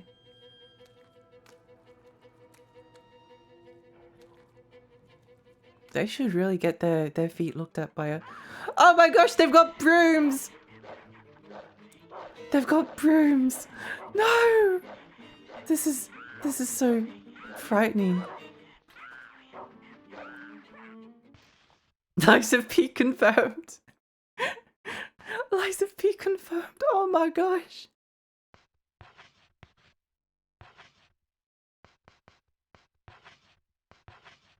Give me the butterfly. Sweep the leg. Huh. Okay, don't mind me, but we'll just be leaving here. We'll just be leaving here.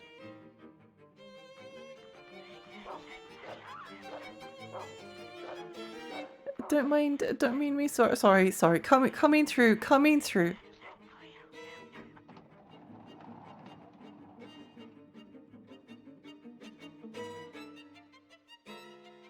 If we can find one of them on their own, then we can. If we can just like fight one of them, you need to see. Everyone needs to see Jennifer's like attack animation. Oh! Oh my gosh, that's a lot of them.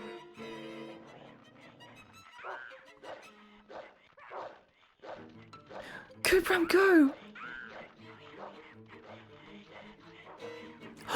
Wait, I know where the whisper. I was like, I've heard that whispering before. Do you know where that's from? That's from the Milkman conspiracy from Psychonauts 1.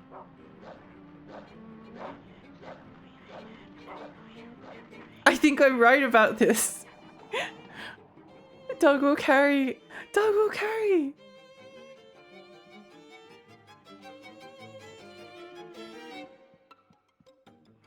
This way?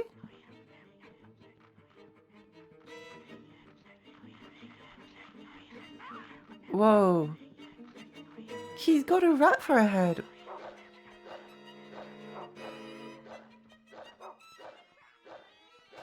Go, Bram, go.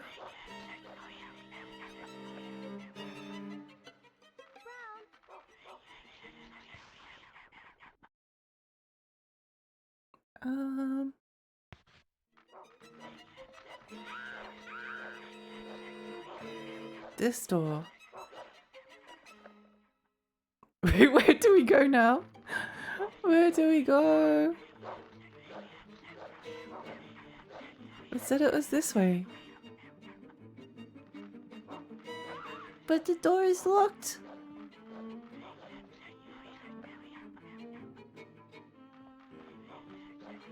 Oh, right, wrong way. Right, never mind. I'm silly. Okay, I figured it out. Never mind. I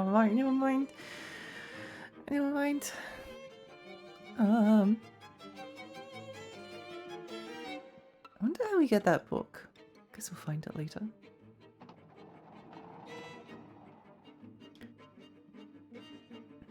I guess we'll find it later.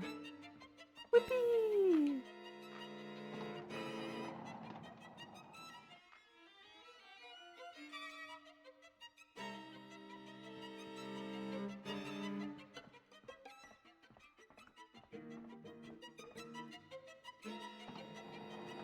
The Aristocrat Society.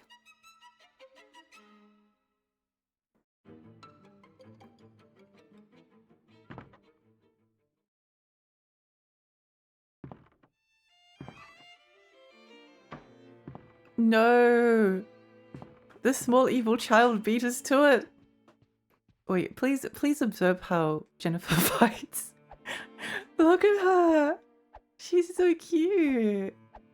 She doesn't know what she's doing! High School Fierce High!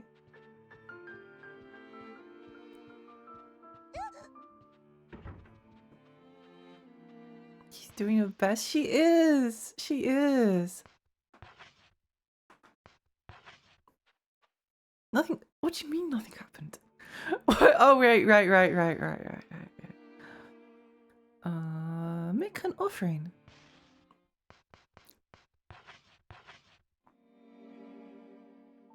Look at that incredible frame 6 startup normal. Yes.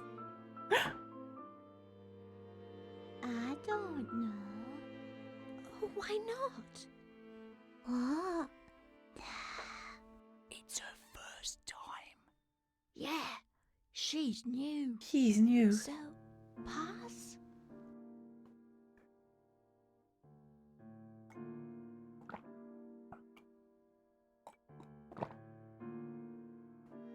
We passed! Yippee! Yippee, yippee, yippee. We got yeeted in. We got yeeted into the room.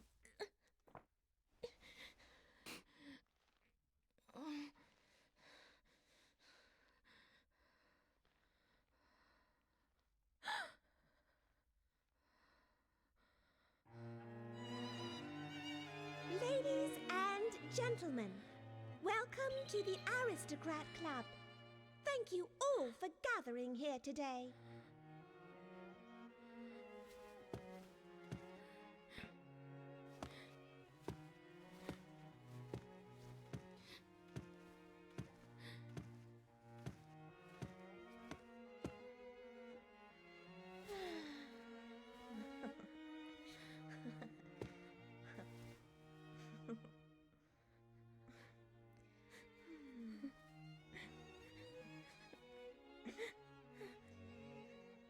You're a disgrace. Nothing worse than nothing. Your gift is worth nothing.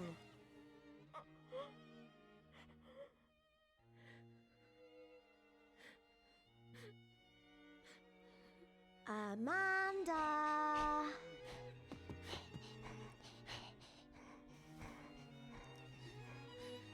There.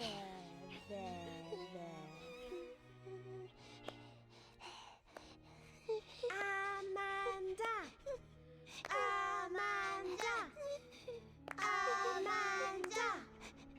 Amanda. Amanda. Amanda.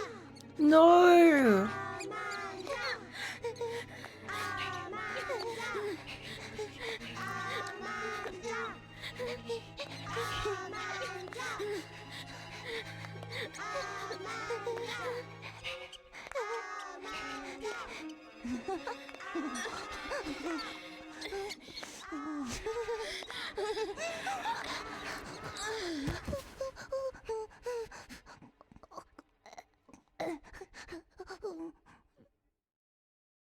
Oh no, she's dead. She's dead.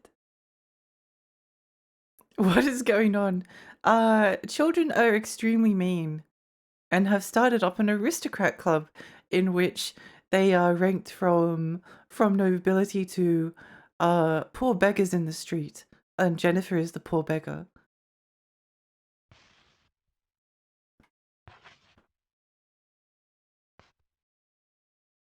Death by rat. Rat claims another victim. Rat stick +1.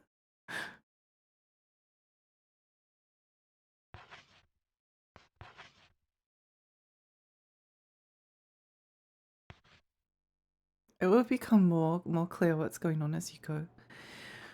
When the unlucky girl awoke, she was back in the strange room. The boy in the white clothes looked down with knowing eyes and spoke to her.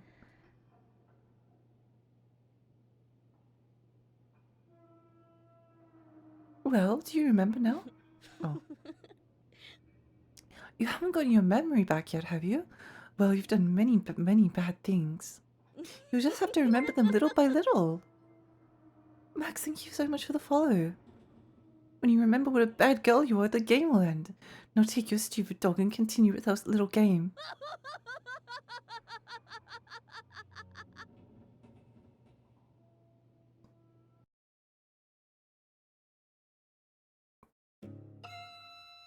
May 30. Say it, Sir Peter.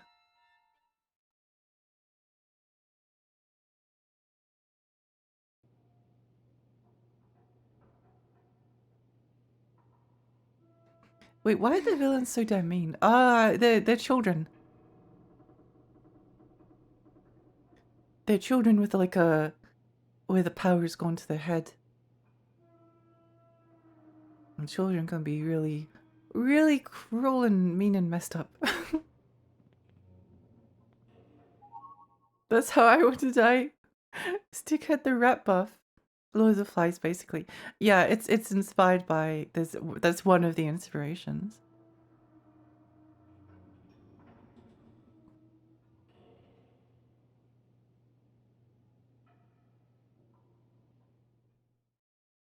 I'm so sorry, Jennifer. Meet me where you can see the sky. Your friend Amanda. I feel like Amanda's probably going to push us off the blimp.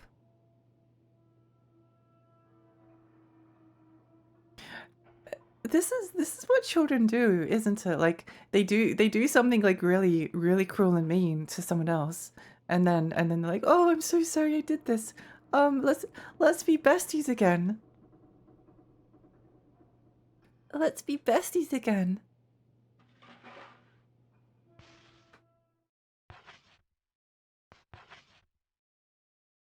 Save successful, yippee! I don't know how much longer I want to stream for. Kids are psychotic like that. They are little monsters. They are little monsters sometimes.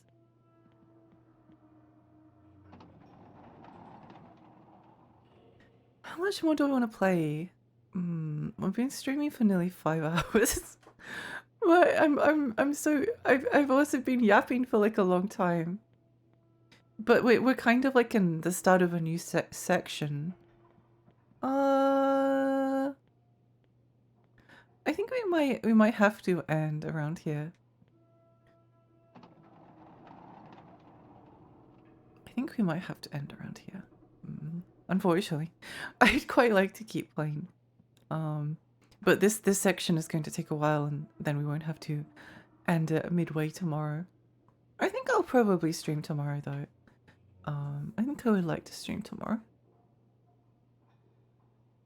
But yeah, thank you so much everyone for coming. It was really fun. Really fun.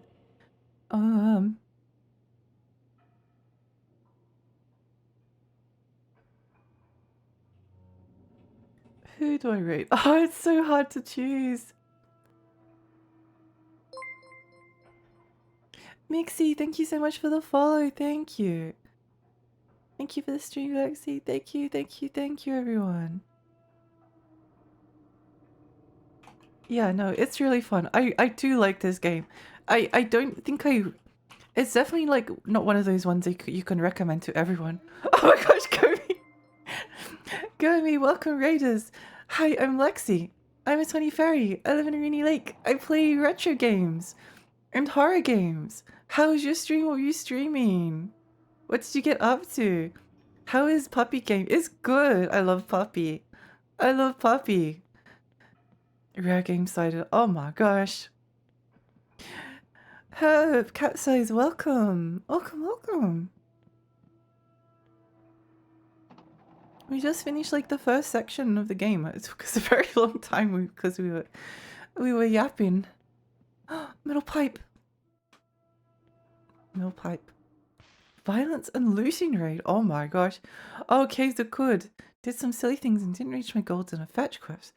But feels like I made a bit of progress. Oh, that's awesome. That's awesome.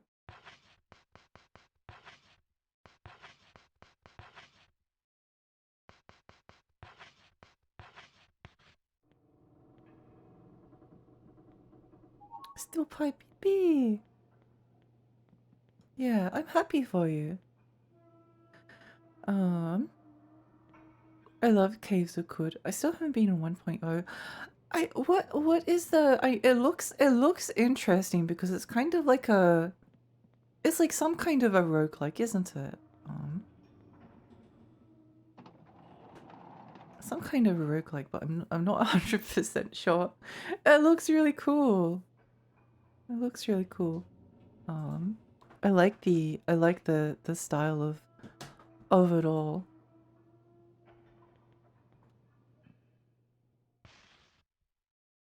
Where do we even want to go? Maybe up to the...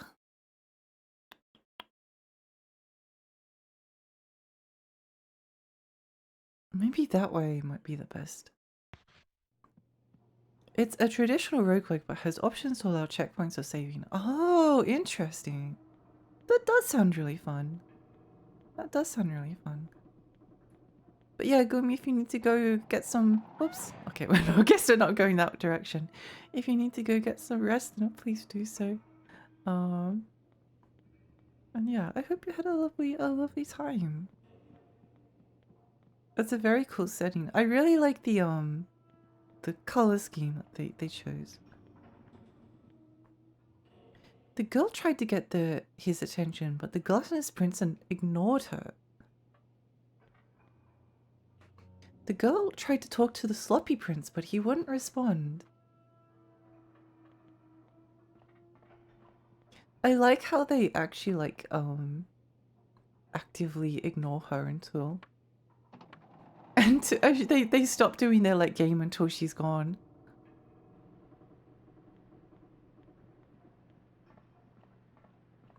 Oh, up this way maybe? Where does this go? Hi Rose, hi, welcome. I'm off for some late lunch. See you. Bye Mary, bye. I hope your lunch is delicious.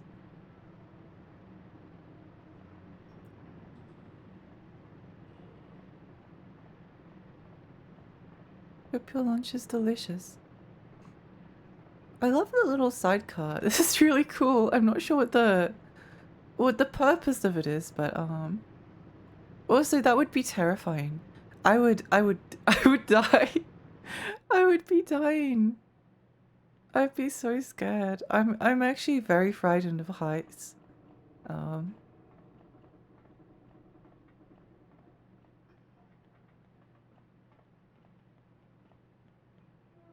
Probably the thing I'm scared of the most. Which way do we want to go? This way, maybe?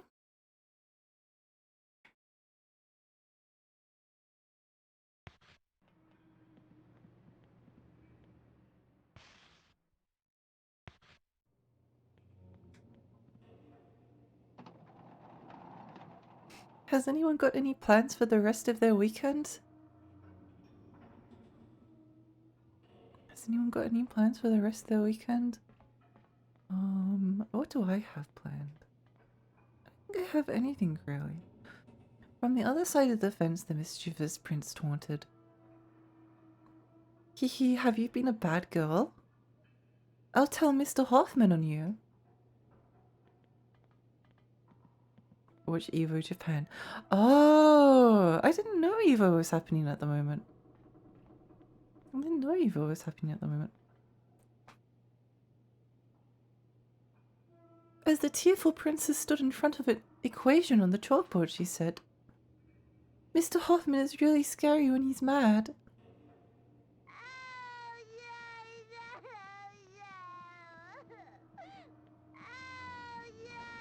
Oh, what's this? Was someone giving a lecture? Oh. Pools was the last night, so you're just in time to catch the top brackets. Oh, I see, I see. It usually is quite exciting watching fighting games be played.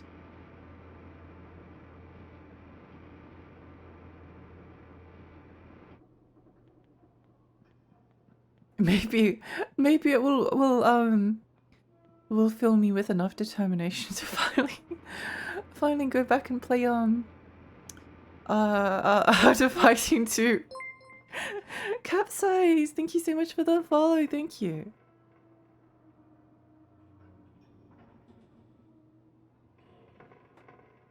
Oh, we need to go all the way to the other side. Okay, okay. Upper. Wee.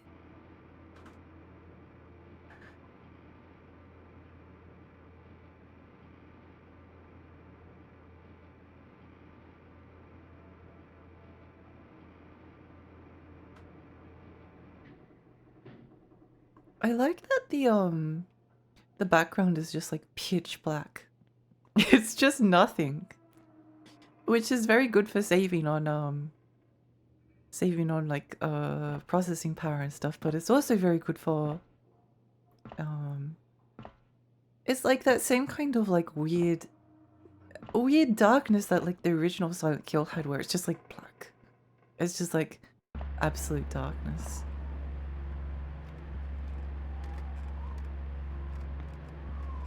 It was a dark, starless night.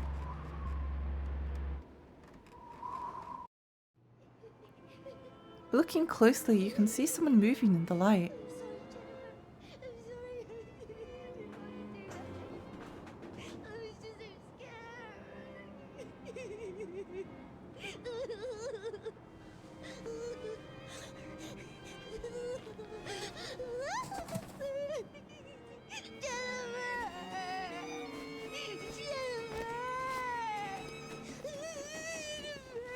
I did what I had to tonight.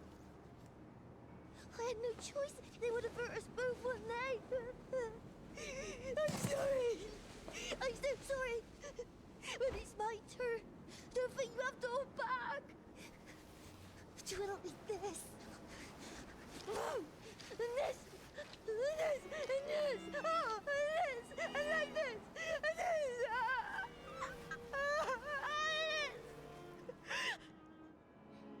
We're still friends, aren't we? I know we're still friends, Jennifer. Just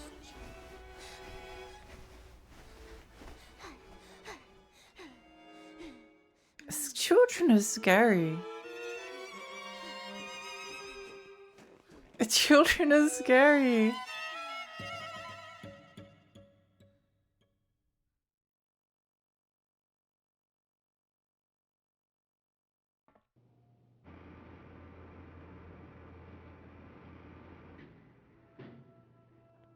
Wait, hang on. Let me just don't look, don't look, don't look, don't look, don't look, don't look, don't look, don't look, don't look, don't look. Okay, we're fine.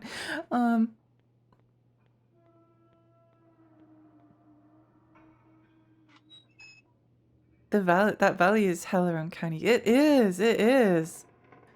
It's there's a lot of very like strange, surreal environments in this game. It's interesting that it's not like even in like the Silent Hilly sense. Like Silent Hill is kind of like abstract and doesn't have many jump scares, but when you go to like the other world, it's still rusty, you know. It's still rusty. But there's something about the environments just being kind of realistic, but also kind of not. I might be having trouble explaining, but hopefully you know what I mean. Vectors, thank you so much for the follow. Thank you. You saw nothing. Good. Save the gale. Yippee.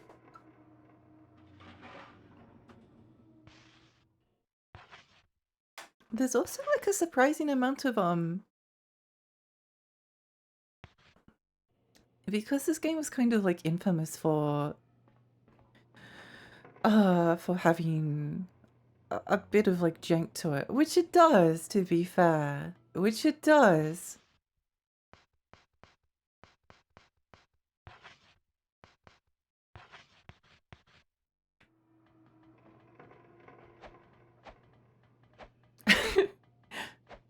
I love that she's just like, get back, get back, get back.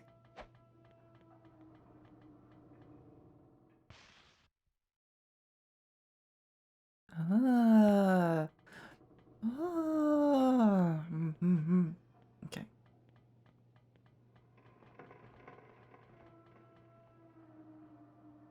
I wonder if we should be,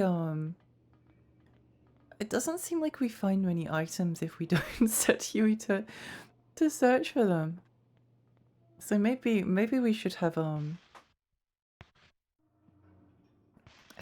Huey sniffing. No, Huey.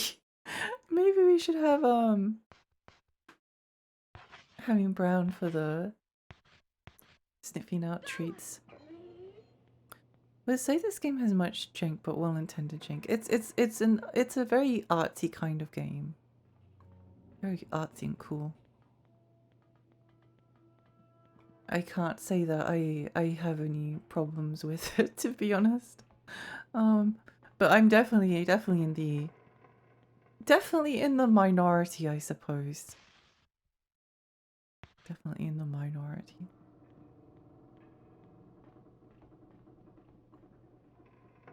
Oh, we still can't go that way. Okay. So this area is just to save.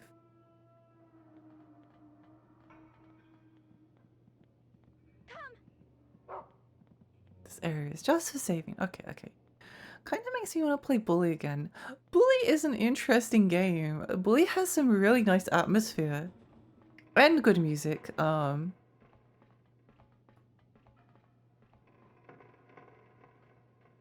I guess in some ways, like the PlayStation 2 Rockstar games do have a little bit of jank. Well, they do.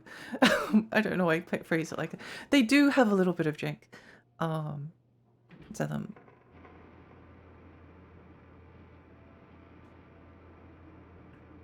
But I guess because the worlds were so big in those games, it didn't really matter.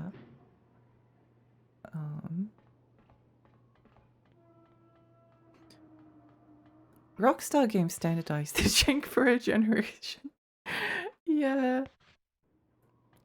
I think that like having some tolerance for jankiness is important.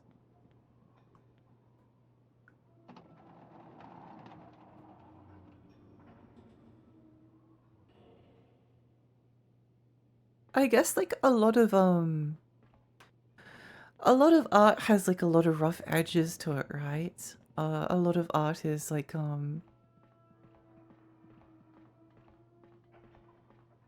is like deliberately a little bit rough when you look at it up close. So I think being able to like look past the jank and appreciate the entire picture is a good thing. Herb, thank you so much for the follow. Thank you. Old Rockstar jank is better than new jank. It's soulful. It's soulful. One of the things that surprised me is that I actually kind of like Grand Theft Auto. Which, I mean, I don't know, maybe that shouldn't be too surprising, but it was surprising to me. It was surprising to me.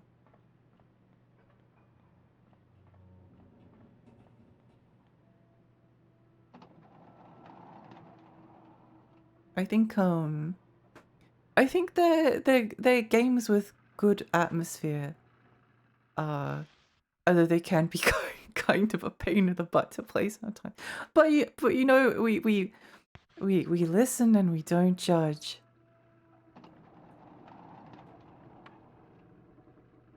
I think I probably would have finished them all if I hadn't been in my I'm not finishing any games phase. If I hadn't been in the I'm not finishing this game phase, I want to play lots of other games phase. When I was getting into GTA, I probably would have seen them through to the end. I discovered that with open world games there actually is a technique for me to enjoy them, and it's make sure you run from main story mission to main story mission, which does make it kind of feel a little bit like, oh, what's the point of the open world if you don't interact with it? The open world is there for atmosphere. It's there for atmosphere and to set the mood and set the vibes. And like while you're running from mission to mission, you still get to experience the open world. It's not like it disappears. It's just that you're actually like making progress instead of I have a tendency to like get distracted and then make no progress and just end up like doing nothing, and then I still have like 70 hours worth of gameplay to play through.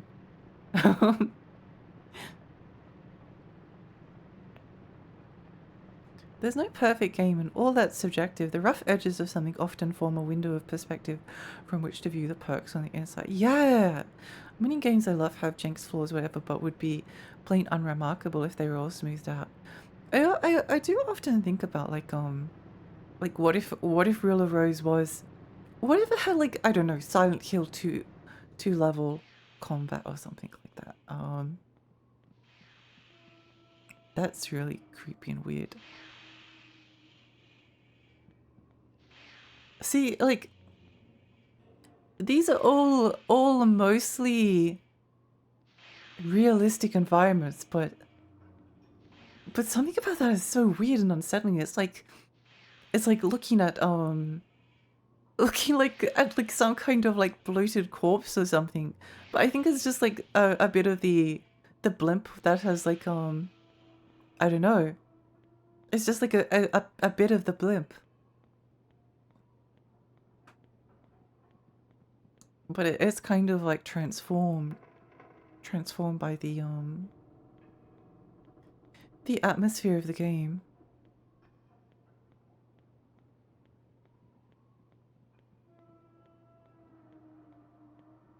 I think it's something with, say, Dark Souls.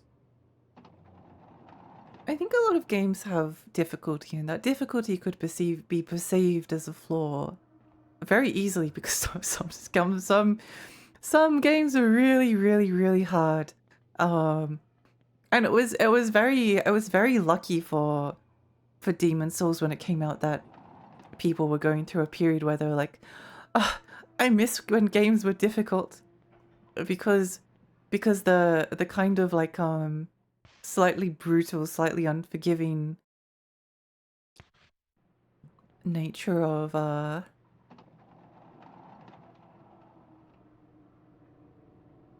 Demon Souls and then into Dark Souls definitely could have been perceived as something really, really bad, because like FromSoft games were always kind of a little bit janky, a little bit clumsy, a little bit difficult in a kind of like slightly cruel way. Demon Souls and Dark Souls could definitely be cruel. But it just came out at the right time. I guess it's a different kind of jankiness to, say, Rule of Rose, for instance, but like Rule of Rose does have a fan base that does love it. A lot of janky games do have a fan base that loves it. I really like walking sim games. I do think that walking sim is very kind of like demeaning to those games, but a lot of people think that they're just like utterly boring, but not every game has to be for every single person. Lexi, that reminds me, I need to share something with you. Okay, let me know let me know. When you share it. Oh, I'm getting tired. I'm getting tired. Go to sleep. Bye, Millie. Bye. We're all looking for different things from games for sure. Yeah, exactly. Like, I'd rather something that's like a little bit strange and a little bit weird. And if it's a little bit janky as well, then that's fine. I was talking about Billy Hatcher before, and I still can't really recommend Billy Hatcher to anyone. However, I had a good time with it. I like Red Ninja. I like Red Ninja a lot, and that game drove me insane. That game drove me insane while I was playing it. But it was insane positive, you know? Insane positive. I don't think I would want to change. Like, sure, it would be nice if it all worked better and controlled better, but it wouldn't have been the same experience, and I kind of don't want to lose what it was, you know? Kind of don't want to lose what it was. However, I like Red Ninja. Yeah, Lexi 25. 25, yeah. No, I do like Red Ninja. I've actually been thinking about playing it again. Maybe if I play it again, I won't like it. The impetuous princess bustled in, complaining. Peter smells like poo. He's so stinky, I don't want to touch him. Stinky, stinky, go away. Sounds like something someone would type in like a Twitch chat. Sounds like something someone would type in a Twitch chat. Oh. It's about no rest for the wicked. Oh yeah, that game does look interesting.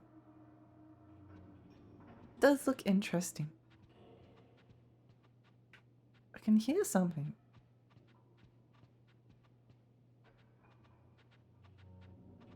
Oh, it's brown. Okay. I was like, what is that mysterious sound? What is that mysterious sound? Oh, it's just our footsteps, you know.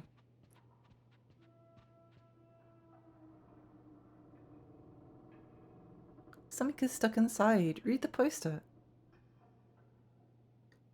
This month's gift, one-horned Peter. What does that mean? What does that mean? Studio is making all the wrong conclusions for the wrong reasons. Uh-oh. Uh-oh. I did look at it on Steam for some reason, and seemed like the the Steam reviews were very negative at the moment.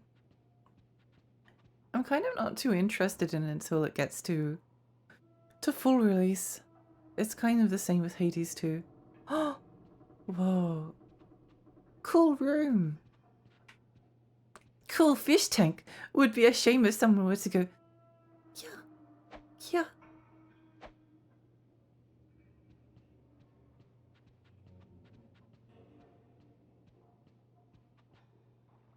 The strong-willed princess snorted in disgust and said to the girl, "You're such a slowpoke. The search for Peter is already over. I wonder which of you is slower, you or Amanda."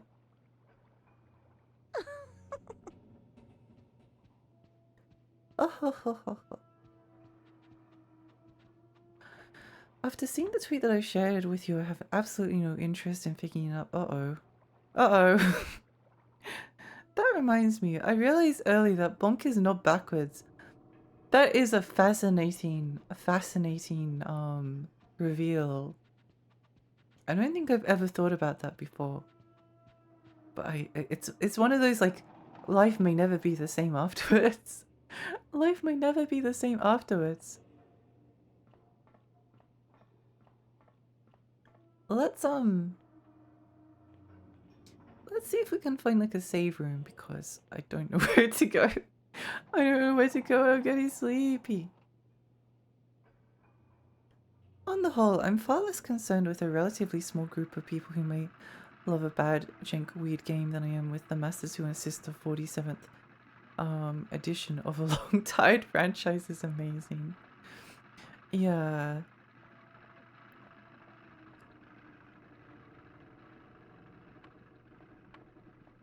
I think I'm tired. I think I'm getting sleepy. I think I'm getting sleepy. The EPs are catching me.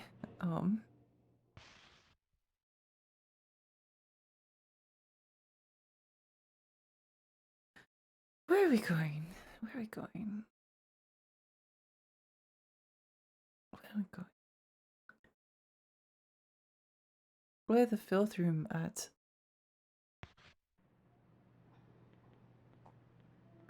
It's true, a paradigm shift like when Copernicus figured out the Earth goes round the sun.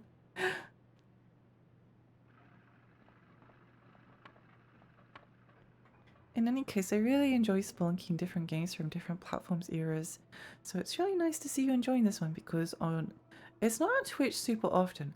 Really? Really? I've always considered Roller Rose kind of like a popular, a popular horror game. Like it was always in the same conversation as like Haunting Ground. Maybe you don't. I have seen Haunting Ground like relatively recently, being played. But maybe it is just too janky for people.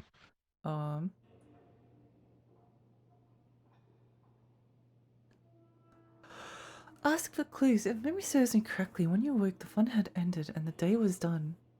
However, you're still just a beggar. The letter you received, that's your only clue. I received a letter?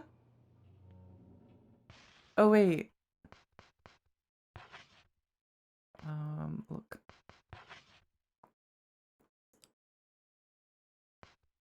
Find. Oh my gosh, I'm a genius. Go, Brown, go! Go, Brown, go! It's popular because it's very expensive, but if you ask me, most people, most gamers, they don't say words that it is kind of sad when certain games only become known because they are expensive. Like I suppose that owning a copy of Rule of Roses is a prestigious thing kind of, but I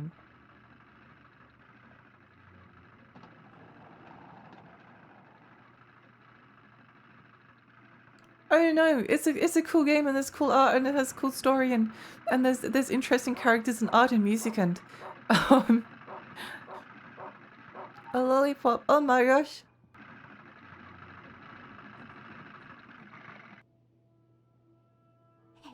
Jennifer, I had a wonderful gift. Just for you. It's almost ready, so please just wait a little longer. Okay.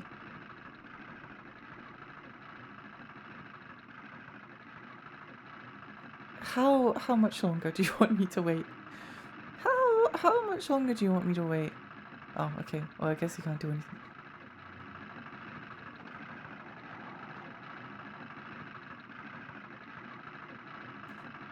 I guess. Oh.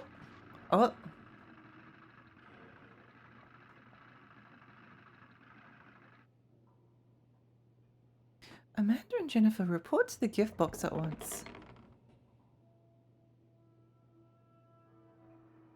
Nervously, the small-hearted princess rolled her shoulders and said,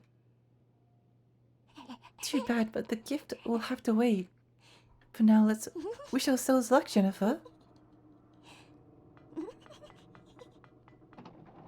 Actually, come to think of it, I think I might be the first person on Twitch too.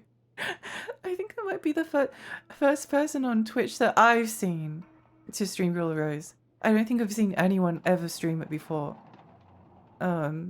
I've heard people talk about playing it before, but it's usually like followed by, you want to know a horror game with a good story that with bad gameplay? You should play Rule of Rose. I stream. Cube, hi! Oh my gosh, I knew I can rely on you to be the one that stream it. Let's go. Hi. I hope you're feeling a little bit better. A crazy cute fact is I own this game. Oh my gosh! That's so cool. It felt like it was one of those you kind of had to like be there at the time to get it before. Although I actually missed out on this game. It became like slightly cheaper because they like found a bunch of game boxes in like a warehouse somewhere, and then the price like collapsed on eBay, but now it's gone back to being expensive again. Ooh. I just saw it at GameStop on release and I was like, oh, this box art is really artsy and cool looking, why not? And then it disappeared a week later. Oh no. That's a really cool story. I guess this happened like a couple of times, but I once walked into this. I went to like a shopping center and we'd never been here before, but I'm going to have to stop Brown from barking. Crawling on all fours, the small-hearted princess said, "Peter must be around here somewhere. I'm sure of it." I walked into this store and they were a secondhand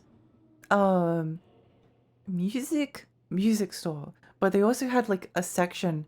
It was a very small store, but it had like a lot of stock, and they had a small video game section, so there was basically like only 2 aisles. And they just had a copy of Haunting Ground. They just had a copy of Haunting Ground on the shelf for $18 Australian, and a copy of Digital Devil Saga. And I had never seen either game in a shop ever before. So I bought both of them. It was such a good day. Yeah. It was so exciting.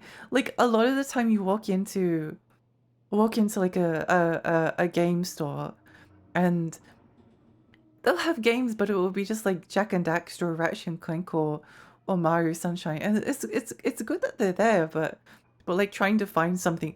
This shop was like all cool niche games. It was just cool niche games that actually closed down within a couple of years, but it was so nice while it was there. It was so nice while it was there.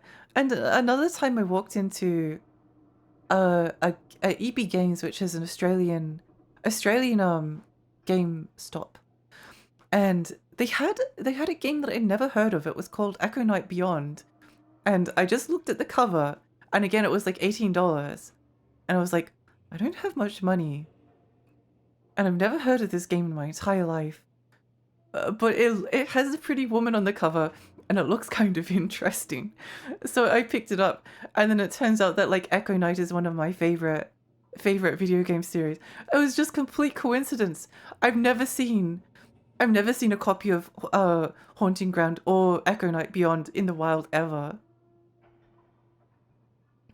I have to mention Super Mario Clips Played, it's free. I've heard good things about it.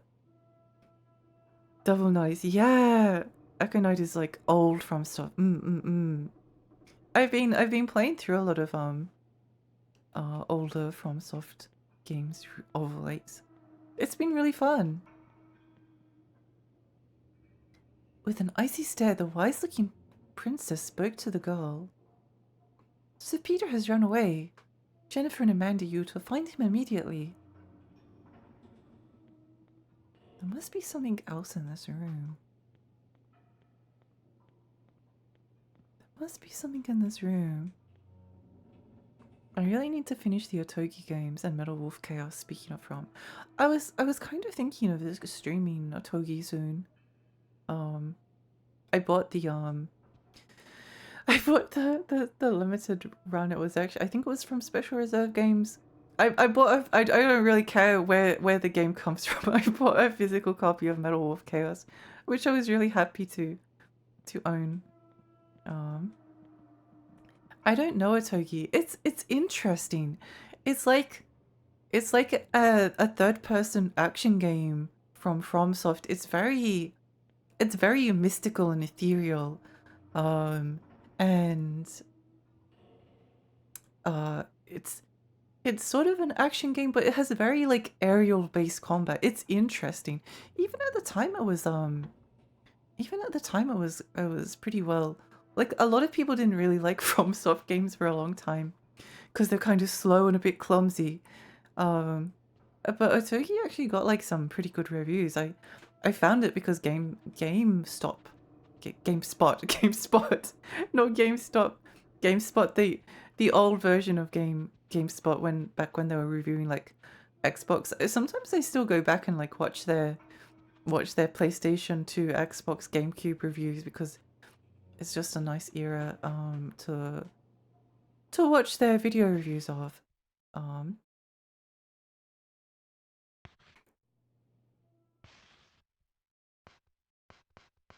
Butterfly case.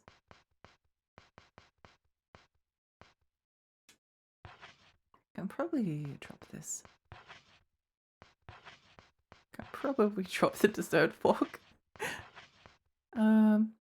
Tokyo was significant because it was for the original Xbox, which had more onboard memory than any other console at the time, and the benefit of that was that the game saved every single thing you did in the state of the level, so if you cut down a tree it would remember that precisely. That's so cool. That's so cool. That being said, the game saves couldn't be transferred from one Xbox to another because they were so large. That's so interesting. I used to use GameSpot because they had a big calendar thing for all games coming out. It was very helpful. I don't know if they still do that. I don't know if they still do that either, but I do remember that. I used to quite like because they were the only ones that did like video reviews in like early internet days. Wait, what's happening? Yeah. Check the box. Oh my gosh. Did Peter escape?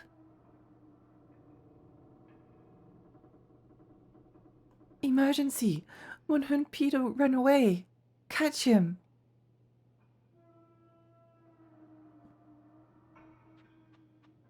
Very few games keep track of so many details like that. I think the original Xbox had like some more interesting games than people maybe remember it for. It was a weird console because it has a lot of stuff that like didn't come out on the other ones, and I think at the time Microsoft hadn't like quite established its identity.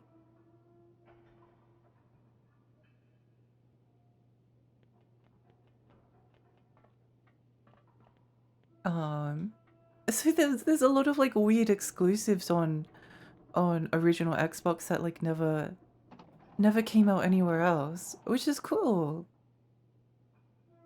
There was like a lot of division between the three, between like GameCube, PS2, and Xbox, which makes them all like kind of interesting and fun consoles to look at. I wonder if she finished her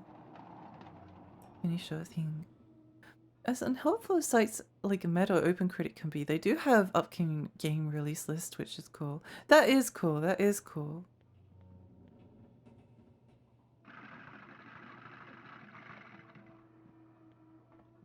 What's this? Cloth is covering something that's about knee high. Jennifer, don't just hit the cloth just because it's there. Hi Kaz, hi, welcome. Welcome. Original Xbox had some really unique exclusive PC ports that PS2 GameCube didn't get, and generally better ports of yeah. It's a shame that the controller is a bit uncomfortable. I don't like the white and black buttons, but aside from that, it's pretty good. Yeah, it's cool. Oh wait, rabbit. Follow the white rabbit. I guess that went in here. Into the whoa. Sorry. Man jump scare. Man jump scare. Joshua, I've written a new story for you. Man jump scare. Xbox hasn't really reached that level of exclusivity since the first one. Yeah, unfortunately. Whoa, new art just dropped. We got fish. We got dominoes with 1, 2, 3, 4, 5, 6, 7, 8, 9. 9 dots on them. We got Sir Peter.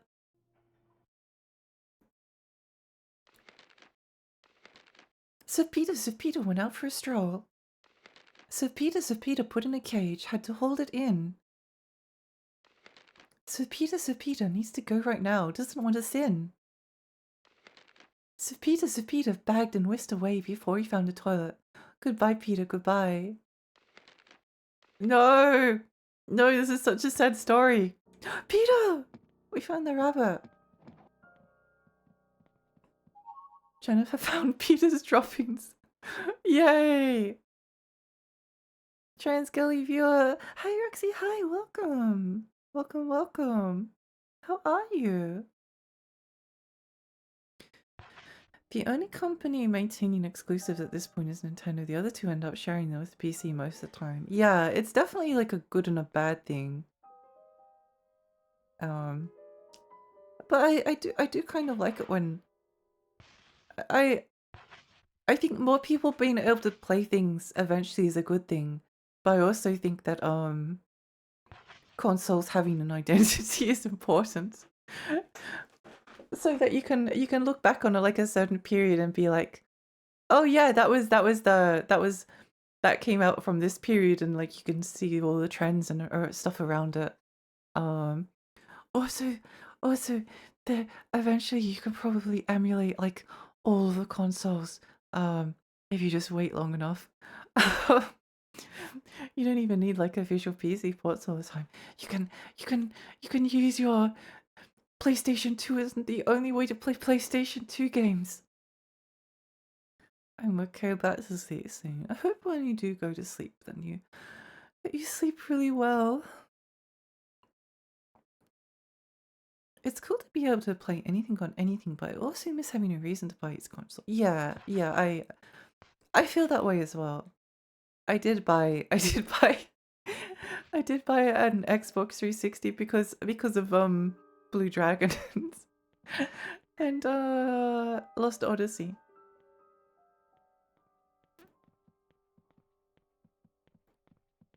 Maybe we will drop the drop some stuff in here.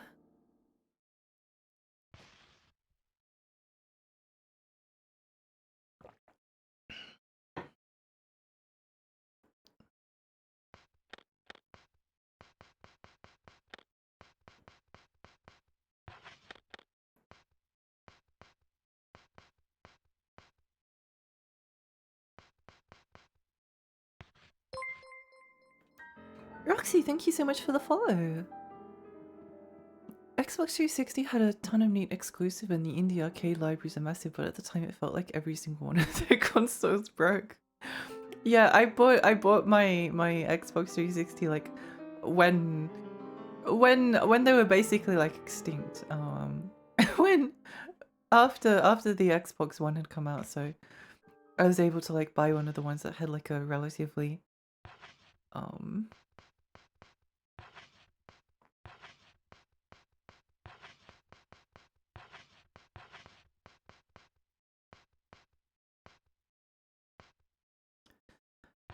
oh, I'm getting sleepy. I'm gonna find out.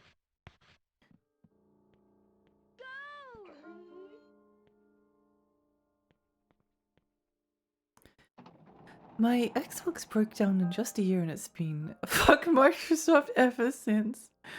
I remember a school friend mentioning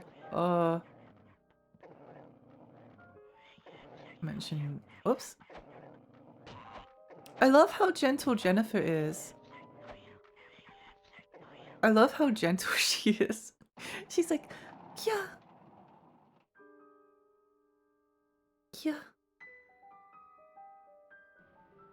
I started with the Wii in that gen and didn't do PS3, 360 until... Yeah, same actually. I think the Wii was a good way to... a good place to start.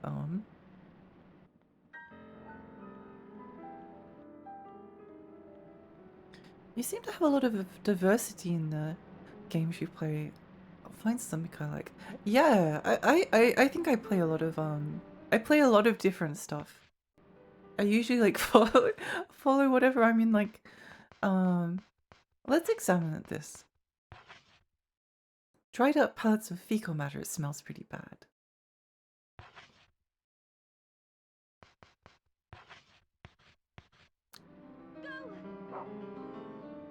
Bro, best boy. I like old games. Yay! Game diversity. Yippee!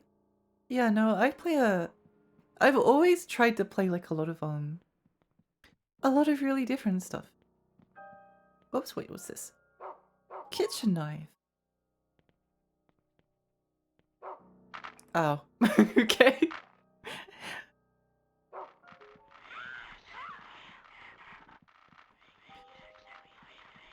I hate it when you go to find a kitchen knife lying on a table only for a rabbit to jump out and then to get ganked by 10 children.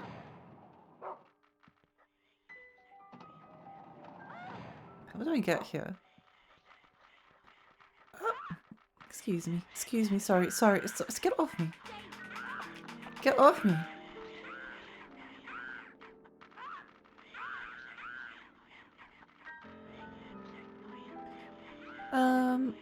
I like old games. Well, if you like old games, you'll definitely like it here. At this point, I certainly glaze over at new releases, but then we've never had as much access to games from the past as we do now. So most of the time, I'm like, why spend money? It's a bit like is there a way to... What's this? Biscuit. Oh my gosh.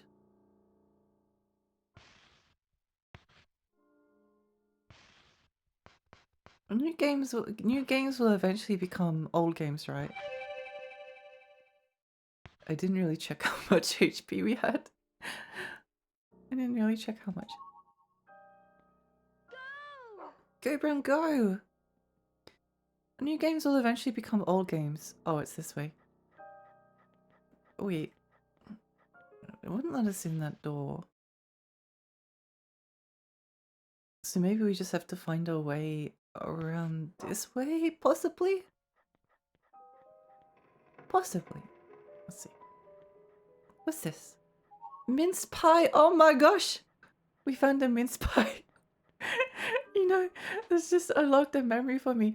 When I was really, really, really little and at school, I always I had friends at school, and they'd often like find food on the ground and then they'd just pick it up and eat it. And I was like, "Why are you doing that? It's dirty." And they would be like, "It's not dirty. It's still in the packet." So I was like, "Oh, okay. I see. Nerd emoji. That makes sense." Pushes up glasses. So one time I was walking back to the car with my mum, and I found like some food in a packet on the ground, um, and I was like, "Oh, mum, look, free food!" So I picked it up, and then she was horrified. She's like, "No, put it back down. Put it. What are you doing?" Hi, Rain. Hi, welcome, welcome, welcome.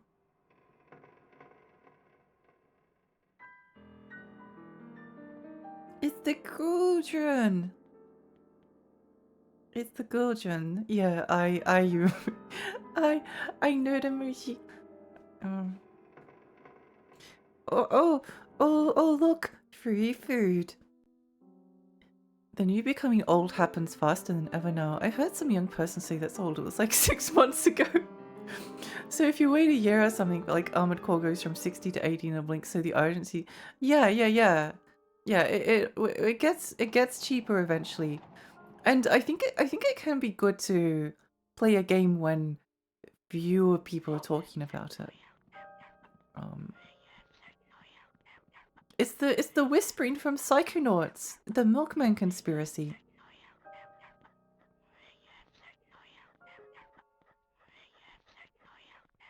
Why can't we pick up that knife? Is it? It's a bit too dangerous for Jennifer.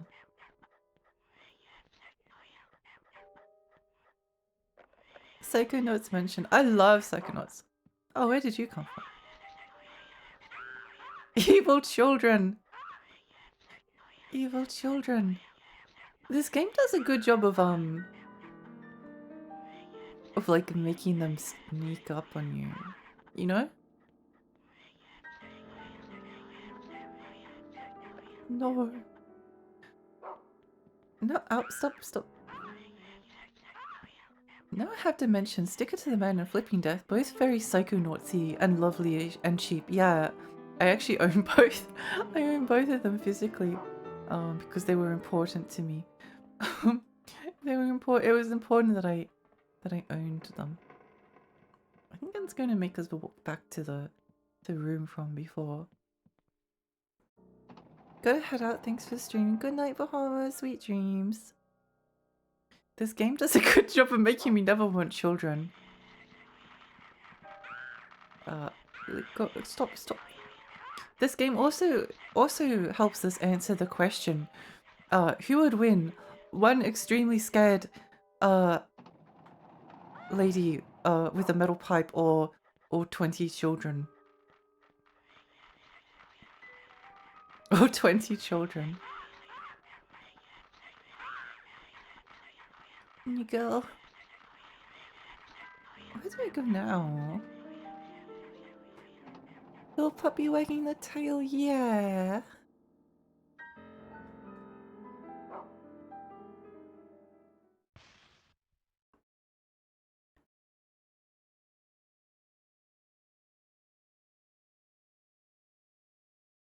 So we can't go that way.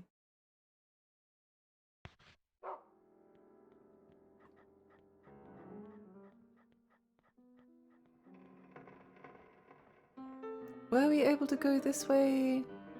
Oh, we were! Nice.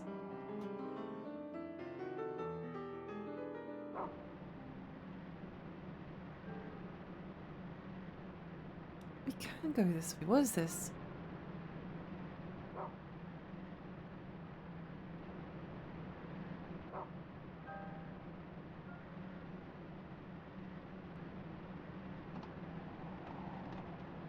Sewage treatment room. Oh my gosh. All good games must have a sewage treatment room.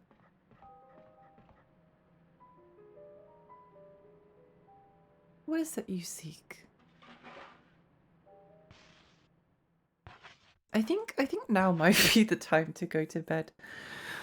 Now might be the time to go to bed because I'm actually finding it a little bit hard to think at times.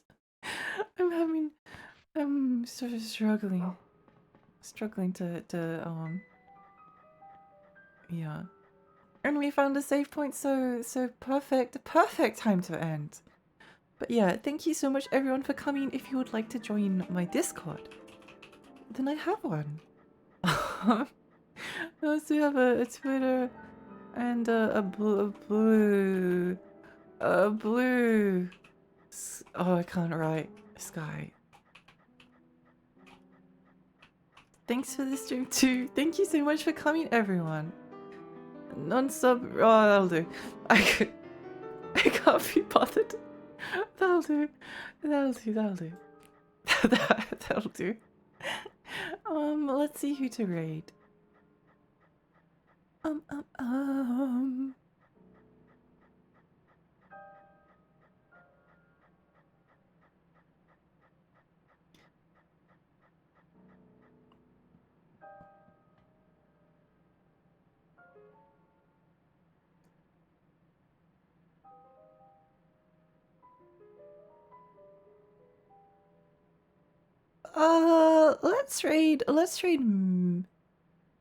Let's raid Misty, I think. Wait, hang on. Let me just blah blah blah blah. Yeah, yeah, let's raid Misty. They're playing the Patrick Star game. Yippee! Yippee! Nice meeting you. Nice meeting you too. Nice meeting you too. Yeah, no, I've definitely run out of energy. I apologize, but it has nearly been 6 hours, so you know, we try our best. We try our best. Yeah.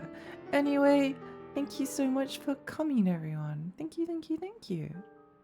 And